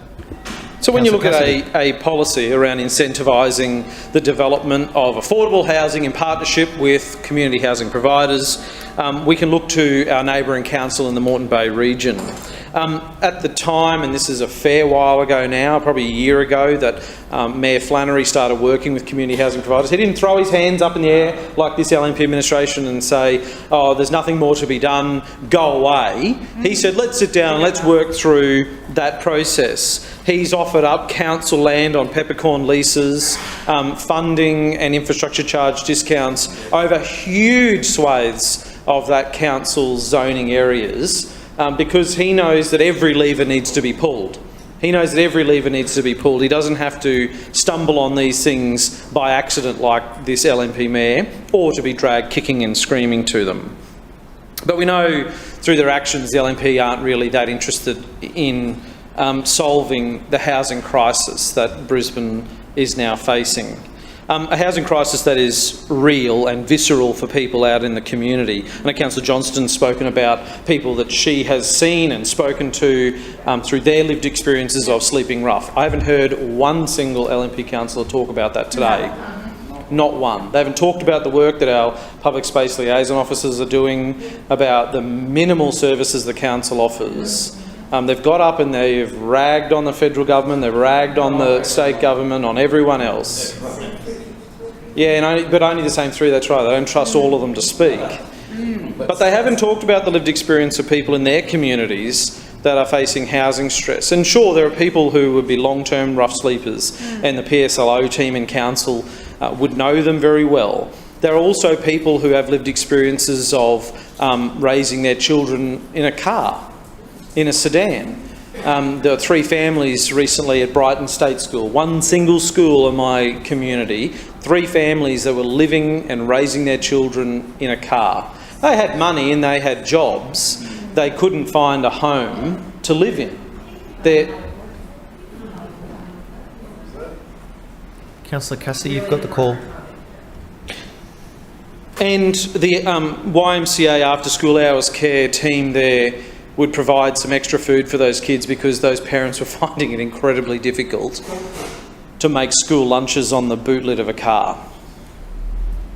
So when we continue to raise the housing crisis and solutions that we should be arriving at and working with community housing providers and saying to developers who are deliberately land banking for higher profits, get out of the way and let someone else build there, we are serious about finding the solution because we actually talk to those people.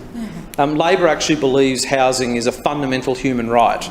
That has not come through in anything the LNP has said at all. I don't know what their views about housing are. I have listened all day and I have listened for the last 12 months to everything LNP councillors have said and this LNP Lord Mayor has said, and I don't know what they truly believe about housing. I really don't know where they are actually at. And the Lord Mayor is, clearly in spending 15 out of 20 minutes talking about Labor's policies and other Labor governments is clearly worried. You can see the look of terror in this LNP administration as they're lurching from chaos to chaos here in Brisbane. But the Lord Mayor has drawn the battle lines. He is clearly, in everything he has done, whether it was through that motion earlier today or in everything he said today, he has clearly put the LNP on the side of developers and Labor on the side of the people. And I'm okay in being there. I am more than okay in being there. In working with, and I bet they are more than okay being where they are too, this LNP administration. Because in getting around and meeting our community housing providers and peak organisations, Tracy Price and I have got a real sense of what is needed to deliver that fundamental human right. People are really worried in Brisbane about what the future looks like, about how livable our city is, what quality of life will you have when you can't find an affordable home. The LNP are all about is maximising developers' profits through their actions. That's basically where we're at now.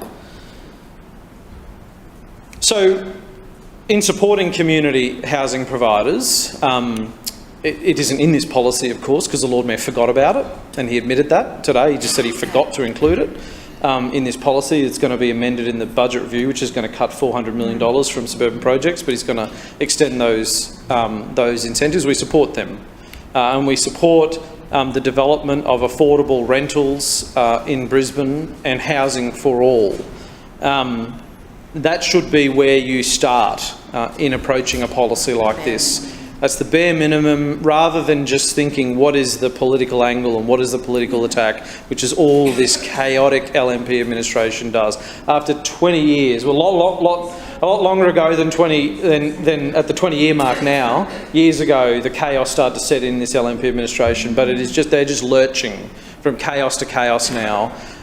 When the Lord Mayor just abandons the field, he's not showing any leadership, he doesn't come in here and debate critical issues for the future of Brisbane. He just comes in here with his pre-prepared political statements and tries to pick a fight with anyone, anywhere, other than just doing his job.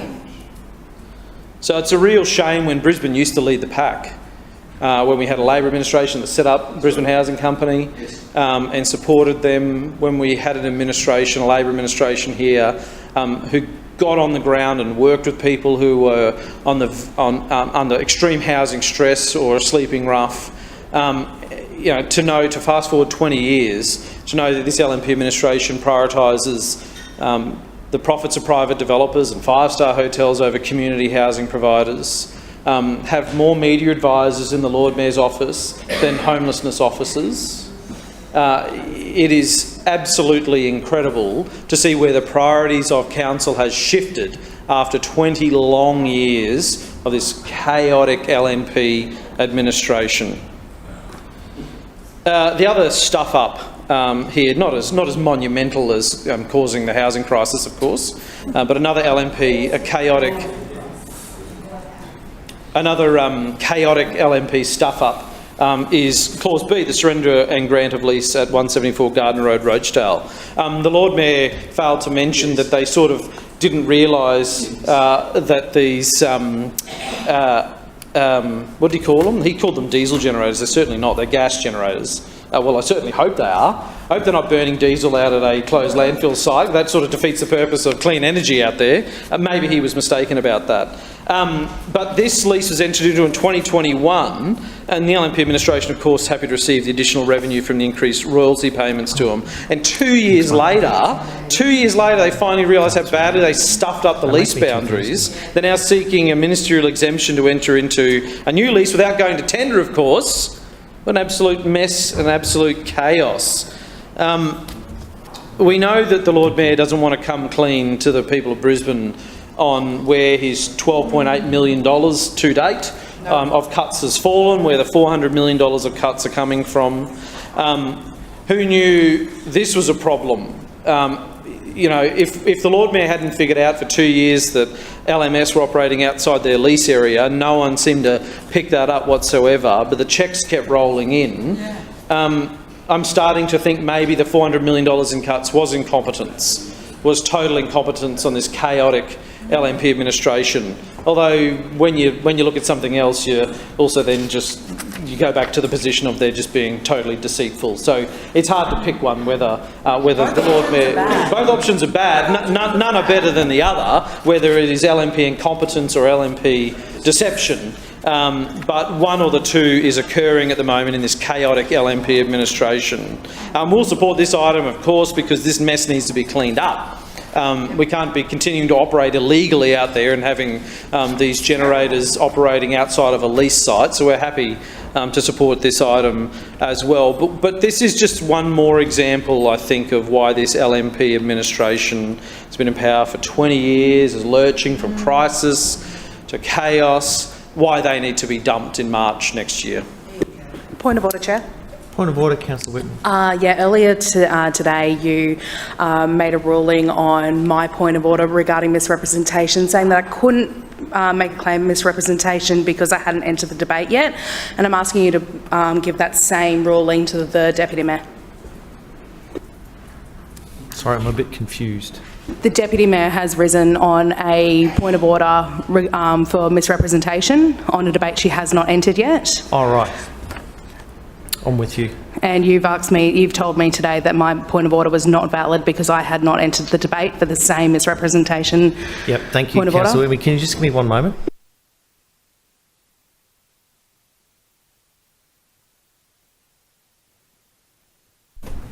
Yeah, unfortunately, Deputy Mayor.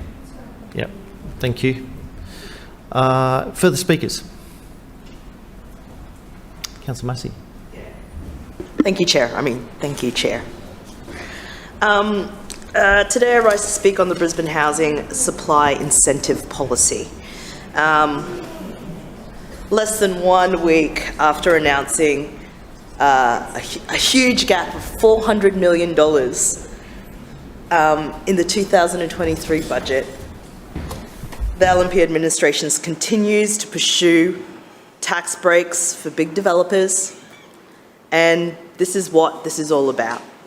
These tax breaks mean that communities across the city just keep losing.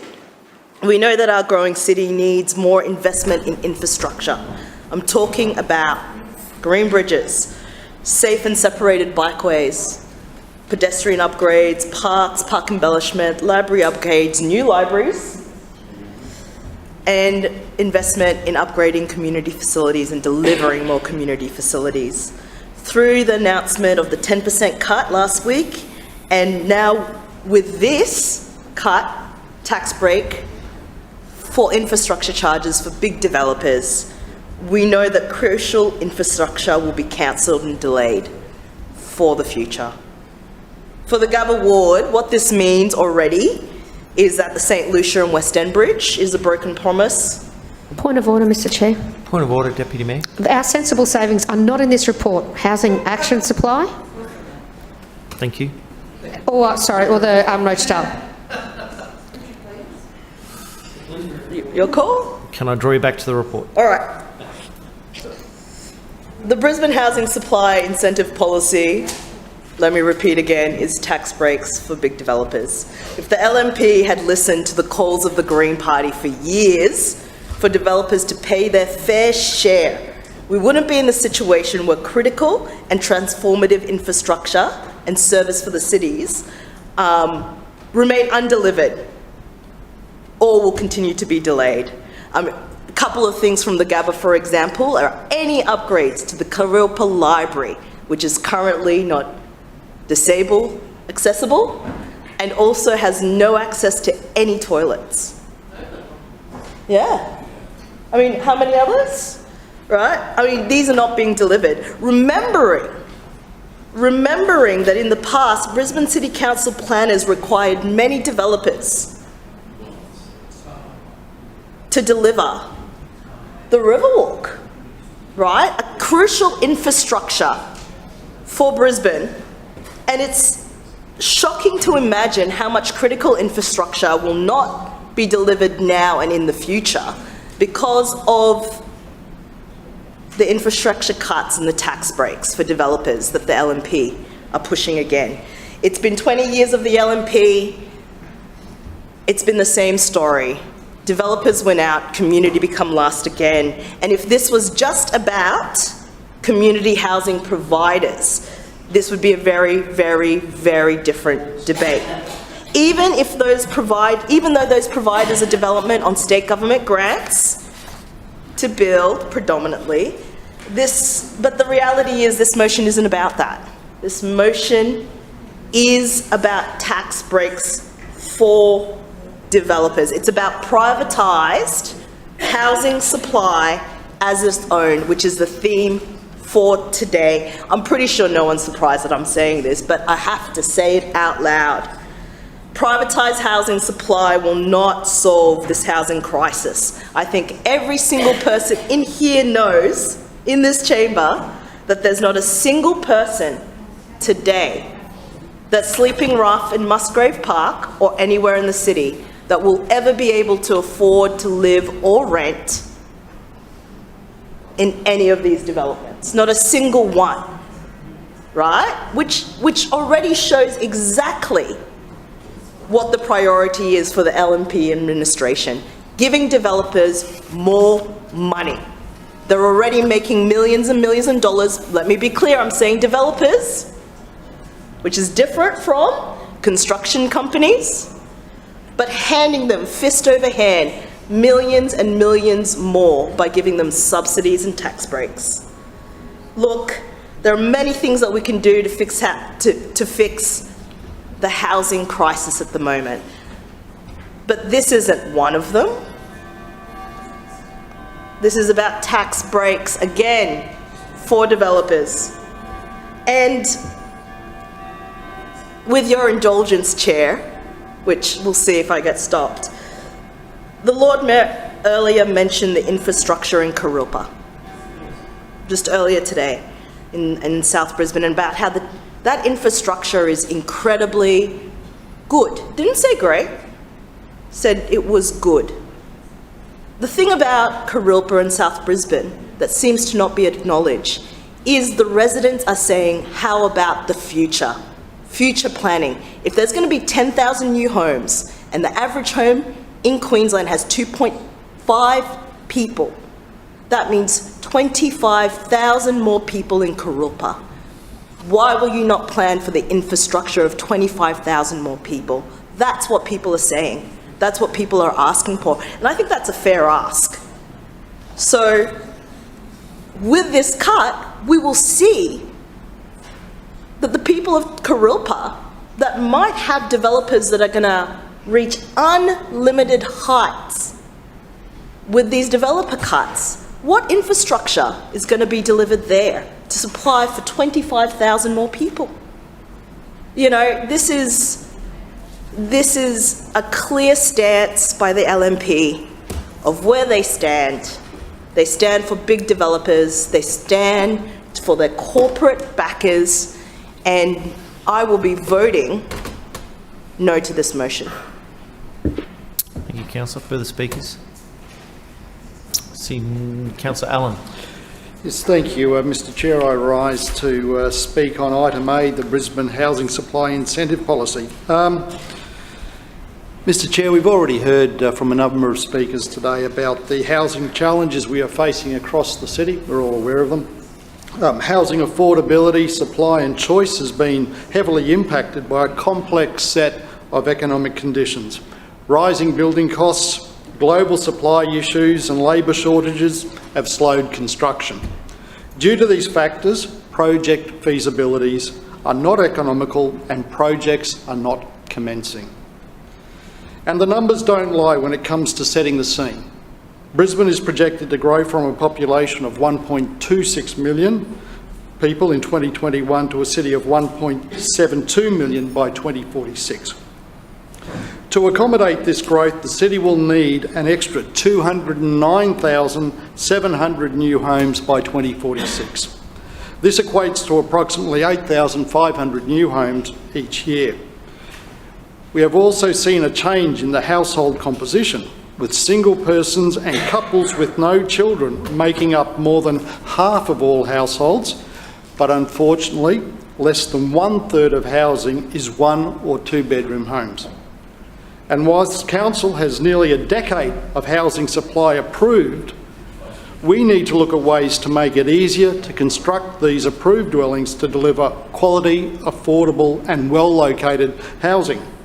As such, this incentive looks to reduce the infrastructure charges for the delivery of studio, 1 and 2 bedroom apartments across both build-to-rent and build-to-sell developments. We have identified over 3,000 1 and 2 bedroom dwellings across the city with existing approvals since January 2022. That is why this initiative is concentrated in smaller targeted areas to address and provide additional supply for these smaller households. These targeted areas include those that are already planned for higher density living, such as high density residential, principal and major centres and mixed use inner city zones. Developers with a current eligible development approval from the 1st of January 2022 can apply for a 75% infrastructure charges reduction. Additionally, up until the 30th of June 25, new development approvals will qualify and have up until the 1st of April 2026 to apply for a 50% infrastructure charges reduction. For a development to be eligible, construction must be completed within 4 years from when the application is approved. But the biggest winner from today's incentive is the community housing providers, who will receive a 100% permanent and ongoing reduction to make it even easier for them to deliver vital social housing. The Brisbane Housing Company have indicated that under this incentive they will be able to save up to $1 million for every 100 homes they deliver. And the Lord Mayor was at a site today, so this sort of notion that we're not engaging with them is incorrect. So the saving that, for example, Brisbane Housing Corporation will receive will allow them to obviously provide equity and fund additional supply. These incentives apply not only for build-to-sell but also build-to-rent projects. And I would note the Labor Lord Mayoral candidate stated over the weekend that if elected she would investigate build-to-rent incentives. Well, surprise, surprise, we're already doing it. So in the context of the build-to-rent projects, there are 2 options available to them. They can take advantage of the build-to-rent incentive we announced a little while ago that allows them a deferred payment scheme, or alternatively they can take up this new scheme.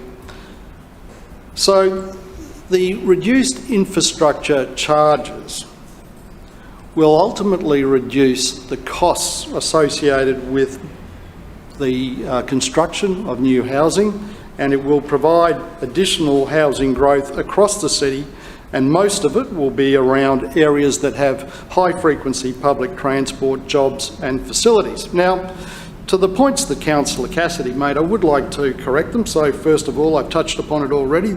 This incentive scheme applies to build-to-rent and build-to-sell. This sort of notion that we're not engaging with the community housing provider sector is incorrect, and in fact, the BHC, Brisbane Housing Corporation, was present when the Lord Mayor announced this particular incentive over at the Brisbane Convention and Entertainment Centre recently. Councillor Cassidy also suggested that these particular community housing provider projects didn't take place in high density areas. Well, we've got 3 in the system at the moment, and both of those are in high density residential areas. Surprise, surprise. Now, the reason that we are looking to embed the community housing provider infrastructure discounts, permanent 100% discounts, in the infrastructure charging resolution is that this policy is time limited. By embedding them in the infrastructure charges resolution in the budget in June, they become permanent. There is a section within the budget, that's the infrastructure section of the budget, that specifically refers to eligible organisations. So that's the thinking behind that.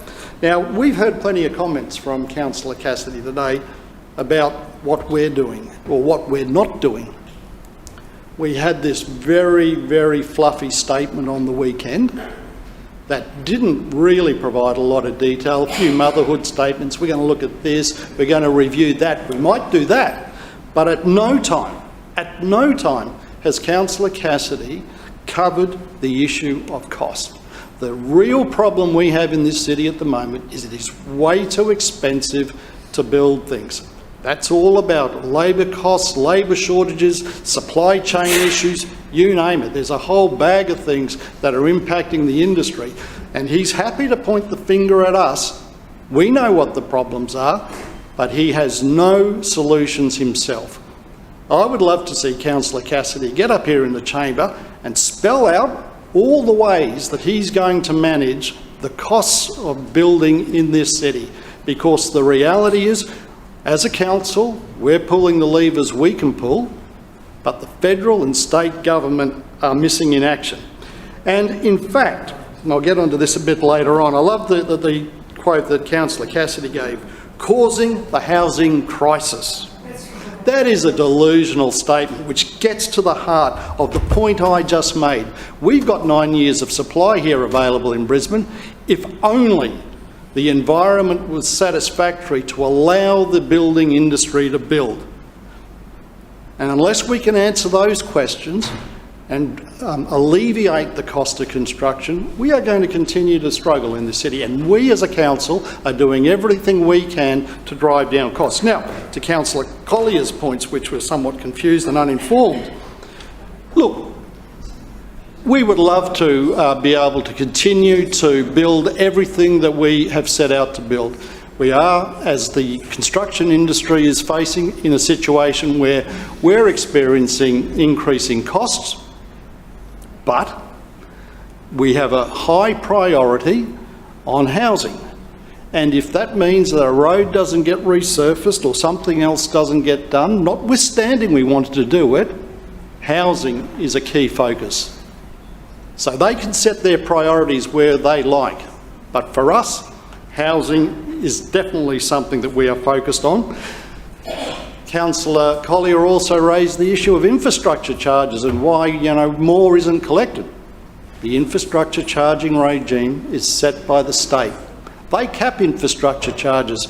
We would love to be able to charge a bit more in the right locations, and we have an ongoing dialogue with the state on this very issue. Point of order, Councillor Collier. I'm not sure. I think Councillor Allen might be confused because I didn't say any of that, claimed to be misrepresented. Oh, sorry, Councillor Collier. My mistake, Chair, that is right, sorry. It wasn't Councillor Collier at all. So, we've heard a lot about who's going to be building in this city.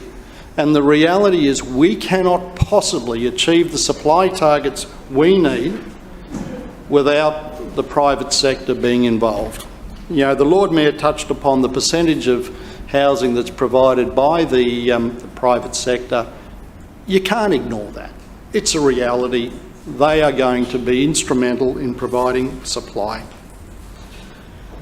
And I'd just like to finish very, very quickly on the fact that it is the state government and the federal government who have departed the field in the provision of social housing. They departed it years ago to leave it to the CHPs, and I can prove it. The feds have the Housing Australia Future Fund, the state has the Housing Investment Fund. Allen, they know your they have time to has provide expired. social housing. Thank you. Your time has expired. Are there any further speakers? Councillor Huang. Thank you, Mr. Chair. I rise to speak on item B of the E&C report on surrender and grant of lease of land at 174 Gardner Road, Rochdale.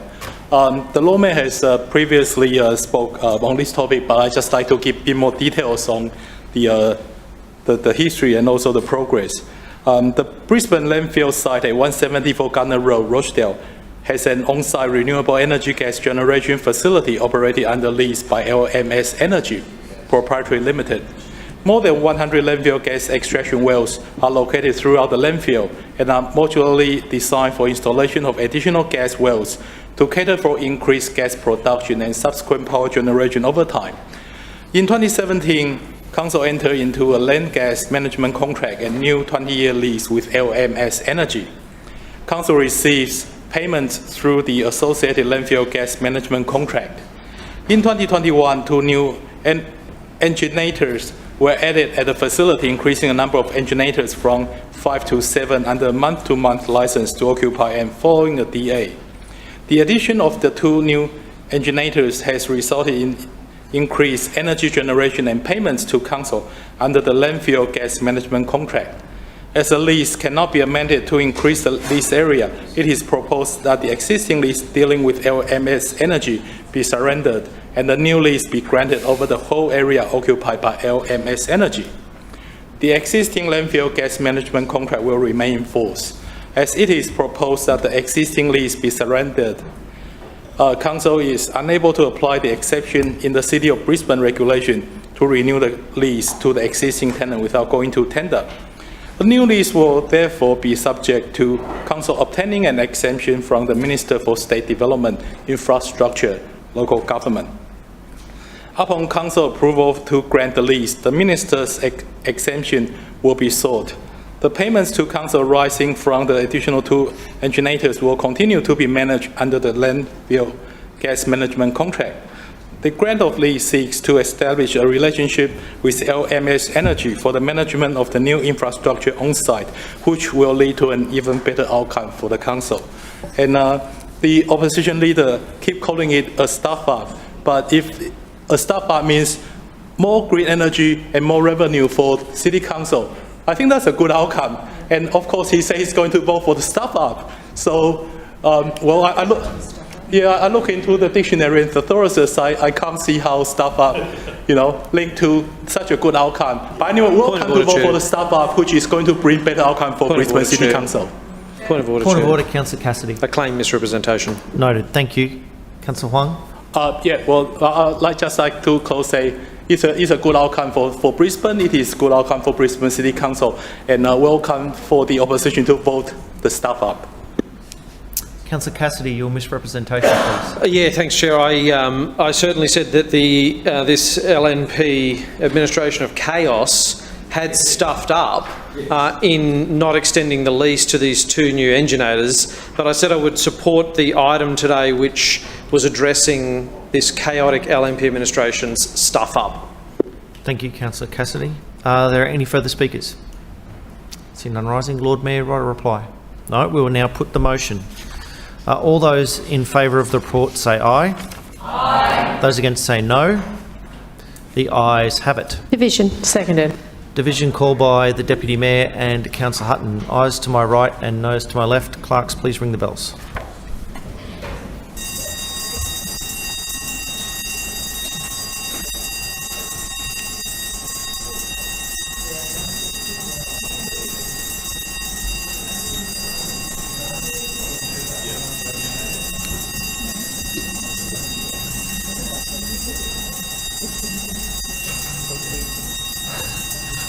Thank you. No, it's all right. I'll take care of it. I'll take care of it.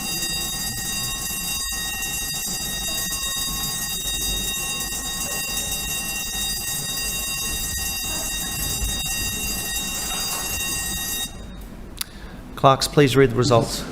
Mr Chair, the ayes have it, the voting being 21 in favour, 1 against and 1 abstention. Councillors, the report has passed.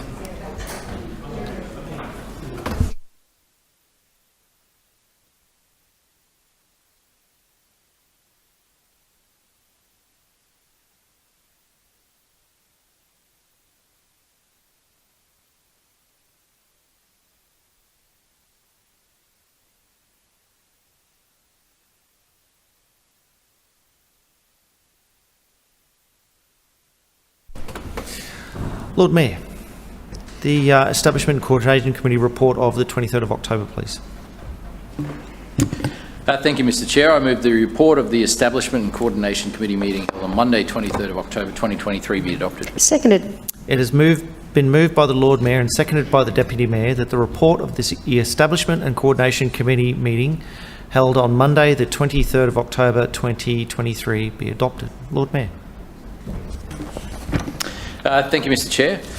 Obviously, as we've heard in recent times, the councillor for Walter Taylor Ward, the former councillor now for Walter Taylor Ward, has stepped down and he decided not to contest the next election. I reckon he would have won easily had he contested, absolutely easily. He would have smashed it out of the park. I have no doubt about that. And but having said that, health must come first, and I respect that and I appreciate that, and certainly wish James Mackay all the best for the future. But as we've continued to have in our team an ongoing process of renewal and regeneration, so much so that, you know, when you hear the ridiculous Labor lines about you know, the LNP being here for 20 years, it's funny because there's not a single councillor here that's been here for 20 years. Actually, yes, there is. Steve Griffiths has been here for 20 years.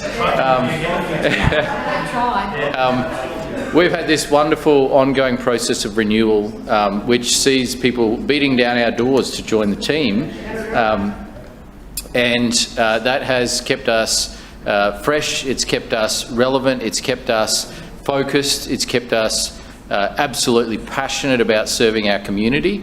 And this brings me to my point, which is a submission today to appoint Penny Wolfe as the new councillor for Walter Taylor Ward. Now, as the City of Brisbane Act allows, and for the benefits of giving the ratepayers of Brisbane the opportunity to try before you buy, which is a positive thing. It allows people to effectively have a go at a new councillor, see what they think about that new councillor, and then make a decision at the upcoming election in mid-March.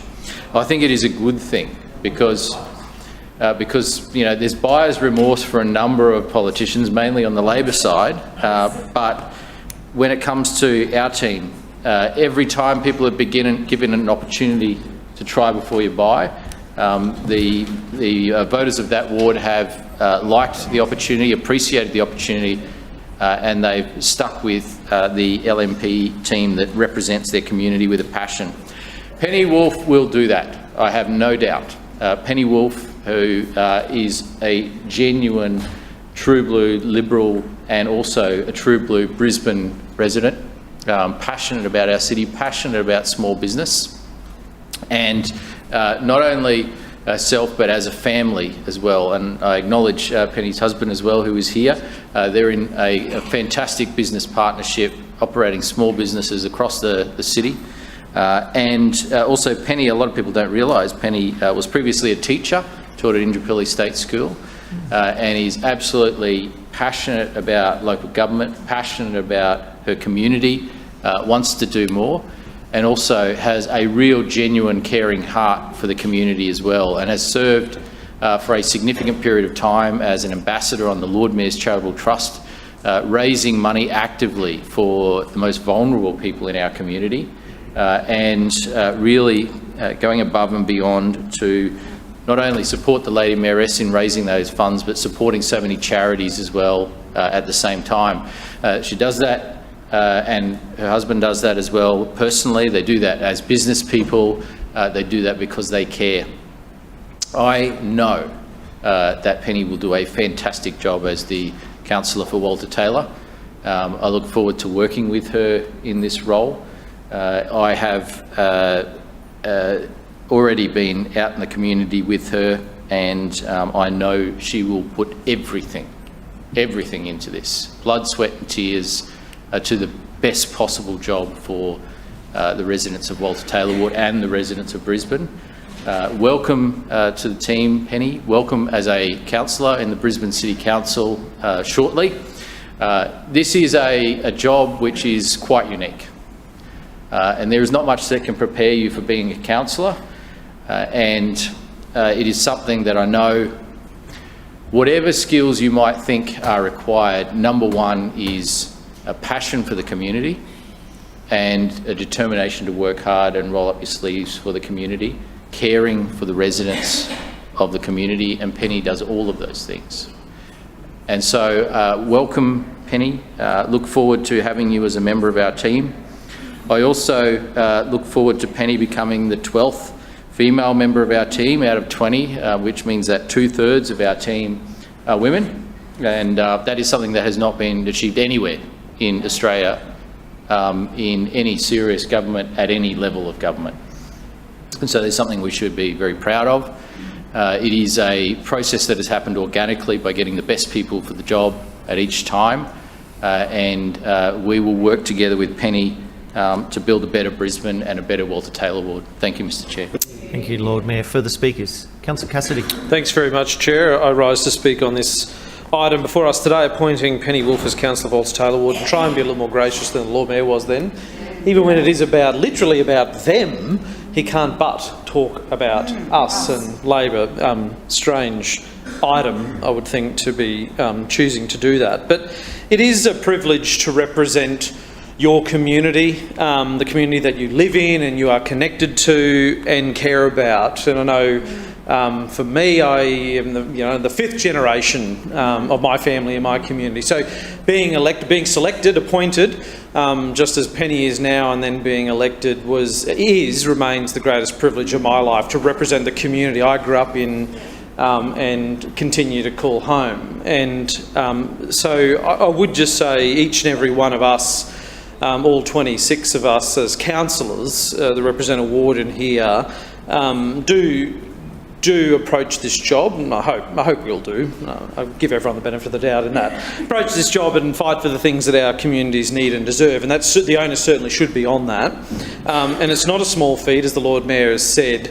It's an interesting and diverse job, one that you'll love and enjoy if you like to learn new things and meet new people, because you get to do that even after the 8 years I've been in here on just about a daily basis. So I, to Penny, on behalf of my Labor colleagues here, genuinely welcome you as the new councillor for the Walter Taylor Ward here in this place. Unlike Councillor Murphy in welcoming Councillor Massey, I won't say that I hope you're here for only a short period of time. The electors get to determine that on the second Saturday in March next year. So I certainly wish you all the very best in your whirlwind introduction as a councillor from, I assume, tonight and in the chamber next week. Thank you, Councillor. Are there any further speakers? Councillor Johnson. Yes, I rise to speak briefly on the appointment of the new councillor for Walter Taylor Ward. And I do want to note a few things on the record. Firstly, the decision by the former councillor to leave, I think, is a good one from my point of view. As most councillors would know, he's been incredibly, don't even know how to say it, but well, I'd say misogynistic, but that might get me into trouble here. But over his short term in this place, he engaged in behaviour that would not be tolerated in any workplace in Australia. And that included, for months, turning his back to me when I spoke. That included, just a few weeks ago, blowing a raspberry and sticking his tongue out at me. I mean, this is the behaviour that the councillor for Walter Taylor, former councillor for Walter Taylor, went on with. So in my view, it is a good thing that he is no longer here and that behaviour will stop, because I'm fairly certain the new councillor for Walter Taylor Ward won't be engaging in those kind of practices and more. That's just the bits, the photos, taking photos of me in the car park downstairs. That was creepy, seriously creepy. So I hope that there is a fresh start with the Walter Taylor Ward. Walter Taylor Ward borders my ward to the north. I have an excellent working relationship with the councillor to the south and east of my ward, that's Maruka Ward, and where I have some boundary with Councillor Hutton, we do cooperate on a few things, for example, sharing a SAM sign on a very busy road in Oxley. So I hope that there can be a more constructive working relationship with the Walter Taylor councillor to the north. That would be good. I hope that she finds her feet and perhaps becomes more local than her paperwork appears to show, because there's one thing I know, having been a very, very long time ago a productive member of this part of the Liberal Party, they are fiercely loyal to locals. And I hope that there is a focus on making sure that that happens, because currently there does not appear to be a lot of local in the story with the new councillor. I just also want to put on the record that I think some urgent changes to the social media need to happen. I don't know what's going on there, but if Councillor Mackay has resigned, as the media sort of indicated and the Lord Mayor indicated on the weekend, his name should not be still being used as Councillor James Mackay. That should stop. You can't represent yourself as a councillor when you're no longer a councillor. So I encourage the new councillor for Walter Taylor to make sure that changes and her name goes on to all of the council, social media and so forth, because that does needs to be corrected. How do I put it? I hope, as I've said to a few of the other councillors who've come into this place, that you don't just sit on the bench here and fill a seat and vote the way you are told. Today is the best example of anything for anybody who's been watching this meeting today. Most of the LNP councillors here don't speak. They don't contribute. They don't get involved. And this council is the worse for the fact that backbench LNP members do not question anything that happens in this place. There is a reason I'm sitting right over here in the corner, and that is because I did question things that happened. And what is going on inside this LNP council at the moment is not right. Cuts to essential services in our local communities are not right. I remember when this happened in my first term, and there were only 2 councillors in our party room who spoke up about it, and it was me and Peter Maddock. And that is when the Lord Mayor's community fund, as it now known, went from $120 down to $55,000. And, you know, that had a diabolical impact on my ability and other councillors' ability to support good community works. You know, we can't even have a debate about that today, because the LNP, as one block, will simply vote against everything. And it is not good for public policy. It is not good for the running of the city when councillors sit back inside their own parties and say nothing about things that are obviously wrong. The worst thing that has happened to this council is that party politics have taken it over, and no other ideas can be addressed or discussed. You put forward an alternative to see community funds get out to the community, and the Lord Mayor stands up and says you're trying to circumvent this CCC. I mean, they're just not open to other ideas. So I genuinely hope that the new councillor for Walter Taylor Ward will be open to new ideas, that she will be willing to ask questions and make sure good decision making is made, not just endorse what she's told to endorse and vote the way she is told to vote, because every LNP councillor here today voted against preserving funds for local community groups. That's right. That's what they did. They voted against, well, they voted against even having a debate about preserving funds for community groups. So I hope that the new LNP councillor for Walter Taylor Ward will exercise some independence, some good judgment, and make a positive contribution not only to her party but to other parts of Brisbane. Other parts of Brisbane that are right next door to you, right next door. It was a fight to get the ridiculously ugly bridge to Fig Tree Pocket. That was only ever going to be a connection on the north side of the river. There was no connection to the south side of the river, Chelmer, that I represent. Councillor Johnson, sorry, can I draw you back to what this is? This is actually the appointment of a new councillor, not how a bridge came about to be or not about to be? Yeah. Please? Yeah, and I'm just saying that I hope she considers that there are other parts of Brisbane that are right on her doorstep that deserve funding. When you build a bridge that only benefits one side of the river and not the other side, then that is a problem. And I hope the new councillor will recognise that she's part of a community that is connected to other parts of Brisbane, and I hope that she will be an advocate not only for her own ward but for other parts of Brisbane that deserve that support as well. So I welcome her to the chamber, congratulate her on her appointment. I know she's had some good advice from others previously, so hopefully she will take that advice on board. And obviously with just a few months to go, there's a steep learning curve ahead. But I also welcome the new councillor for Walter Taylor Ward, Penny Wolf, and wish her good luck. Thank you, councillor. Are there any further speakers? Councillor Howard. Thank you, Mr Chair. I rise to speak on this motion and to welcome Penny to our team. I'd like to thank the Leader of the Opposition for his gracious words, and I wish I could say the same for the previous speaker. I think it's important to put on the record that Councillor Johnson's behaviour towards Councillor Mackay has been poor and ongoing since before he became a councillor. And let me be clear, before Councillor Mackay was even sworn in... Just one moment, please, Councillor Howard. Point of order.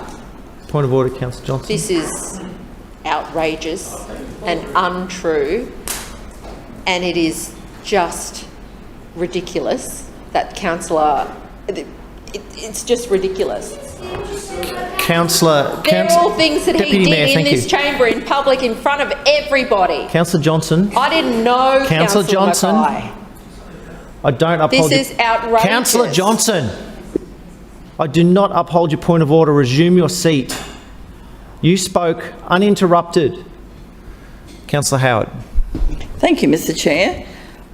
Before Councillor Mackay was even sworn in as a councillor, Councillor Johnston called him a henchman and used the council record to name Councillor Mackay's wife and her place of work. Then she made a complaint about Councillor Mackay, which was investigated. Just one moment, Councillor Howard. Point of order. Point of order, Councillor Johnson. Councillor, this is outrageous. Catherine Feeney is a journalist. I know who we've worked Councillor with in Johnson. this chamber, and in no way Councillor have Johnson. I cast any aspersion. Councillor Johnson, In no you know way full well have under I meetings cast local any law, aspersion while I'm on speaking, this. you do not speak. This is outrageous. The implication that I've said something appalling about Catherine Feeney is outrageous. She is a public figure at the ABC and somebody I know personally from working with her. It is Councillor outrageous Johnson. that I have somehow done something wrong Councillor to her. Johnson. This is a by Councillor Howard. Just one moment, please, Councillor Howard. That was just a step too far. Councillor Johnson, I'm going to give you the option of withdrawing that previous statement. I'm assuming that you shaking your head is in declining. Councillor Howard is saying things that are fundamentally No. You're not going to twist the truth. What you are going to do is you are going to withdraw that statement. What statement? The one where you just called a councillor a... You did. Yes, I'm giving you the opportunity to withdraw that. All right. On the basis that when Councillor Adams... No, this is not a speech. This Okay, is no. okay, Can you okay. please withdraw the statement? Sure. In the same way Councillor Adams did last week, I withdraw. In the same way Councillor Adams did. Well, Councillor Adams actually said I withdraw the statement. Can you do the same? I just said I do the same as her. No, you saying you'll do the same and not doing the same is not the same. Look, I'm not going to sit here and be told I've abused somebody when I have not. It's not okay for Councillor Howard to stand up and say I have done something to Catherine Feeney, because I have not.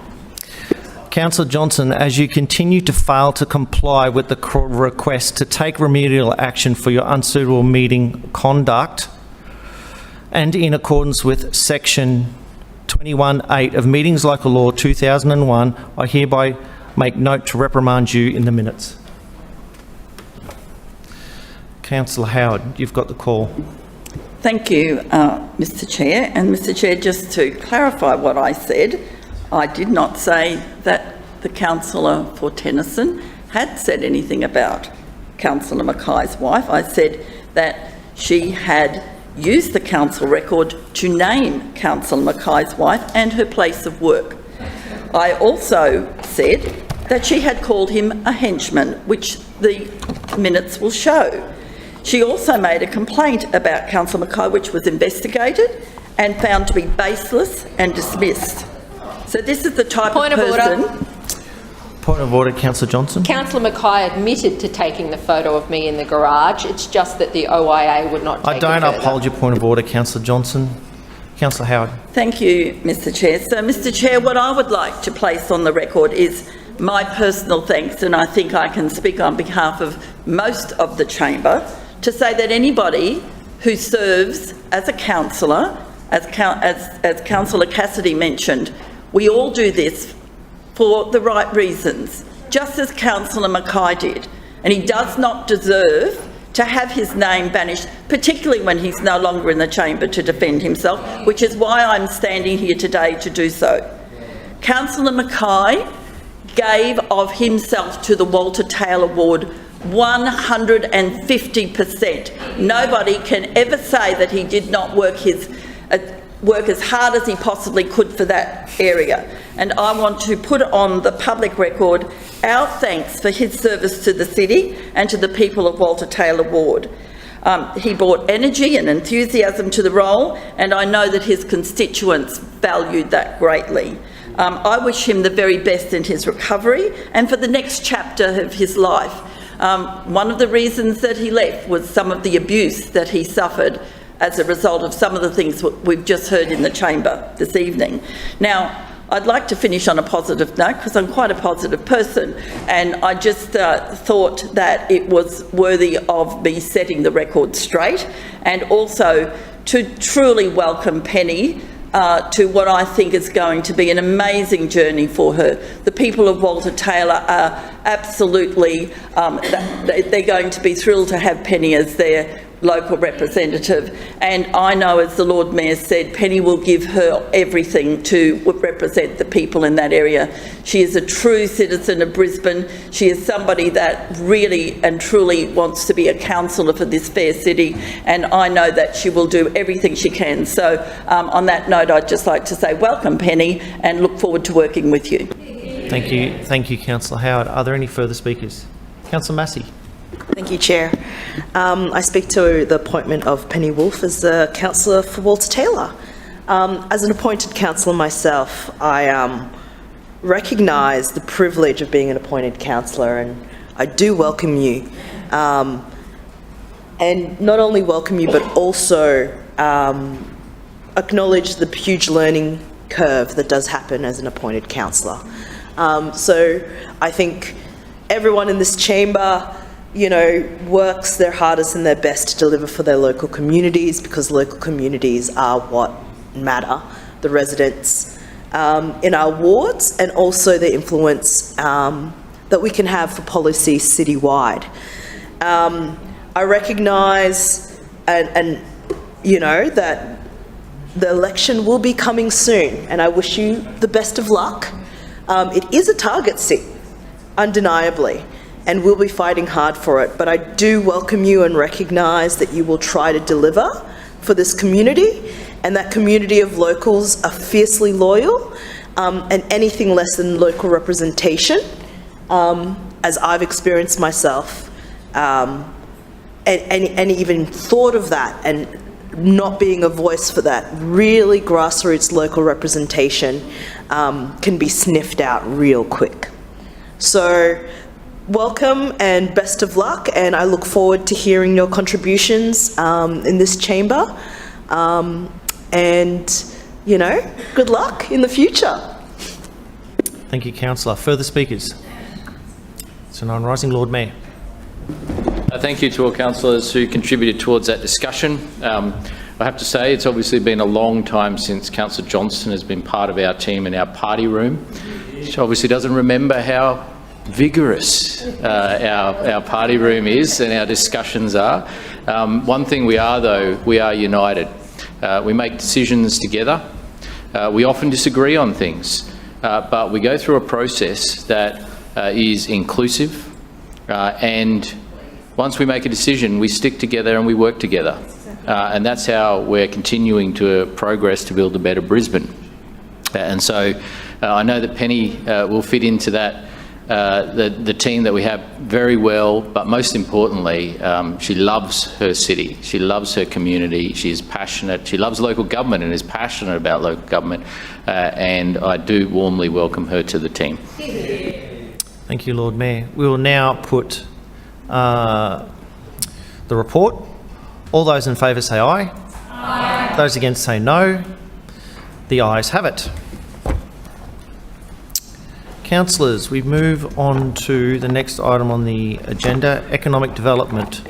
Please, Deputy Mayor. Thank you, Mr Chair. I move that the report of the Economic Development and the Brisbane 2032 Olympic and Paralympic Games Committee meeting held on Tuesday, the 17th of October 2023 be adopted. Seconded. It has been moved by the Deputy Mayor, seconded by Councillor Hutton, that the report of the Economic Development and the Brisbane 2032 Olympic and Paralympic Games Committee meeting held on Tuesday the 17th of October 2023 be adopted. Deputy Mayor. Thank you, Mr Chair. And as I didn't have a committee report last week, I forgot to be able to announce and say happy birthday to the Brisbane Business Hub, which celebrated its 3rd year in supporting Brisbane enterprise. It's very exciting over those 3 years. We've seen more than 23,000 business leaders and entrepreneurs visit, representing an estimated 12,950 businesses who have taken advantage of the complimentary workshops and events, co-working spaces and mentoring programs. BBH has facilitated 370 workshops and events, 445 one-on-one mentoring sessions and more than 12,100 co-working space drop-ins since its opening. And of course, online the community has grown to more than 60,000. So the team over there have just done an absolutely wonderful job. After the Lord Mayor announced the conversion of what was a drop-in co-working space for startups into the Business Hub, they really have turned it around and have made it an absolute must for all businesses who are starting, running or growing in our city to make sure that they can network. And on that note, coming up in the next week, tomorrow there's the $180 billion 2032 opportunity, winning government business with GovReady. So that is about businesses who want to get ready for tender process. That's at 9:30. At 12:30, it's how to write a great grant submission for the Women in Business edition. And on Thursday at 9:30, how to hire the right staff and how to keep them. So all great workshops coming up, and we're still getting some fantastic feedback from our customers as well. Last week's report, just before, I wasn't allowed to mention, I didn't get the misrepresentation, and yes, I don't know if they've missed it, and Councillor Cassidy is in my committee, that Kurilpa strategy is in my portfolio. So he said he doesn't know who it is and where it is and what it is, but, you know, if it's presented in my committee and I speak about it, that makes it my portfolio. But, you know, only 8 years, we'll see how we go. But it's very, very clear that I was misrepresented when he said, I stood up here and said, we have put Kurilpa precinct forward so that residential landowners can get a better uplift. That was absolutely not what I said. I said what we needed was to see the industrial landowners move out of those precincts, the very large landowners that we had. And they're not land banking, they are doing their operations on that site. but it is time for them to move their industry out of the inner 5Ks of the city heart of an Olympic city. And this is an opportunity for them to take the advantage to move to further afield, where it still works for their business case, but also works for them moving out of those areas where we then have the potential for 10,000 new dwellings. 10,000 new dwellings in the Kurilpa precinct, where there is, I will up the Lord Mayor if he only said good, which I don't think he said, there is great infrastructure already. It is an anti-sprawl policy, and the only thing that isn't anti-sprawl is density coming to a suburb near you, and that is not what the residents of Brisbane want to see, contrary to what we hear from Labor and the Greens coalition of chaos. The committee last week was around the economic development update, as we do for every one of our first reports. The foot traffic in the Queen Street Mall is going strong. I'm imagining coming up over the next couple of months with Black Friday, Christmas in the city, and then into the new year, that's only going to get stronger. Our vacancies in our houses is dropping just a little bit, but still not low enough to make any real dent in the crisis that we have in housing supply. And unemployment is also dropping a little bit. It was a very interesting update, and I'll leave the rest to the chamber. Thank you, Deputy Mayor. Further speakers? See no one rising. We'll now put the report. All those in favour say aye. Aye. Those against say no. The ayes have it. Councillor Murphy, Transport Committee, please.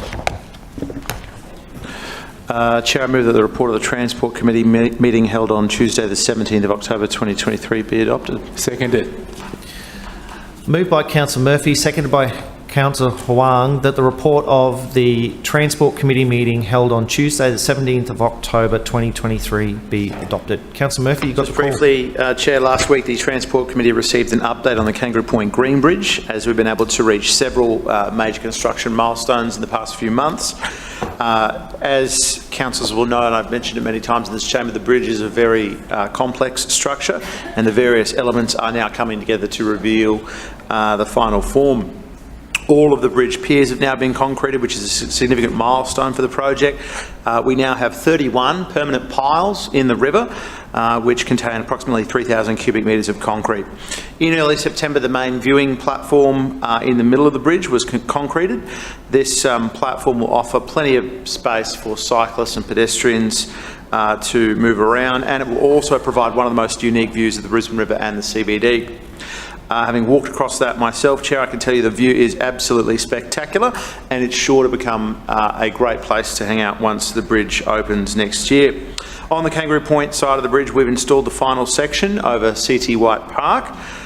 This is one of the widest sections of the bridge at 11 metres, and at 23 metres long, that will also incorporate space for yet another viewing platform to look over the river to the city from the Kangaroo Point side. Now, the bridge is split into 8 sections or spans, and we've now installed 5 of those spans, including the longest steel section of the bridge, what's called span 5. But none of the progress so far compares to what's coming in November, which will arguably be the biggest bridge milestone to date. In November, we will top out our bridge with the masthead. That will make its way upstream from the Port of Brisbane. It will fit at low tide underneath the bottom of the Story Bridge by just 3 metres, and it will then be installed in place at Kangaroo Point. The masthead will hold the cables in place to support the bridge deck and require specialist equipment to install due to its height. We'll put a mast access machine onto the top of the mast in December to help with installation of the individual suspension cables. This is a one-of-a-kind gadget, Chair, that will lower contractors down the side of the masthead as they install the cable stays. At its very top, workers will be working 95 metres off the ground, making this bridge the tallest bridge in Brisbane, even taller than the top of the Story Bridge or the Gateway Bridge. To put this into perspective, the lower mast legs and the cruciform as it currently stands make up less than half of the total height of the mast. So, Chair, I can confidently say that the sheer scale of the final mast will truly be amazing, and an amazing feat of engineering done here in the city of Brisbane. This So there's still 50 metres to go. The upper section will be erected in 4 25-metre segments with the world's largest lifting capacity tower crane, which has been named, as we all know, Picky Uppy. After it's welded into place, the 146-tonne masthead will be loaded onto a barge, begin its journey down the river to the bridge. I was able to climb inside the first sections of the upper mast and the masthead on site at Port of Brisbane a few weeks ago, and again another very impressive piece of infrastructure.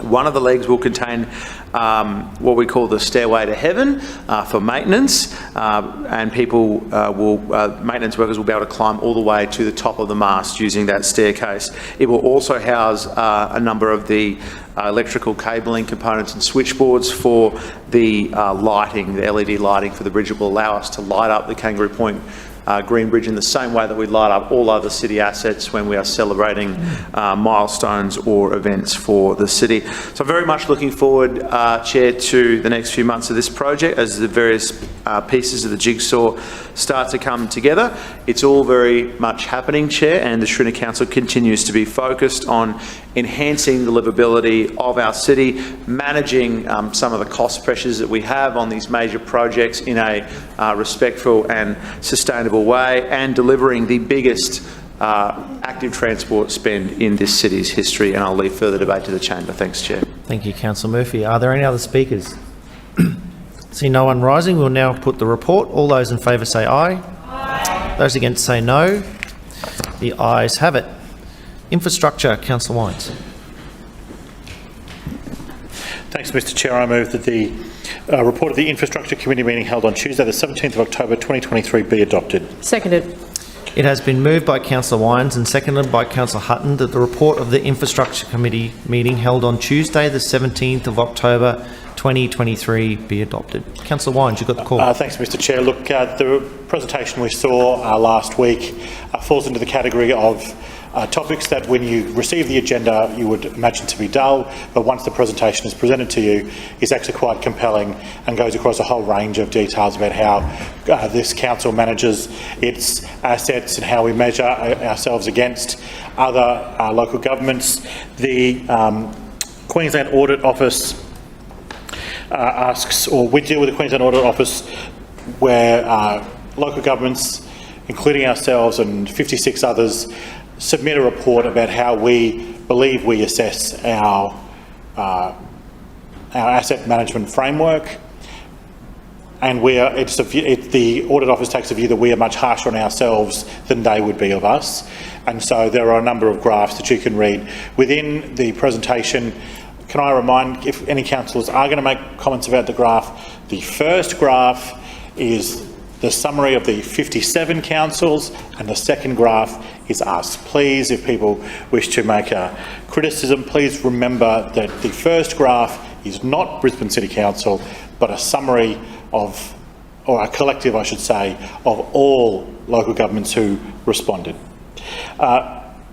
The framework is, I think, a fascinating one.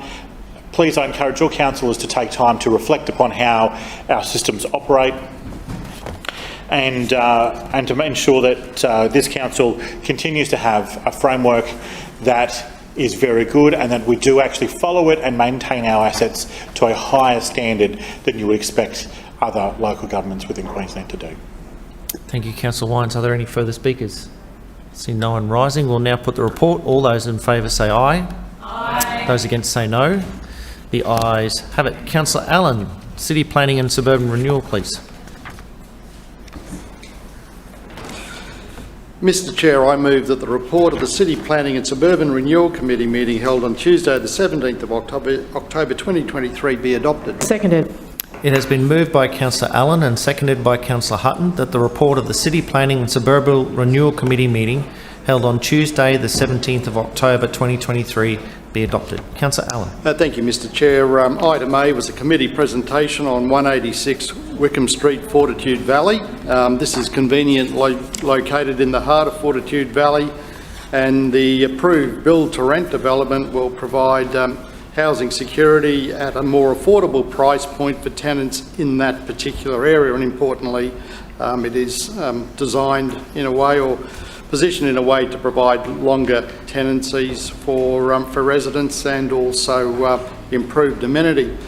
So in the context of outcomes for our design guide, Buildings That Breathe, the building has access to outdoor spaces, has illumination with natural lighting, has natural air and ventilation, it has shade and protection, it has living greenery, there's a reduced energy and waste output from the building, it's utilising outdoor spaces, and it's orientated in a way to pick up breezes. 186 Wickham Street is a 2-tower development with 2 street frontages, 3 basement levels, and it's set over 3,000 square metres with a pedestrian link and retail spaces. The development is set back from Wickham Street, and it maintains the existing streetscape and frontage continuity with retail spaces orientated to the street and the arcade. The public transport networks are easily accessed, so there's the Fortitude Valley train station just down the road and also high-frequency bus services nearby.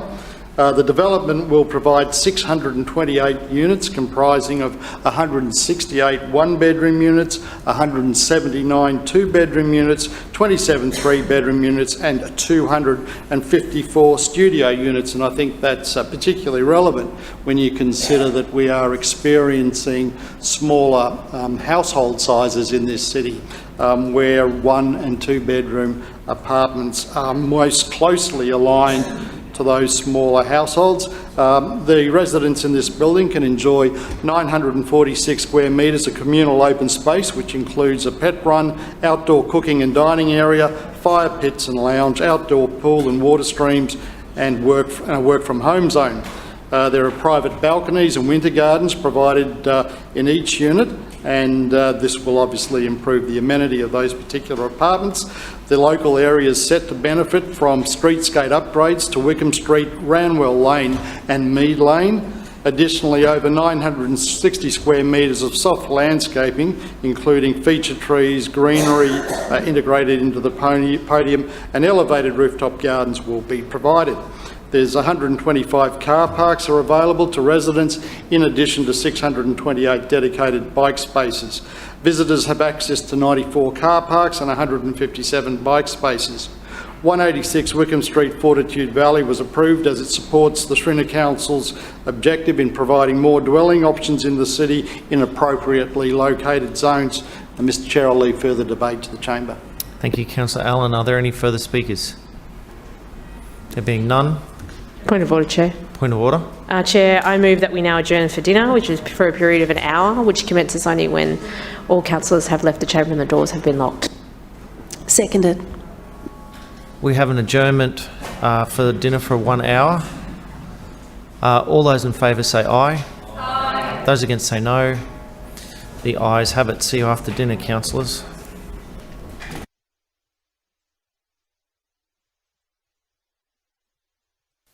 My apologies, councillors. We're up to the vote on city planning. We'll now put the report. All those in favour say aye. Aye. Those against say no.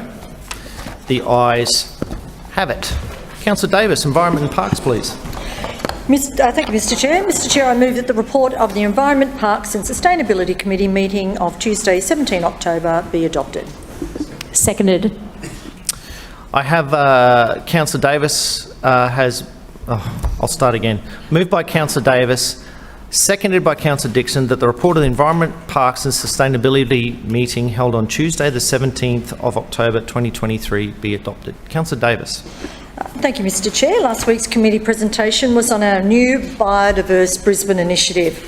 Earlier this month, I joined the Lord Mayor at Archfield Wetlands to announce this landmark partnership between Brisbane City Council and Greening Australia, which will be Brisbane's next biggest environmental restoration project.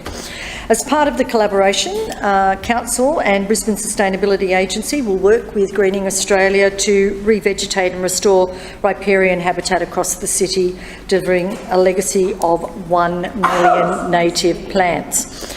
Through its Nature in Cities program, Greening Australia works to connect private sector philanthropy with projects to restore and improve urban habitat. They have strong partnerships with businesses, foundations and private individuals across Australia whose funding support is crucial to achieving landscape restoration at scale. The Nature in Cities program has well-established credentials in other parts of the country, with projects already being rolled out in New South Wales, South Australia and Western Australia. And now they've come to work with Brisbane to deliver the Biodiverse Brisbane initiative, which I am proud to say, Mr Chair, will be the first project rolled out in Queensland as part of the program, and it will be the biggest in Australia. I know Greening Australia were very excited about the potential of working with us to deliver something of this scale, and by the work we're already doing at Oxley Creek. Work is already underway to establish 20,000 native plants at Archfield Wetlands, with planting days sponsored by Greening Australia supporters, and they're making great progress. This work at Oxley Creek is just the beginning of the project, which will become integral to Brisbane's delivery of a clean and green Olympic legacy. We now have 980 new plantings to go, and we're excited to what this partnership will deliver over the coming years up to the Olympics and beyond. Mr Chair, we also had a number of submissions to consider, and with that I'll leave further debate to the chamber. Thank you, Mr Chair. Councillor Davis. Are there any further speakers? See no one rising. We will now put the Environment, Parks and Sustainability report. All those in favour say aye. Aye. Those against say no. The ayes have it. Councillor Marks, City Standards Committee, please. Yes, thank you, Mr Chair. I move that the report of the City Standards Committee meeting held on Tuesday the 17th of October 2023 be adopted. Seconded. It has been moved by Councillor Marks and seconded by Councillor Adamant that the report of the City Standards Committee meeting held on Tuesday the 17th of October 2023 be adopted. Councillor Marks, you've got the call. Yes, thank you, Mr Chair. Before I get to the committee presentation, I just wanted to answer one of the questions that I took on notice this morning from committee's meeting, which was about how many FTEs in the animal attack team. As I mentioned this morning, we don't have specific council officers for specific jobs. They're multi-talented or multitasked across the portfolios within that compliance area. So as far as FTEs go, we have 47.62, of which 45.62 are permanent, 2 are temporary. So, moving on to the report, we had a very timely presentation on the mosquito management that we have within our Brisbane City Council area. We were fortunate enough to get Martin to come across and do a presentation. As always, Martin is very, very knowledgeable in this space, and I think I'm comfortable in saying that the committee enjoyed the presentation and they got a lot of information out of it. The other thing we had was a petition regarding stormwater drainage, and I'm happy to leave any debate to the chamber. Thank you. Thank you, Councillor Marks. Are there any further speakers? See no one rising. We will now put the City Standards Committee report. All those in favour say aye. Aye. Those against say no. The ayes have it. Councillor Howard. Thank you, Mr Chair. I move that the report of the Community Arts and Nighttime Economy Committee meeting held on Tuesday the 17th of October 2023 be adopted. Seconded. It has been moved by Councillor Howard and seconded by Councillor Landers that the report of the Community Arts and Nighttime Economy Committee meeting held on Tuesday the 17th of October 2023 be adopted. Councillor Howard. Thank you, Mr Chair. And just before moving to the report, I am not going to give you a blow-by-blow account of everything that's happened in the break because there is just too much to cover. But as the Deputy Mayor knows, we've had the Brisbane Festival, we've had Pride Month, we've had Seniors Month, we've got Night Feast that's still on until Sunday. If you're really game, you can go up to Vertigo Restaurant. And of course, we had the Queensland Irish Association celebrating 125 years in Brisbane. So lots and lots happening, but I do want to mention something that occurred on the weekend, which was the Lord Mayor's Seniors Gala. And I want to say a huge thank you to Chris Fennessy, who has been running these now for quite a number of years, and I think they just keep getting better and better. But it's also a big thank you to all of the staff who help bring all of these together. And it's not just about the gala on Sunday, it's about all of the fun that our seniors have in preparation for that. And this year was the 10th year of the program, and it truly didn't fail to disappoint. From Elvis to Rod Stewart, the Hollies to Tina Turner, the 2-hour performance had something for everyone and had the audience clapping along all afternoon. But the highlight of the day was a performance by Jack Files, who was coincidentally celebrating his 80th birthday. And after he sang the age-old classic Maggie with nothing more than his guitar, he was treated to the entire audience singing happy birthday to him. And he took the time to write to us, and I need to read this out because it's a beautiful, beautiful letter. He said, "You probably have gathered by now that I'm seldom stuck for words, but the whole experience of yesterday and the totally unexpected extras re my birthday just blew me away. Memories of the year 2023 and my 80th birthday are now etched forever in my memory, and I have you to thank for that. I certainly hope our paths cross again in the future, and if I can ever do anything to help you in some small way, please don't hesitate to give me a call. Just don't leave it too long. After all, I turned 80. So I thought that was really, really, really lovely. So again, a big thank you to all involved, a big thank you to our council officers who put so much work and effort into it. And moving to the report, we had another fantastic presentation about the Lord Mayor's writers in residence. And I have to say, this year our writers in residence are just amazing. And there's still time for people to pop along.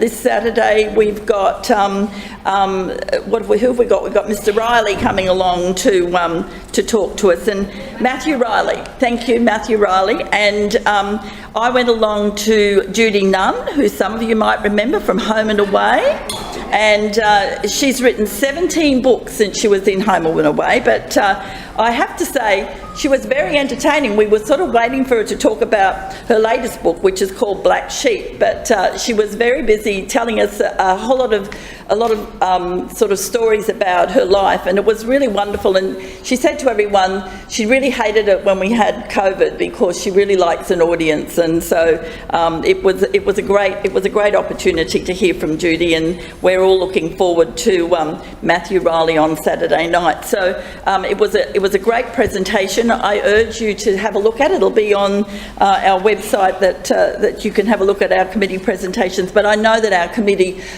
truly appreciated the opportunity to hear about all of the fantastic things that were happening at the library. And I'll leave further debate to the chamber. Thank you, Councillor Howard. Are there any further speakers? See no one rising. We will now put the report. All those in favour say aye. Aye. Those against say no. The ayes have it. Finance and City Governance.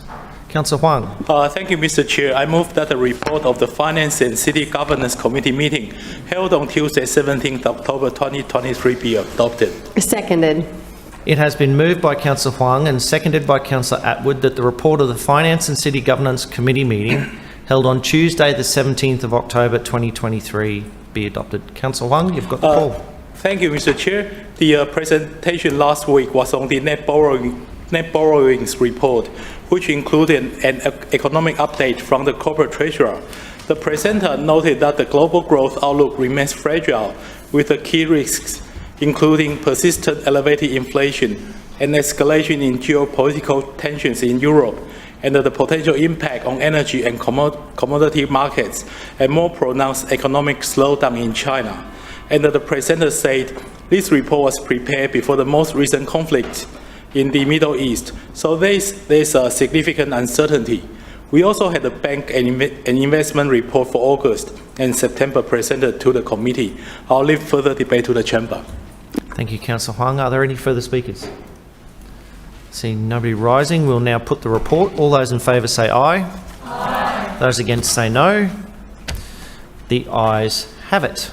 Councillors, we move on to the next item on the agenda, consideration of notified motions, and I draw your attention to the notice of motion in item 6 of the agenda. Councillor Johnson, could you please move your motion? Yes, thank you, Mr Chair. I move that Brisbane City Council installs overhead flashing signage like those around the Gabba and Suncorp Stadium on all arterial and district level roads entering the Queensland Tennis Centre parking area and undertakes all necessary steps to rename the Queensland Tennis parking area local law and replace the yellow street signage with a new name and signage such as the Queensland Tennis Centre regulated parking permit area, so the signage is not misleading and does not give the false impression that parking is allowed. Seconded. It has been moved by Councillor Johnson and seconded by Councillor Griffiths that Brisbane City Council installs overhead flashing signage like those around the Gabba and Suncorp Stadium on all arterial and district roads entering into the Queensland Tennis Centre parking area, and undertakes all necessary steps to rename the Queensland Tennis parking area local law and replace the yellow street signage with a new name and signage, such as the Tennis Centre regulated parking permit area, so that the signage is not misleading and does not give the false impression that parking is allowed. Is there any debate? Councillor Johnson. Yes, thank you, Mr Chairman. I've moved this motion today because the LNP administration over many years have failed to recognise the problem that they created when this parking regulated area was established. It's been many years since I have tried to have this fixed, and all requests so far have fallen on deaf ears. For some background, for new councillors, because there are quite a few, there are 23 regulated parking permit areas in the Brisbane City Council area, and they range across a number of areas, inner city wards, including many LNP councillors sitting on the other side of the chamber. To give you some examples of what those signs say and what those bylaws say, there are 15 regulated parking areas, and Auchenflower is one example. Their signs are regulated parking permit areas. Regulated parking permit area. There are 6 that say traffic area, and they include around Brisbane Central area, Lang Park area and others. There is one which is the Dutton Park area, which also includes part of Annerley and Fairfield. That's called the parking control area. And there is one, which is called the Queensland Tennis Centre parking area. Now, a few years ago, Brisbane City Council put up the yellow signs. So these yellow signs on each street went up in the Gabba ward, and because there was very limited signage in my ward, I pushed hard for Tennyson ward areas in the regulated parking zone to get the individual street yellow signs. They got them, which was a miracle. Unfortunately, those signs say Queensland Tennis Centre parking area. So even though they're yellow, which you'd think you would get some pause from, people driving out to the suburbs around the tennis centre see parking area and they think, I can park here. So the residents of multiple suburbs, including Tennyson, Yeronpilly and Yeronga, who all fall within this regulated parking area scheme, essentially pay a fee for a service that council does not provide. Now, for those who go, well, stop whinging, Nicole, why haven't you done something about this? The first time this problem became apparent was in 2017, and I wrote to the then chair of the Infrastructure Committee, Councillor Cooper. This is Councillor Cooper's very brief response. As the terminology is compliant with the local law, including the MUCTD, no changes are proposed. So she just said, tough, we're not changing anything. So that was fine. That's probably why my vote's so good in Tennyson. I sent Councillor Cooper's letter out, and I still send it out to everybody, saying that council refuses to even consider this. Since then, it's got worse though. Over the last few years, there have been every year problems with the flip signs that are on some of the main roads. Last year, or this year, for the tennis, council accidentally forgot to flip them over. So even though there was a major event on at the stadium, and even though residents paid $16, I think it is now, for a parking permit, council didn't activate the parking control signs. So I also raised this issue, and I raised this issue with the Lord Mayor in this chamber, And I also raised it with the head of infrastructure for council, the head of, transport and planning operations for council. So this is what I got back in response. As discussed, it's unlikely that a capital investment over $1 million, no one's ever explained to me where that comes from, for gantries and flip signs for the tennis centre in a similar way to Suncorp would be prioritised internally for capital fundings, as there is only 2 events per year at the tennis centre and approximately 50 at Suncorp. Fair enough, there's more than 2 at Tennyson, but that's fine.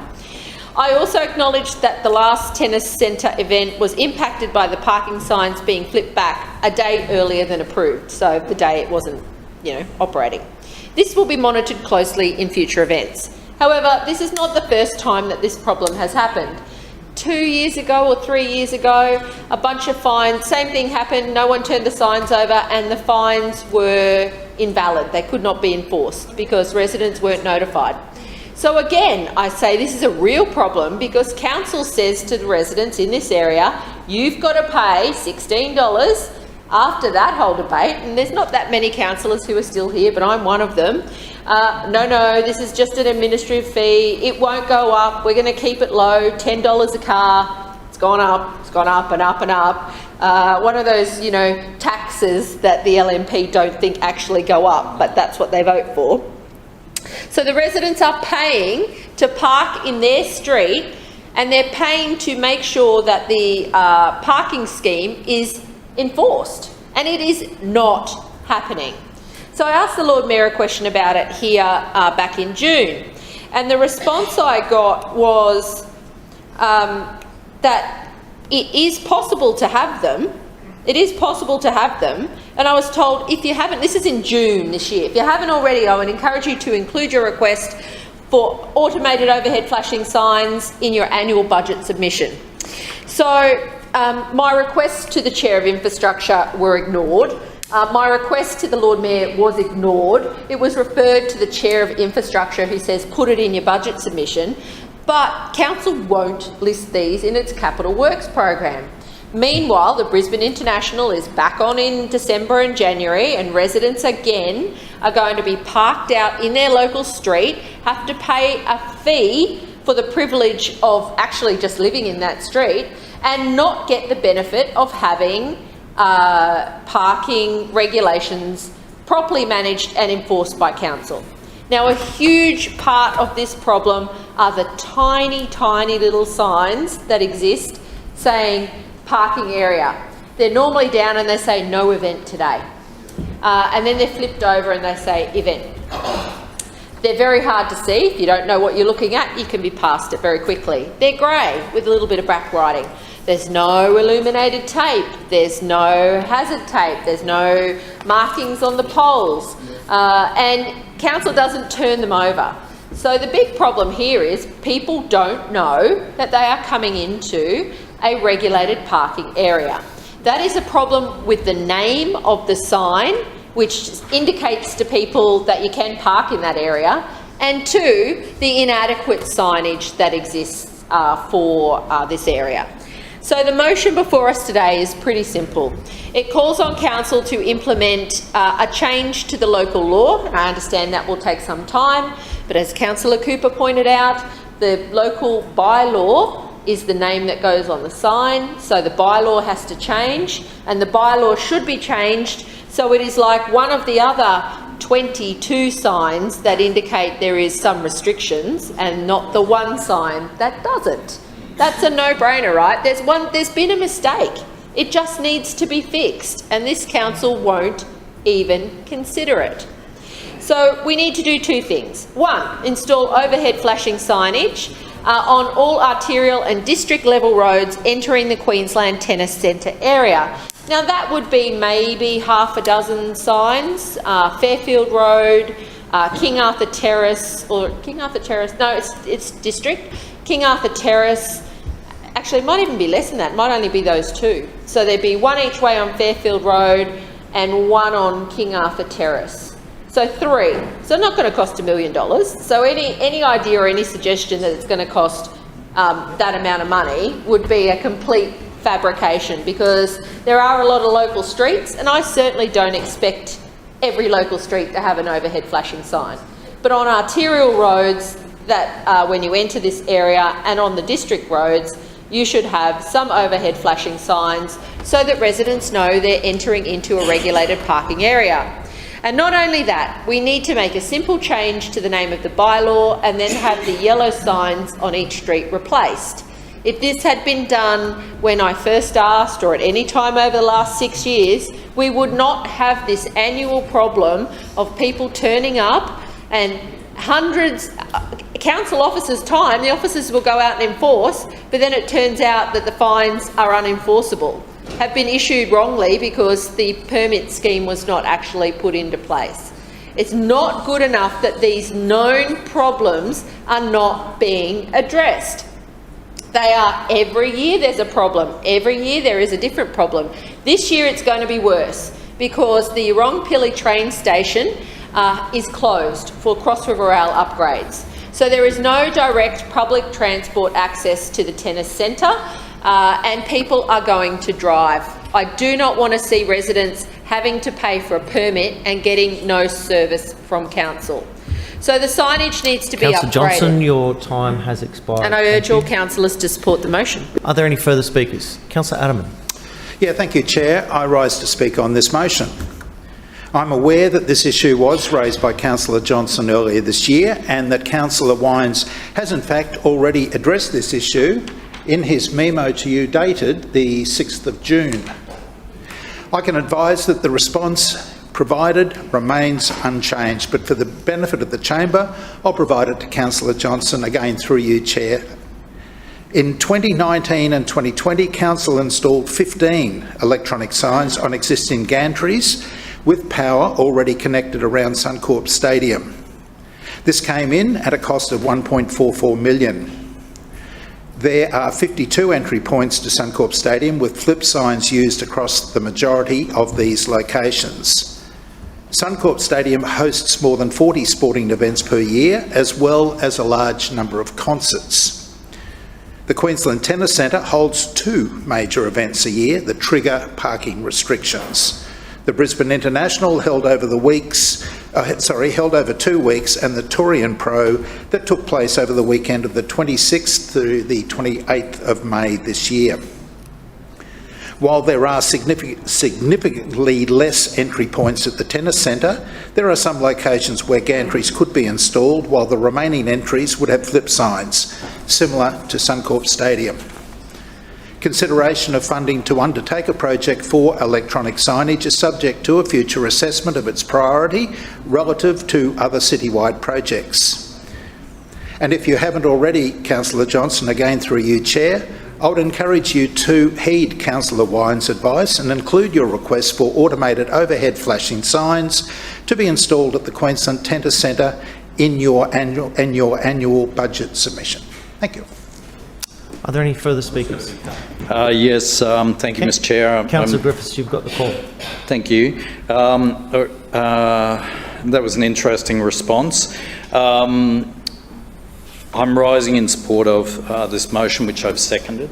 I believe that the request that Councillor Johnson's put through is logical, it's reasonable, and would meet both the residents' needs who live in the area, and I'm one of those residents who live in that area, as well as ensure that we are doing consistent signage across the whole city. So I know that residents that come from outside the area will often complain to me in the adjoining ward about being fined for parking the area during one of these events. I know my neighbours will complain to me about being fined for parking in their own street during one of these events.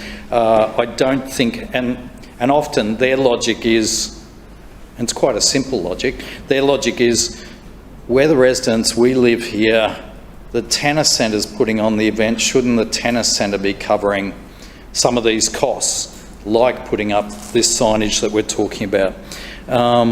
I think what Councillor Johnston's saying is logical, I think it's reasonable, and I would certainly ask the administration to make consistent signage across the city. Thank you.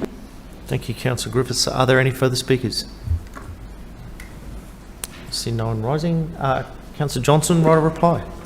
Thank you. So earlier today, on the appointment of the new councillor for Walter Taylor Ward, I made some remarks along the lines of the new councillors shouldn't be seat fillers. They just shouldn't sit there and do what they're told.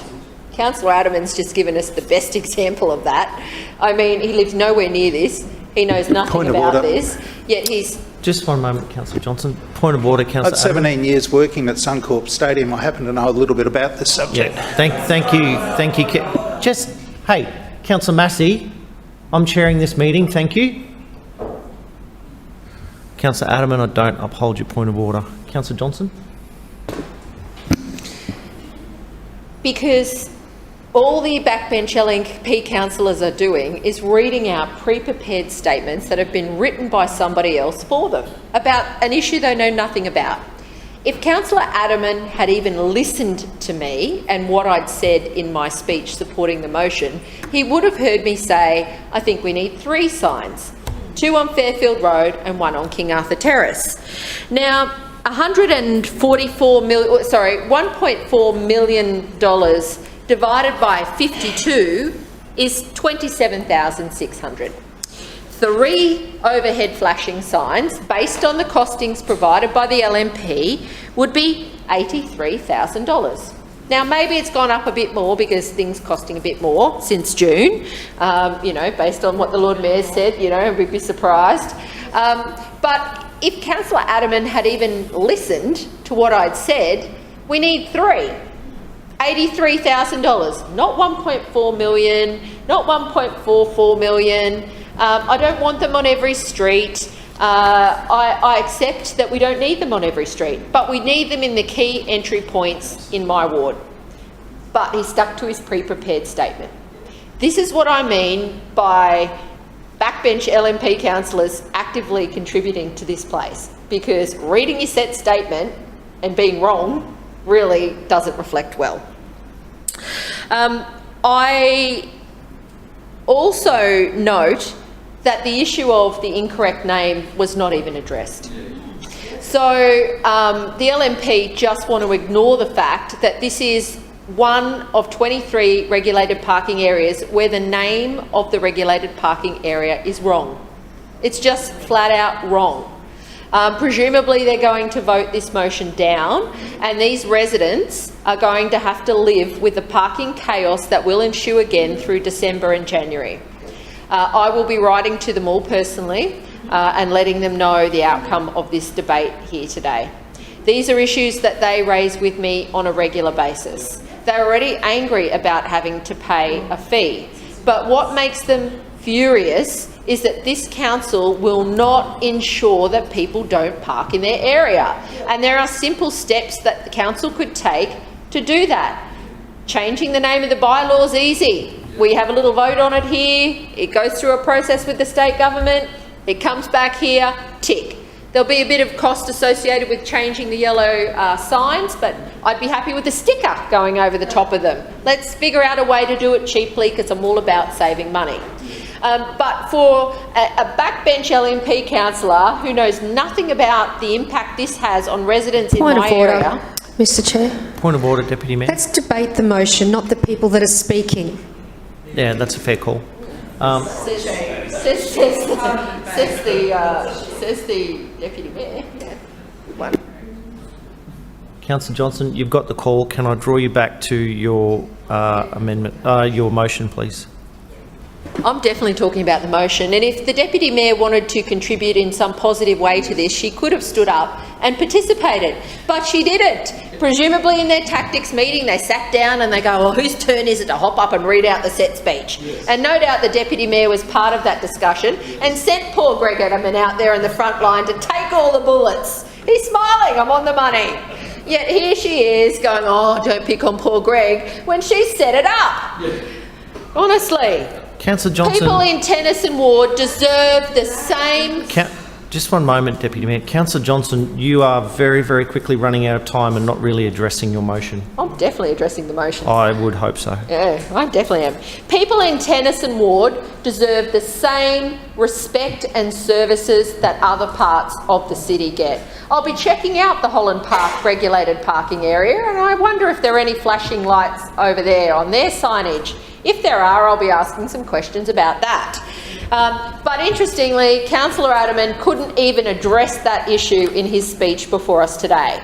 Council knows this is a problem. It's a known problem. We need practical solutions to make sure these problems are addressed, and we need to find about 90,000 or 100 grand to put some overhead flashing lights in on Fairfield Road and King Arthur Terrace, so that these residents can have some security that this council is taking their money and they are getting a service. Not forgotten, not forgotten to have signs turned over, not ignored, not the wrong signage up, but making sure that the services that they are paying for are being properly delivered. And the fact that the LNP Council today refuses to support this motion and won't even genuinely debate the issue, the Transport Chair is not here, the Infrastructure Chairman couldn't be bothered to turn up, the Cars Chairman sitting there doing nothing. No Chair who is responsible for this is even prepared to be part of the debate. So to everybody in the regulated parking area in Tennyson, in Yurongpilly and Yeronga, the LNP have abandoned you. They are not interested in even making a basic change to make your life a little bit easier. They're fully prepared to take your money, but they are not prepared to deliver the services. That is wrong. I am disappointed that the issues that have been genuinely raised here tonight, as they have for many years, have not been addressed, but that is your LNP Lord Mayor and the LNP minions that support him, who will not engage in constructive debate to ensure that changes are made where mistakes that are known can be actively addressed. It's incredibly disappointing that these residents are going to have to deal with parking chaos yet again, and I fully expect that there'll be another stuff up by council and these residents will have to cop illegal parking, parking on their footpaths, parking across their driveways, and it'll be even worse this year because the Brisbane International is going to be bigger and there is no public transport to the train station. I urge all councillors to support the motion. Thank you, Councillor. We will now put the motion before us. All those in favour say aye. Aye. Those against say no. No. The noes have it. Division. Division. Division called by Councillor Johnson and seconded by Councillor Massey. Ayes to my right, noes to my left. Clerks, please ring the bells.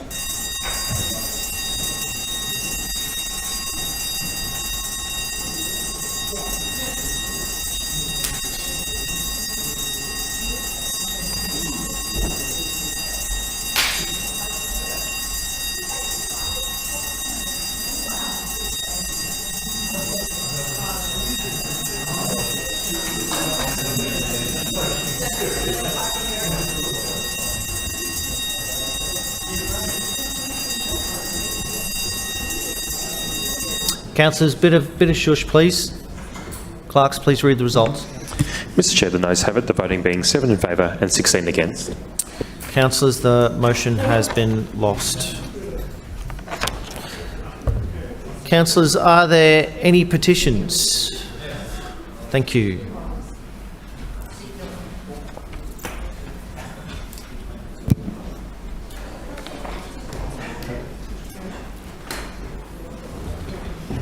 Councillor Cassidy.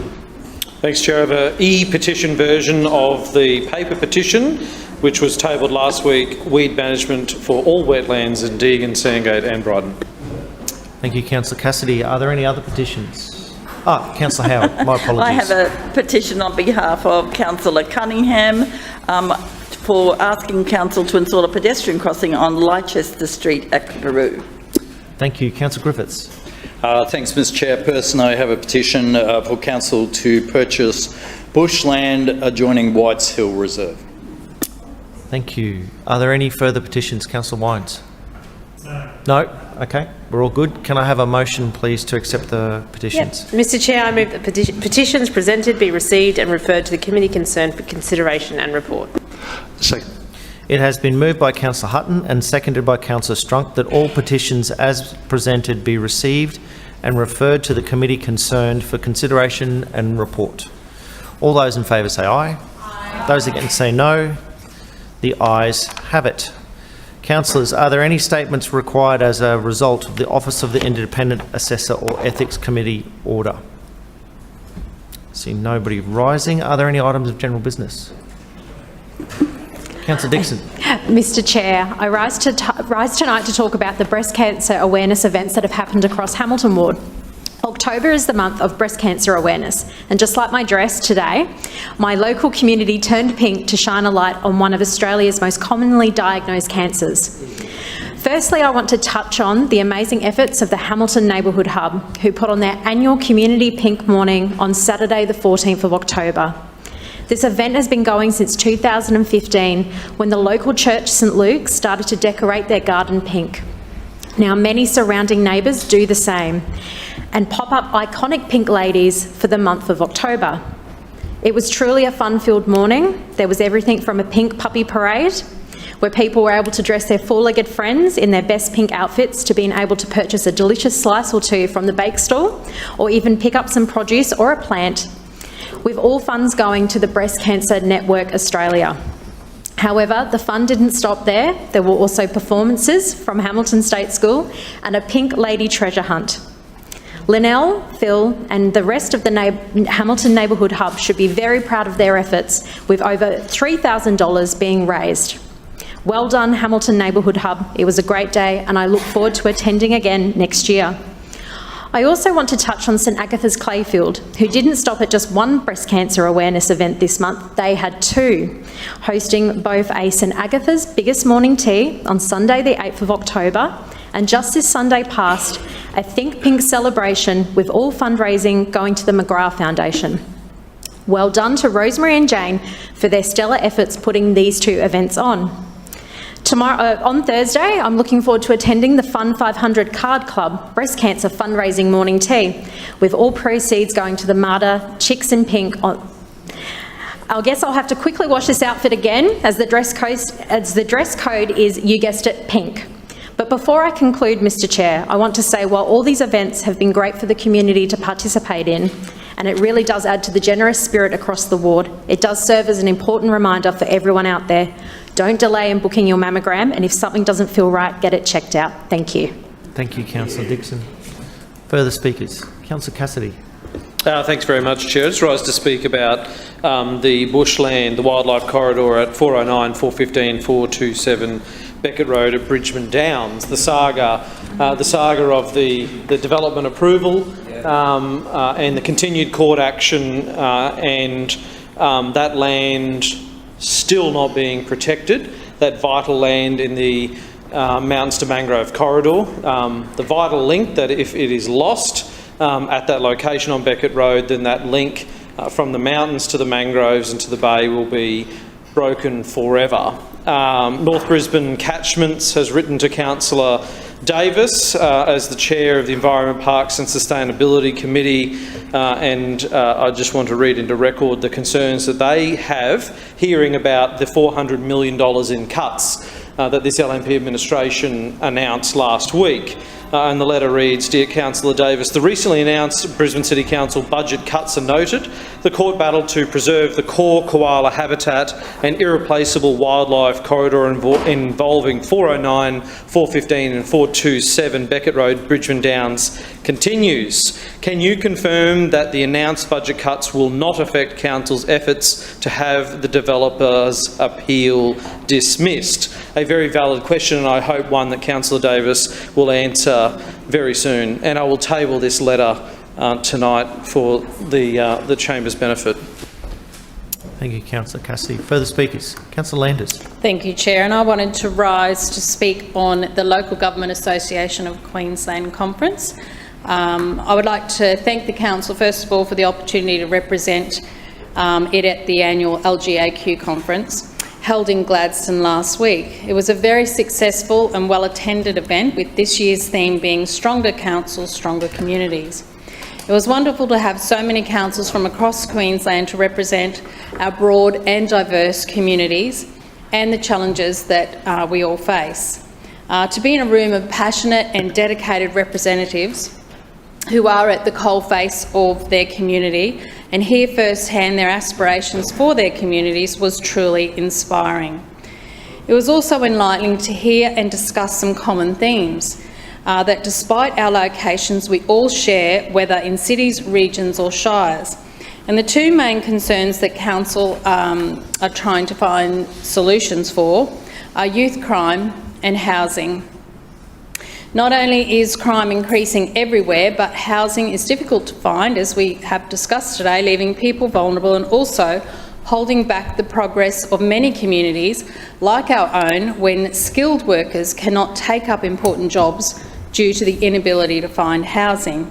And another common theme is that councils are being left to try and find the solutions on their own. As the Lord Mayor has talked about today, our council is also doing the heavy lifting by implementing changes and incentives for affordable housing. And in fact, two of our council's motions carried at the conference was exactly around build to rent. I'll just read them out for you. The first one, the LGAQ calls on the state government, in consultation with local government, to pass legislation to include new definitions within the Planning Regulation 2017 for smaller scale attached residential development up to 6 dwellings and build to rent developments, which got 188 votes supports. And the other one was the LGAQ calls on the state government, in consultation with local government, to pass legislation to support local government to condition covenants on property titles to ensure that affordable or social housing outcomes in new developments are binding on successive owners of the dwelling. And another 180 people supported that. The LGAQ will continue to listen and engage and be the voice of local government to both state and federal government, and ensure that all Queenslanders are heard and our outcomes achieved. There were 152 motions put forward, and all were voted on with the majority carried, including, in general, the majority carried, including 15 from Brisbane City Council. And it really was a very collegiate and supportive forum. And now, of course, the LGAQ will work very hard on both those policies and the others of our 15 total that were all passed, and lobby on our behalf to the state government. The LGAQ is also continuing to achieve outcomes in regard to the OIA, and we had the opportunity to attend the State Parliamentary Committee hearing on local government, on the Local Government Councillor Conduct and Other Legislation Amendment Bill 2023, which was held in Gladstone during the conference. And many councillors were able to provide feedback and suggestions to the committee. We also attended panel discussions including updates on dangerous dog attack law reforms, cost shifting and challenges facing South East Queensland. Councils are feeling less resourced to meet infrastructure growth, with more and more people moving into the regions, and the livability is also challenged when hospitals, schools, policing and public transport are not keeping up. We also heard from Blackall-Tambo Mayor Councillor Andrew Martin and Isaac Regional Council Mayor Councillor Anne Baker on a cyber attack that both their councils had experienced, and they took us through step by step on how that evolved, the struggle to try and get back their data, and of course the impact this had on their council budget, and what steps they've taken. So it just shows you in these regional councils even that they are subject and open to these attacks. So it was interesting to hear both of them give an account of what happened. We also heard from the Yarrabah Aboriginal Shire Council on their initiative to help their community with the cost of electricity and power security. So they've taken matters into their hands, and with investment in solar panels, which in that council, of course, they have community housing, and they have put solar panels on all of the roofs and reduced the bill, which residents were paying, the households, it was costing up to $1,000 her bill. And you can imagine in that community the challenges faced, and the importance of that electricity for them. So this project also was important because the community relied on a single 90-kilometre weather-prone power line, and so loss of power or people not using power because it costs too much obviously affected all aspects of their life and their health. So it was great to hear how they met that challenge. There were also great ideas and innovations showcased by the exhibitors in the expo hall, and it literally took 3 days to visit them all. I know Councillor Atwood and I both had some great conversations and brought back ideas to pass on to chairs, as well as speaking to many sporting codes who were all there under the one roof, and other community reps. And these relationships, as we all know, are important to help support our community. And as I said, it was just great to have them all there under that one roof. And of course, the networking and conversations that took place during the breaks cannot be underestimated, with the sharing of ideas and projects taking place. And on a personal level, having lived and taught in both Aramac and Mackay, it was wonderful to catch up with councillors from those areas who, one of the councillors, particularly from Aramac, Gary Peoples, who was actually a councillor when I was living out there quite some time ago. So it was great to catch up and actually get some information on what my former students were up to, and of course some of them are working for council. So it was really lovely on that personal side too to catch up with all of them. And I just want to finish by once again thanking council for this great opportunity to represent them at LGAQ, and commend the work that LGAQ are doing for all of us. Thank you, Councillor Landers. Further items of general business. Councillor Massey. Thank you, Chair. I rise to speak on the Laura Street Festival, which was held in the Gabba Ward on the 15th of October. If you don't know about the Laura Street Festival is one of the most grassroots festivals that exists in Brisbane, put together by volunteers that live on that street, where venues are actually the houses, completely involving everyone from Laura Street, right? An incredible event that was much needed by that community. Across the street, we had live music venues, meditation workshops, conversations and talks. The road closure meant that there was activity all down the street, and basically this Laura Street community completely owned it. Thousands of people went to it.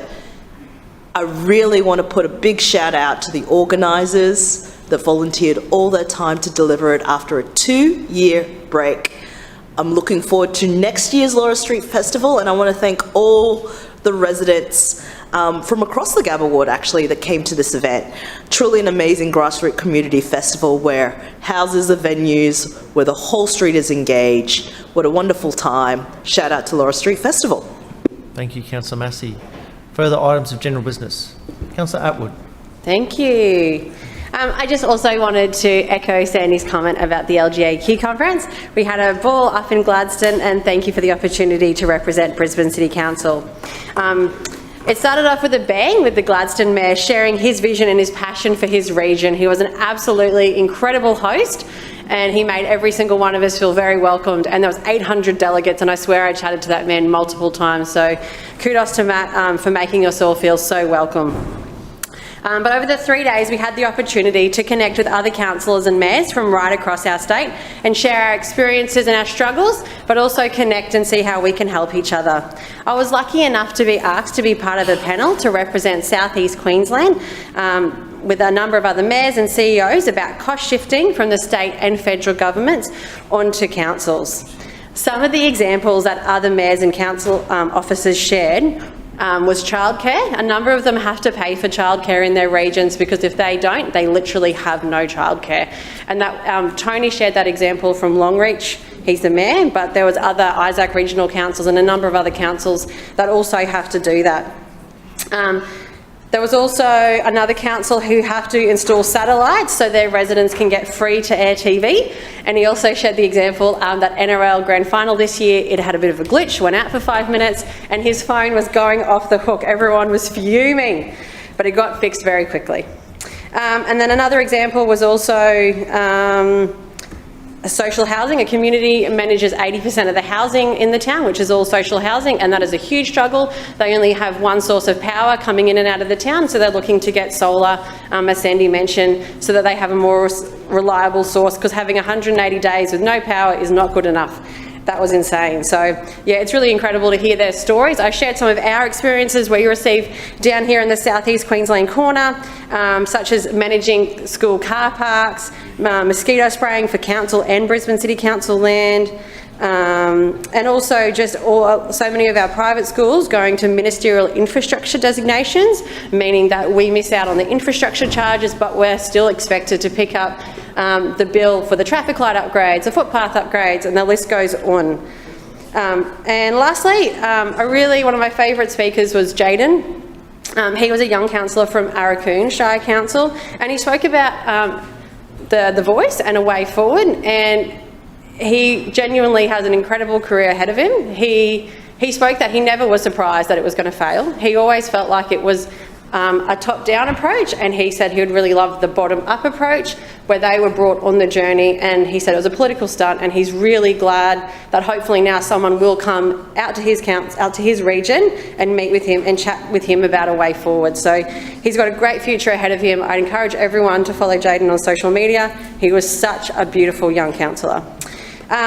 And another highlight was to connect with other young councillors as part of the Young Councillor Cohort Program. I've been a part of that for 6 months now, and I've been connected with the Deputy Mayor from Isaac Regional Council, Kelly, and all of the mentors and young councillors came together for a networking event over it. And yeah, it was really great to hear and to get mentorship from just so many beautiful mayors right across our state, helping us. And yeah, it was good to know that we're not in this alone, and we're all out there trying to make our communities better. But thank you everyone for allowing Sandy and I the opportunity. We really enjoyed it, and yeah, thank you. Thank you, Councillor Elwood. Are there further speakers? Councillor Strong. Thank you, Chair. I rise tonight to speak in regards to a couple of events that have happened in my ward over the last week or so, and then maybe an observation or two. The first is our Lions Club of Forest Lake celebrated their 30th anniversary last Saturday at the Bluefin Fishing Club, and we had people, former members that are still Lions, but they aren't a member of our club because they moved on to other areas for retirement or whatever, and they came back for the 30th anniversary. It was really good to catch up with those that were able to make it.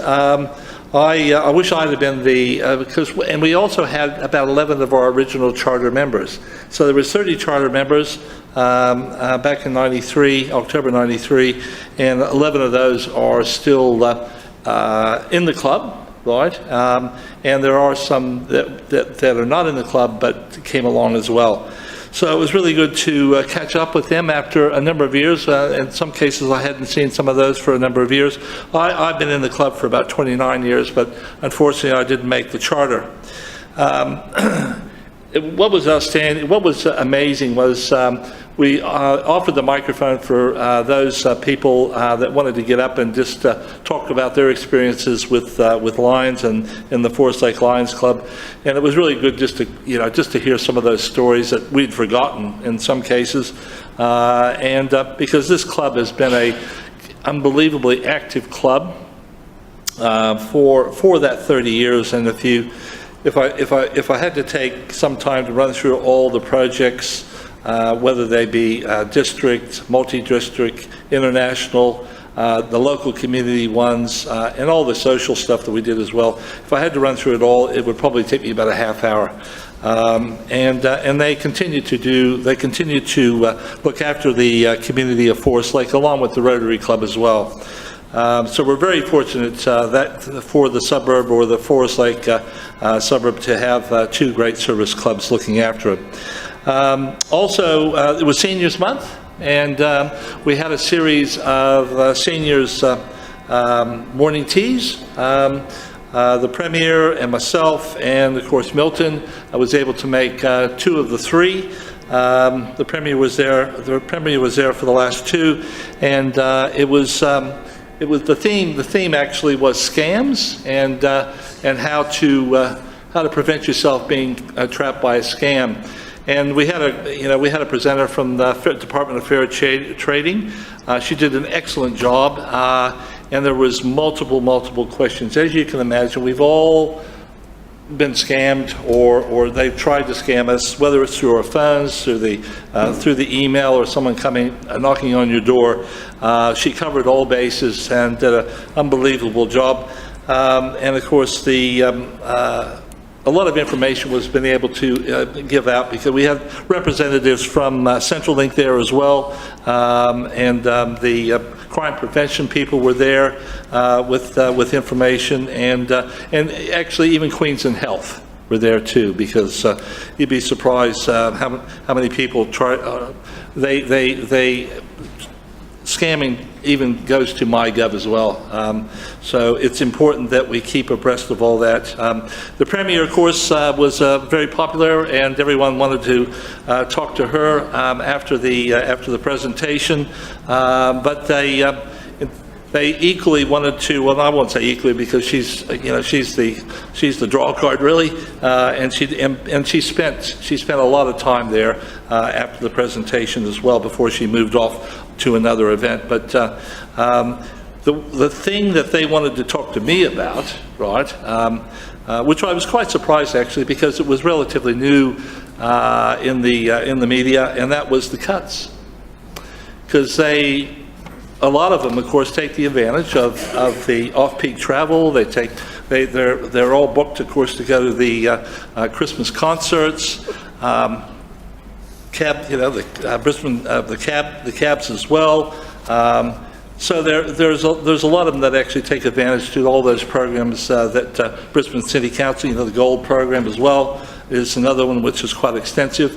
And they're all worried. They're all worried about and asking me, are they going to be affected with the $400 million cut? Or they didn't actually use the $400 million. They just said the cuts. And I couldn't answer their question, because I don't know. I don't know what's going to. But I said, well, at least, what the Lord Mayor said is he wants to cut $400 million, and it's supposed to be about 10%. So I don't know how that's going to work with some of these services. Even the rebates, they were worried about their rates rebates, and they were worried. They're all worried about, because most of them are pensioners, and they're not self-funded retirees, most of them either. They're actually pensioners, and yes, maybe they own their home, but they don't have a lot of income coming in, so they rely upon those services and that support mechanism that the City Council gives. So I said, well, I'll keep them abreast as to what happens with these cuts, and we'll communicate with them, right? Being that they came along to the event, of course, we have their address, or email, I should say, so we're able to communicate with them directly.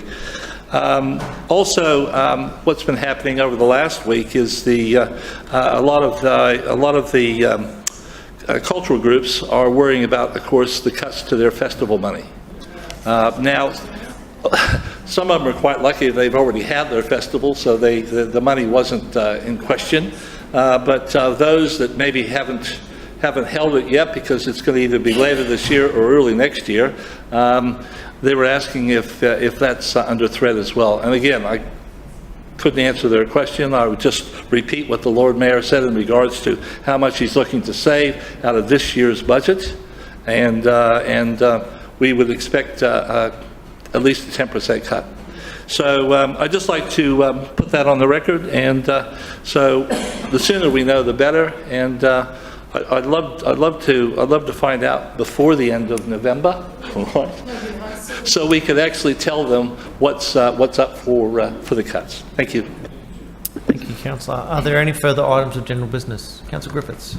Yes, thank you, Mr. Chair. And I'd just like to use general business to talk about a couple of superstars that I have and I'd like to acknowledge. First off, I would just like to correct something the Lord Mayor said earlier today. And I think the Lord Mayor said that I'd been in the chamber 20 years. been in here 21. So let's just correct that.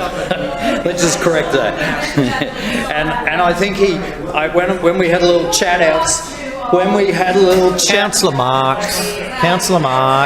When we had a little chat outside, I know the Lord Mayor said, and you're going round again. So that's good. Thank you.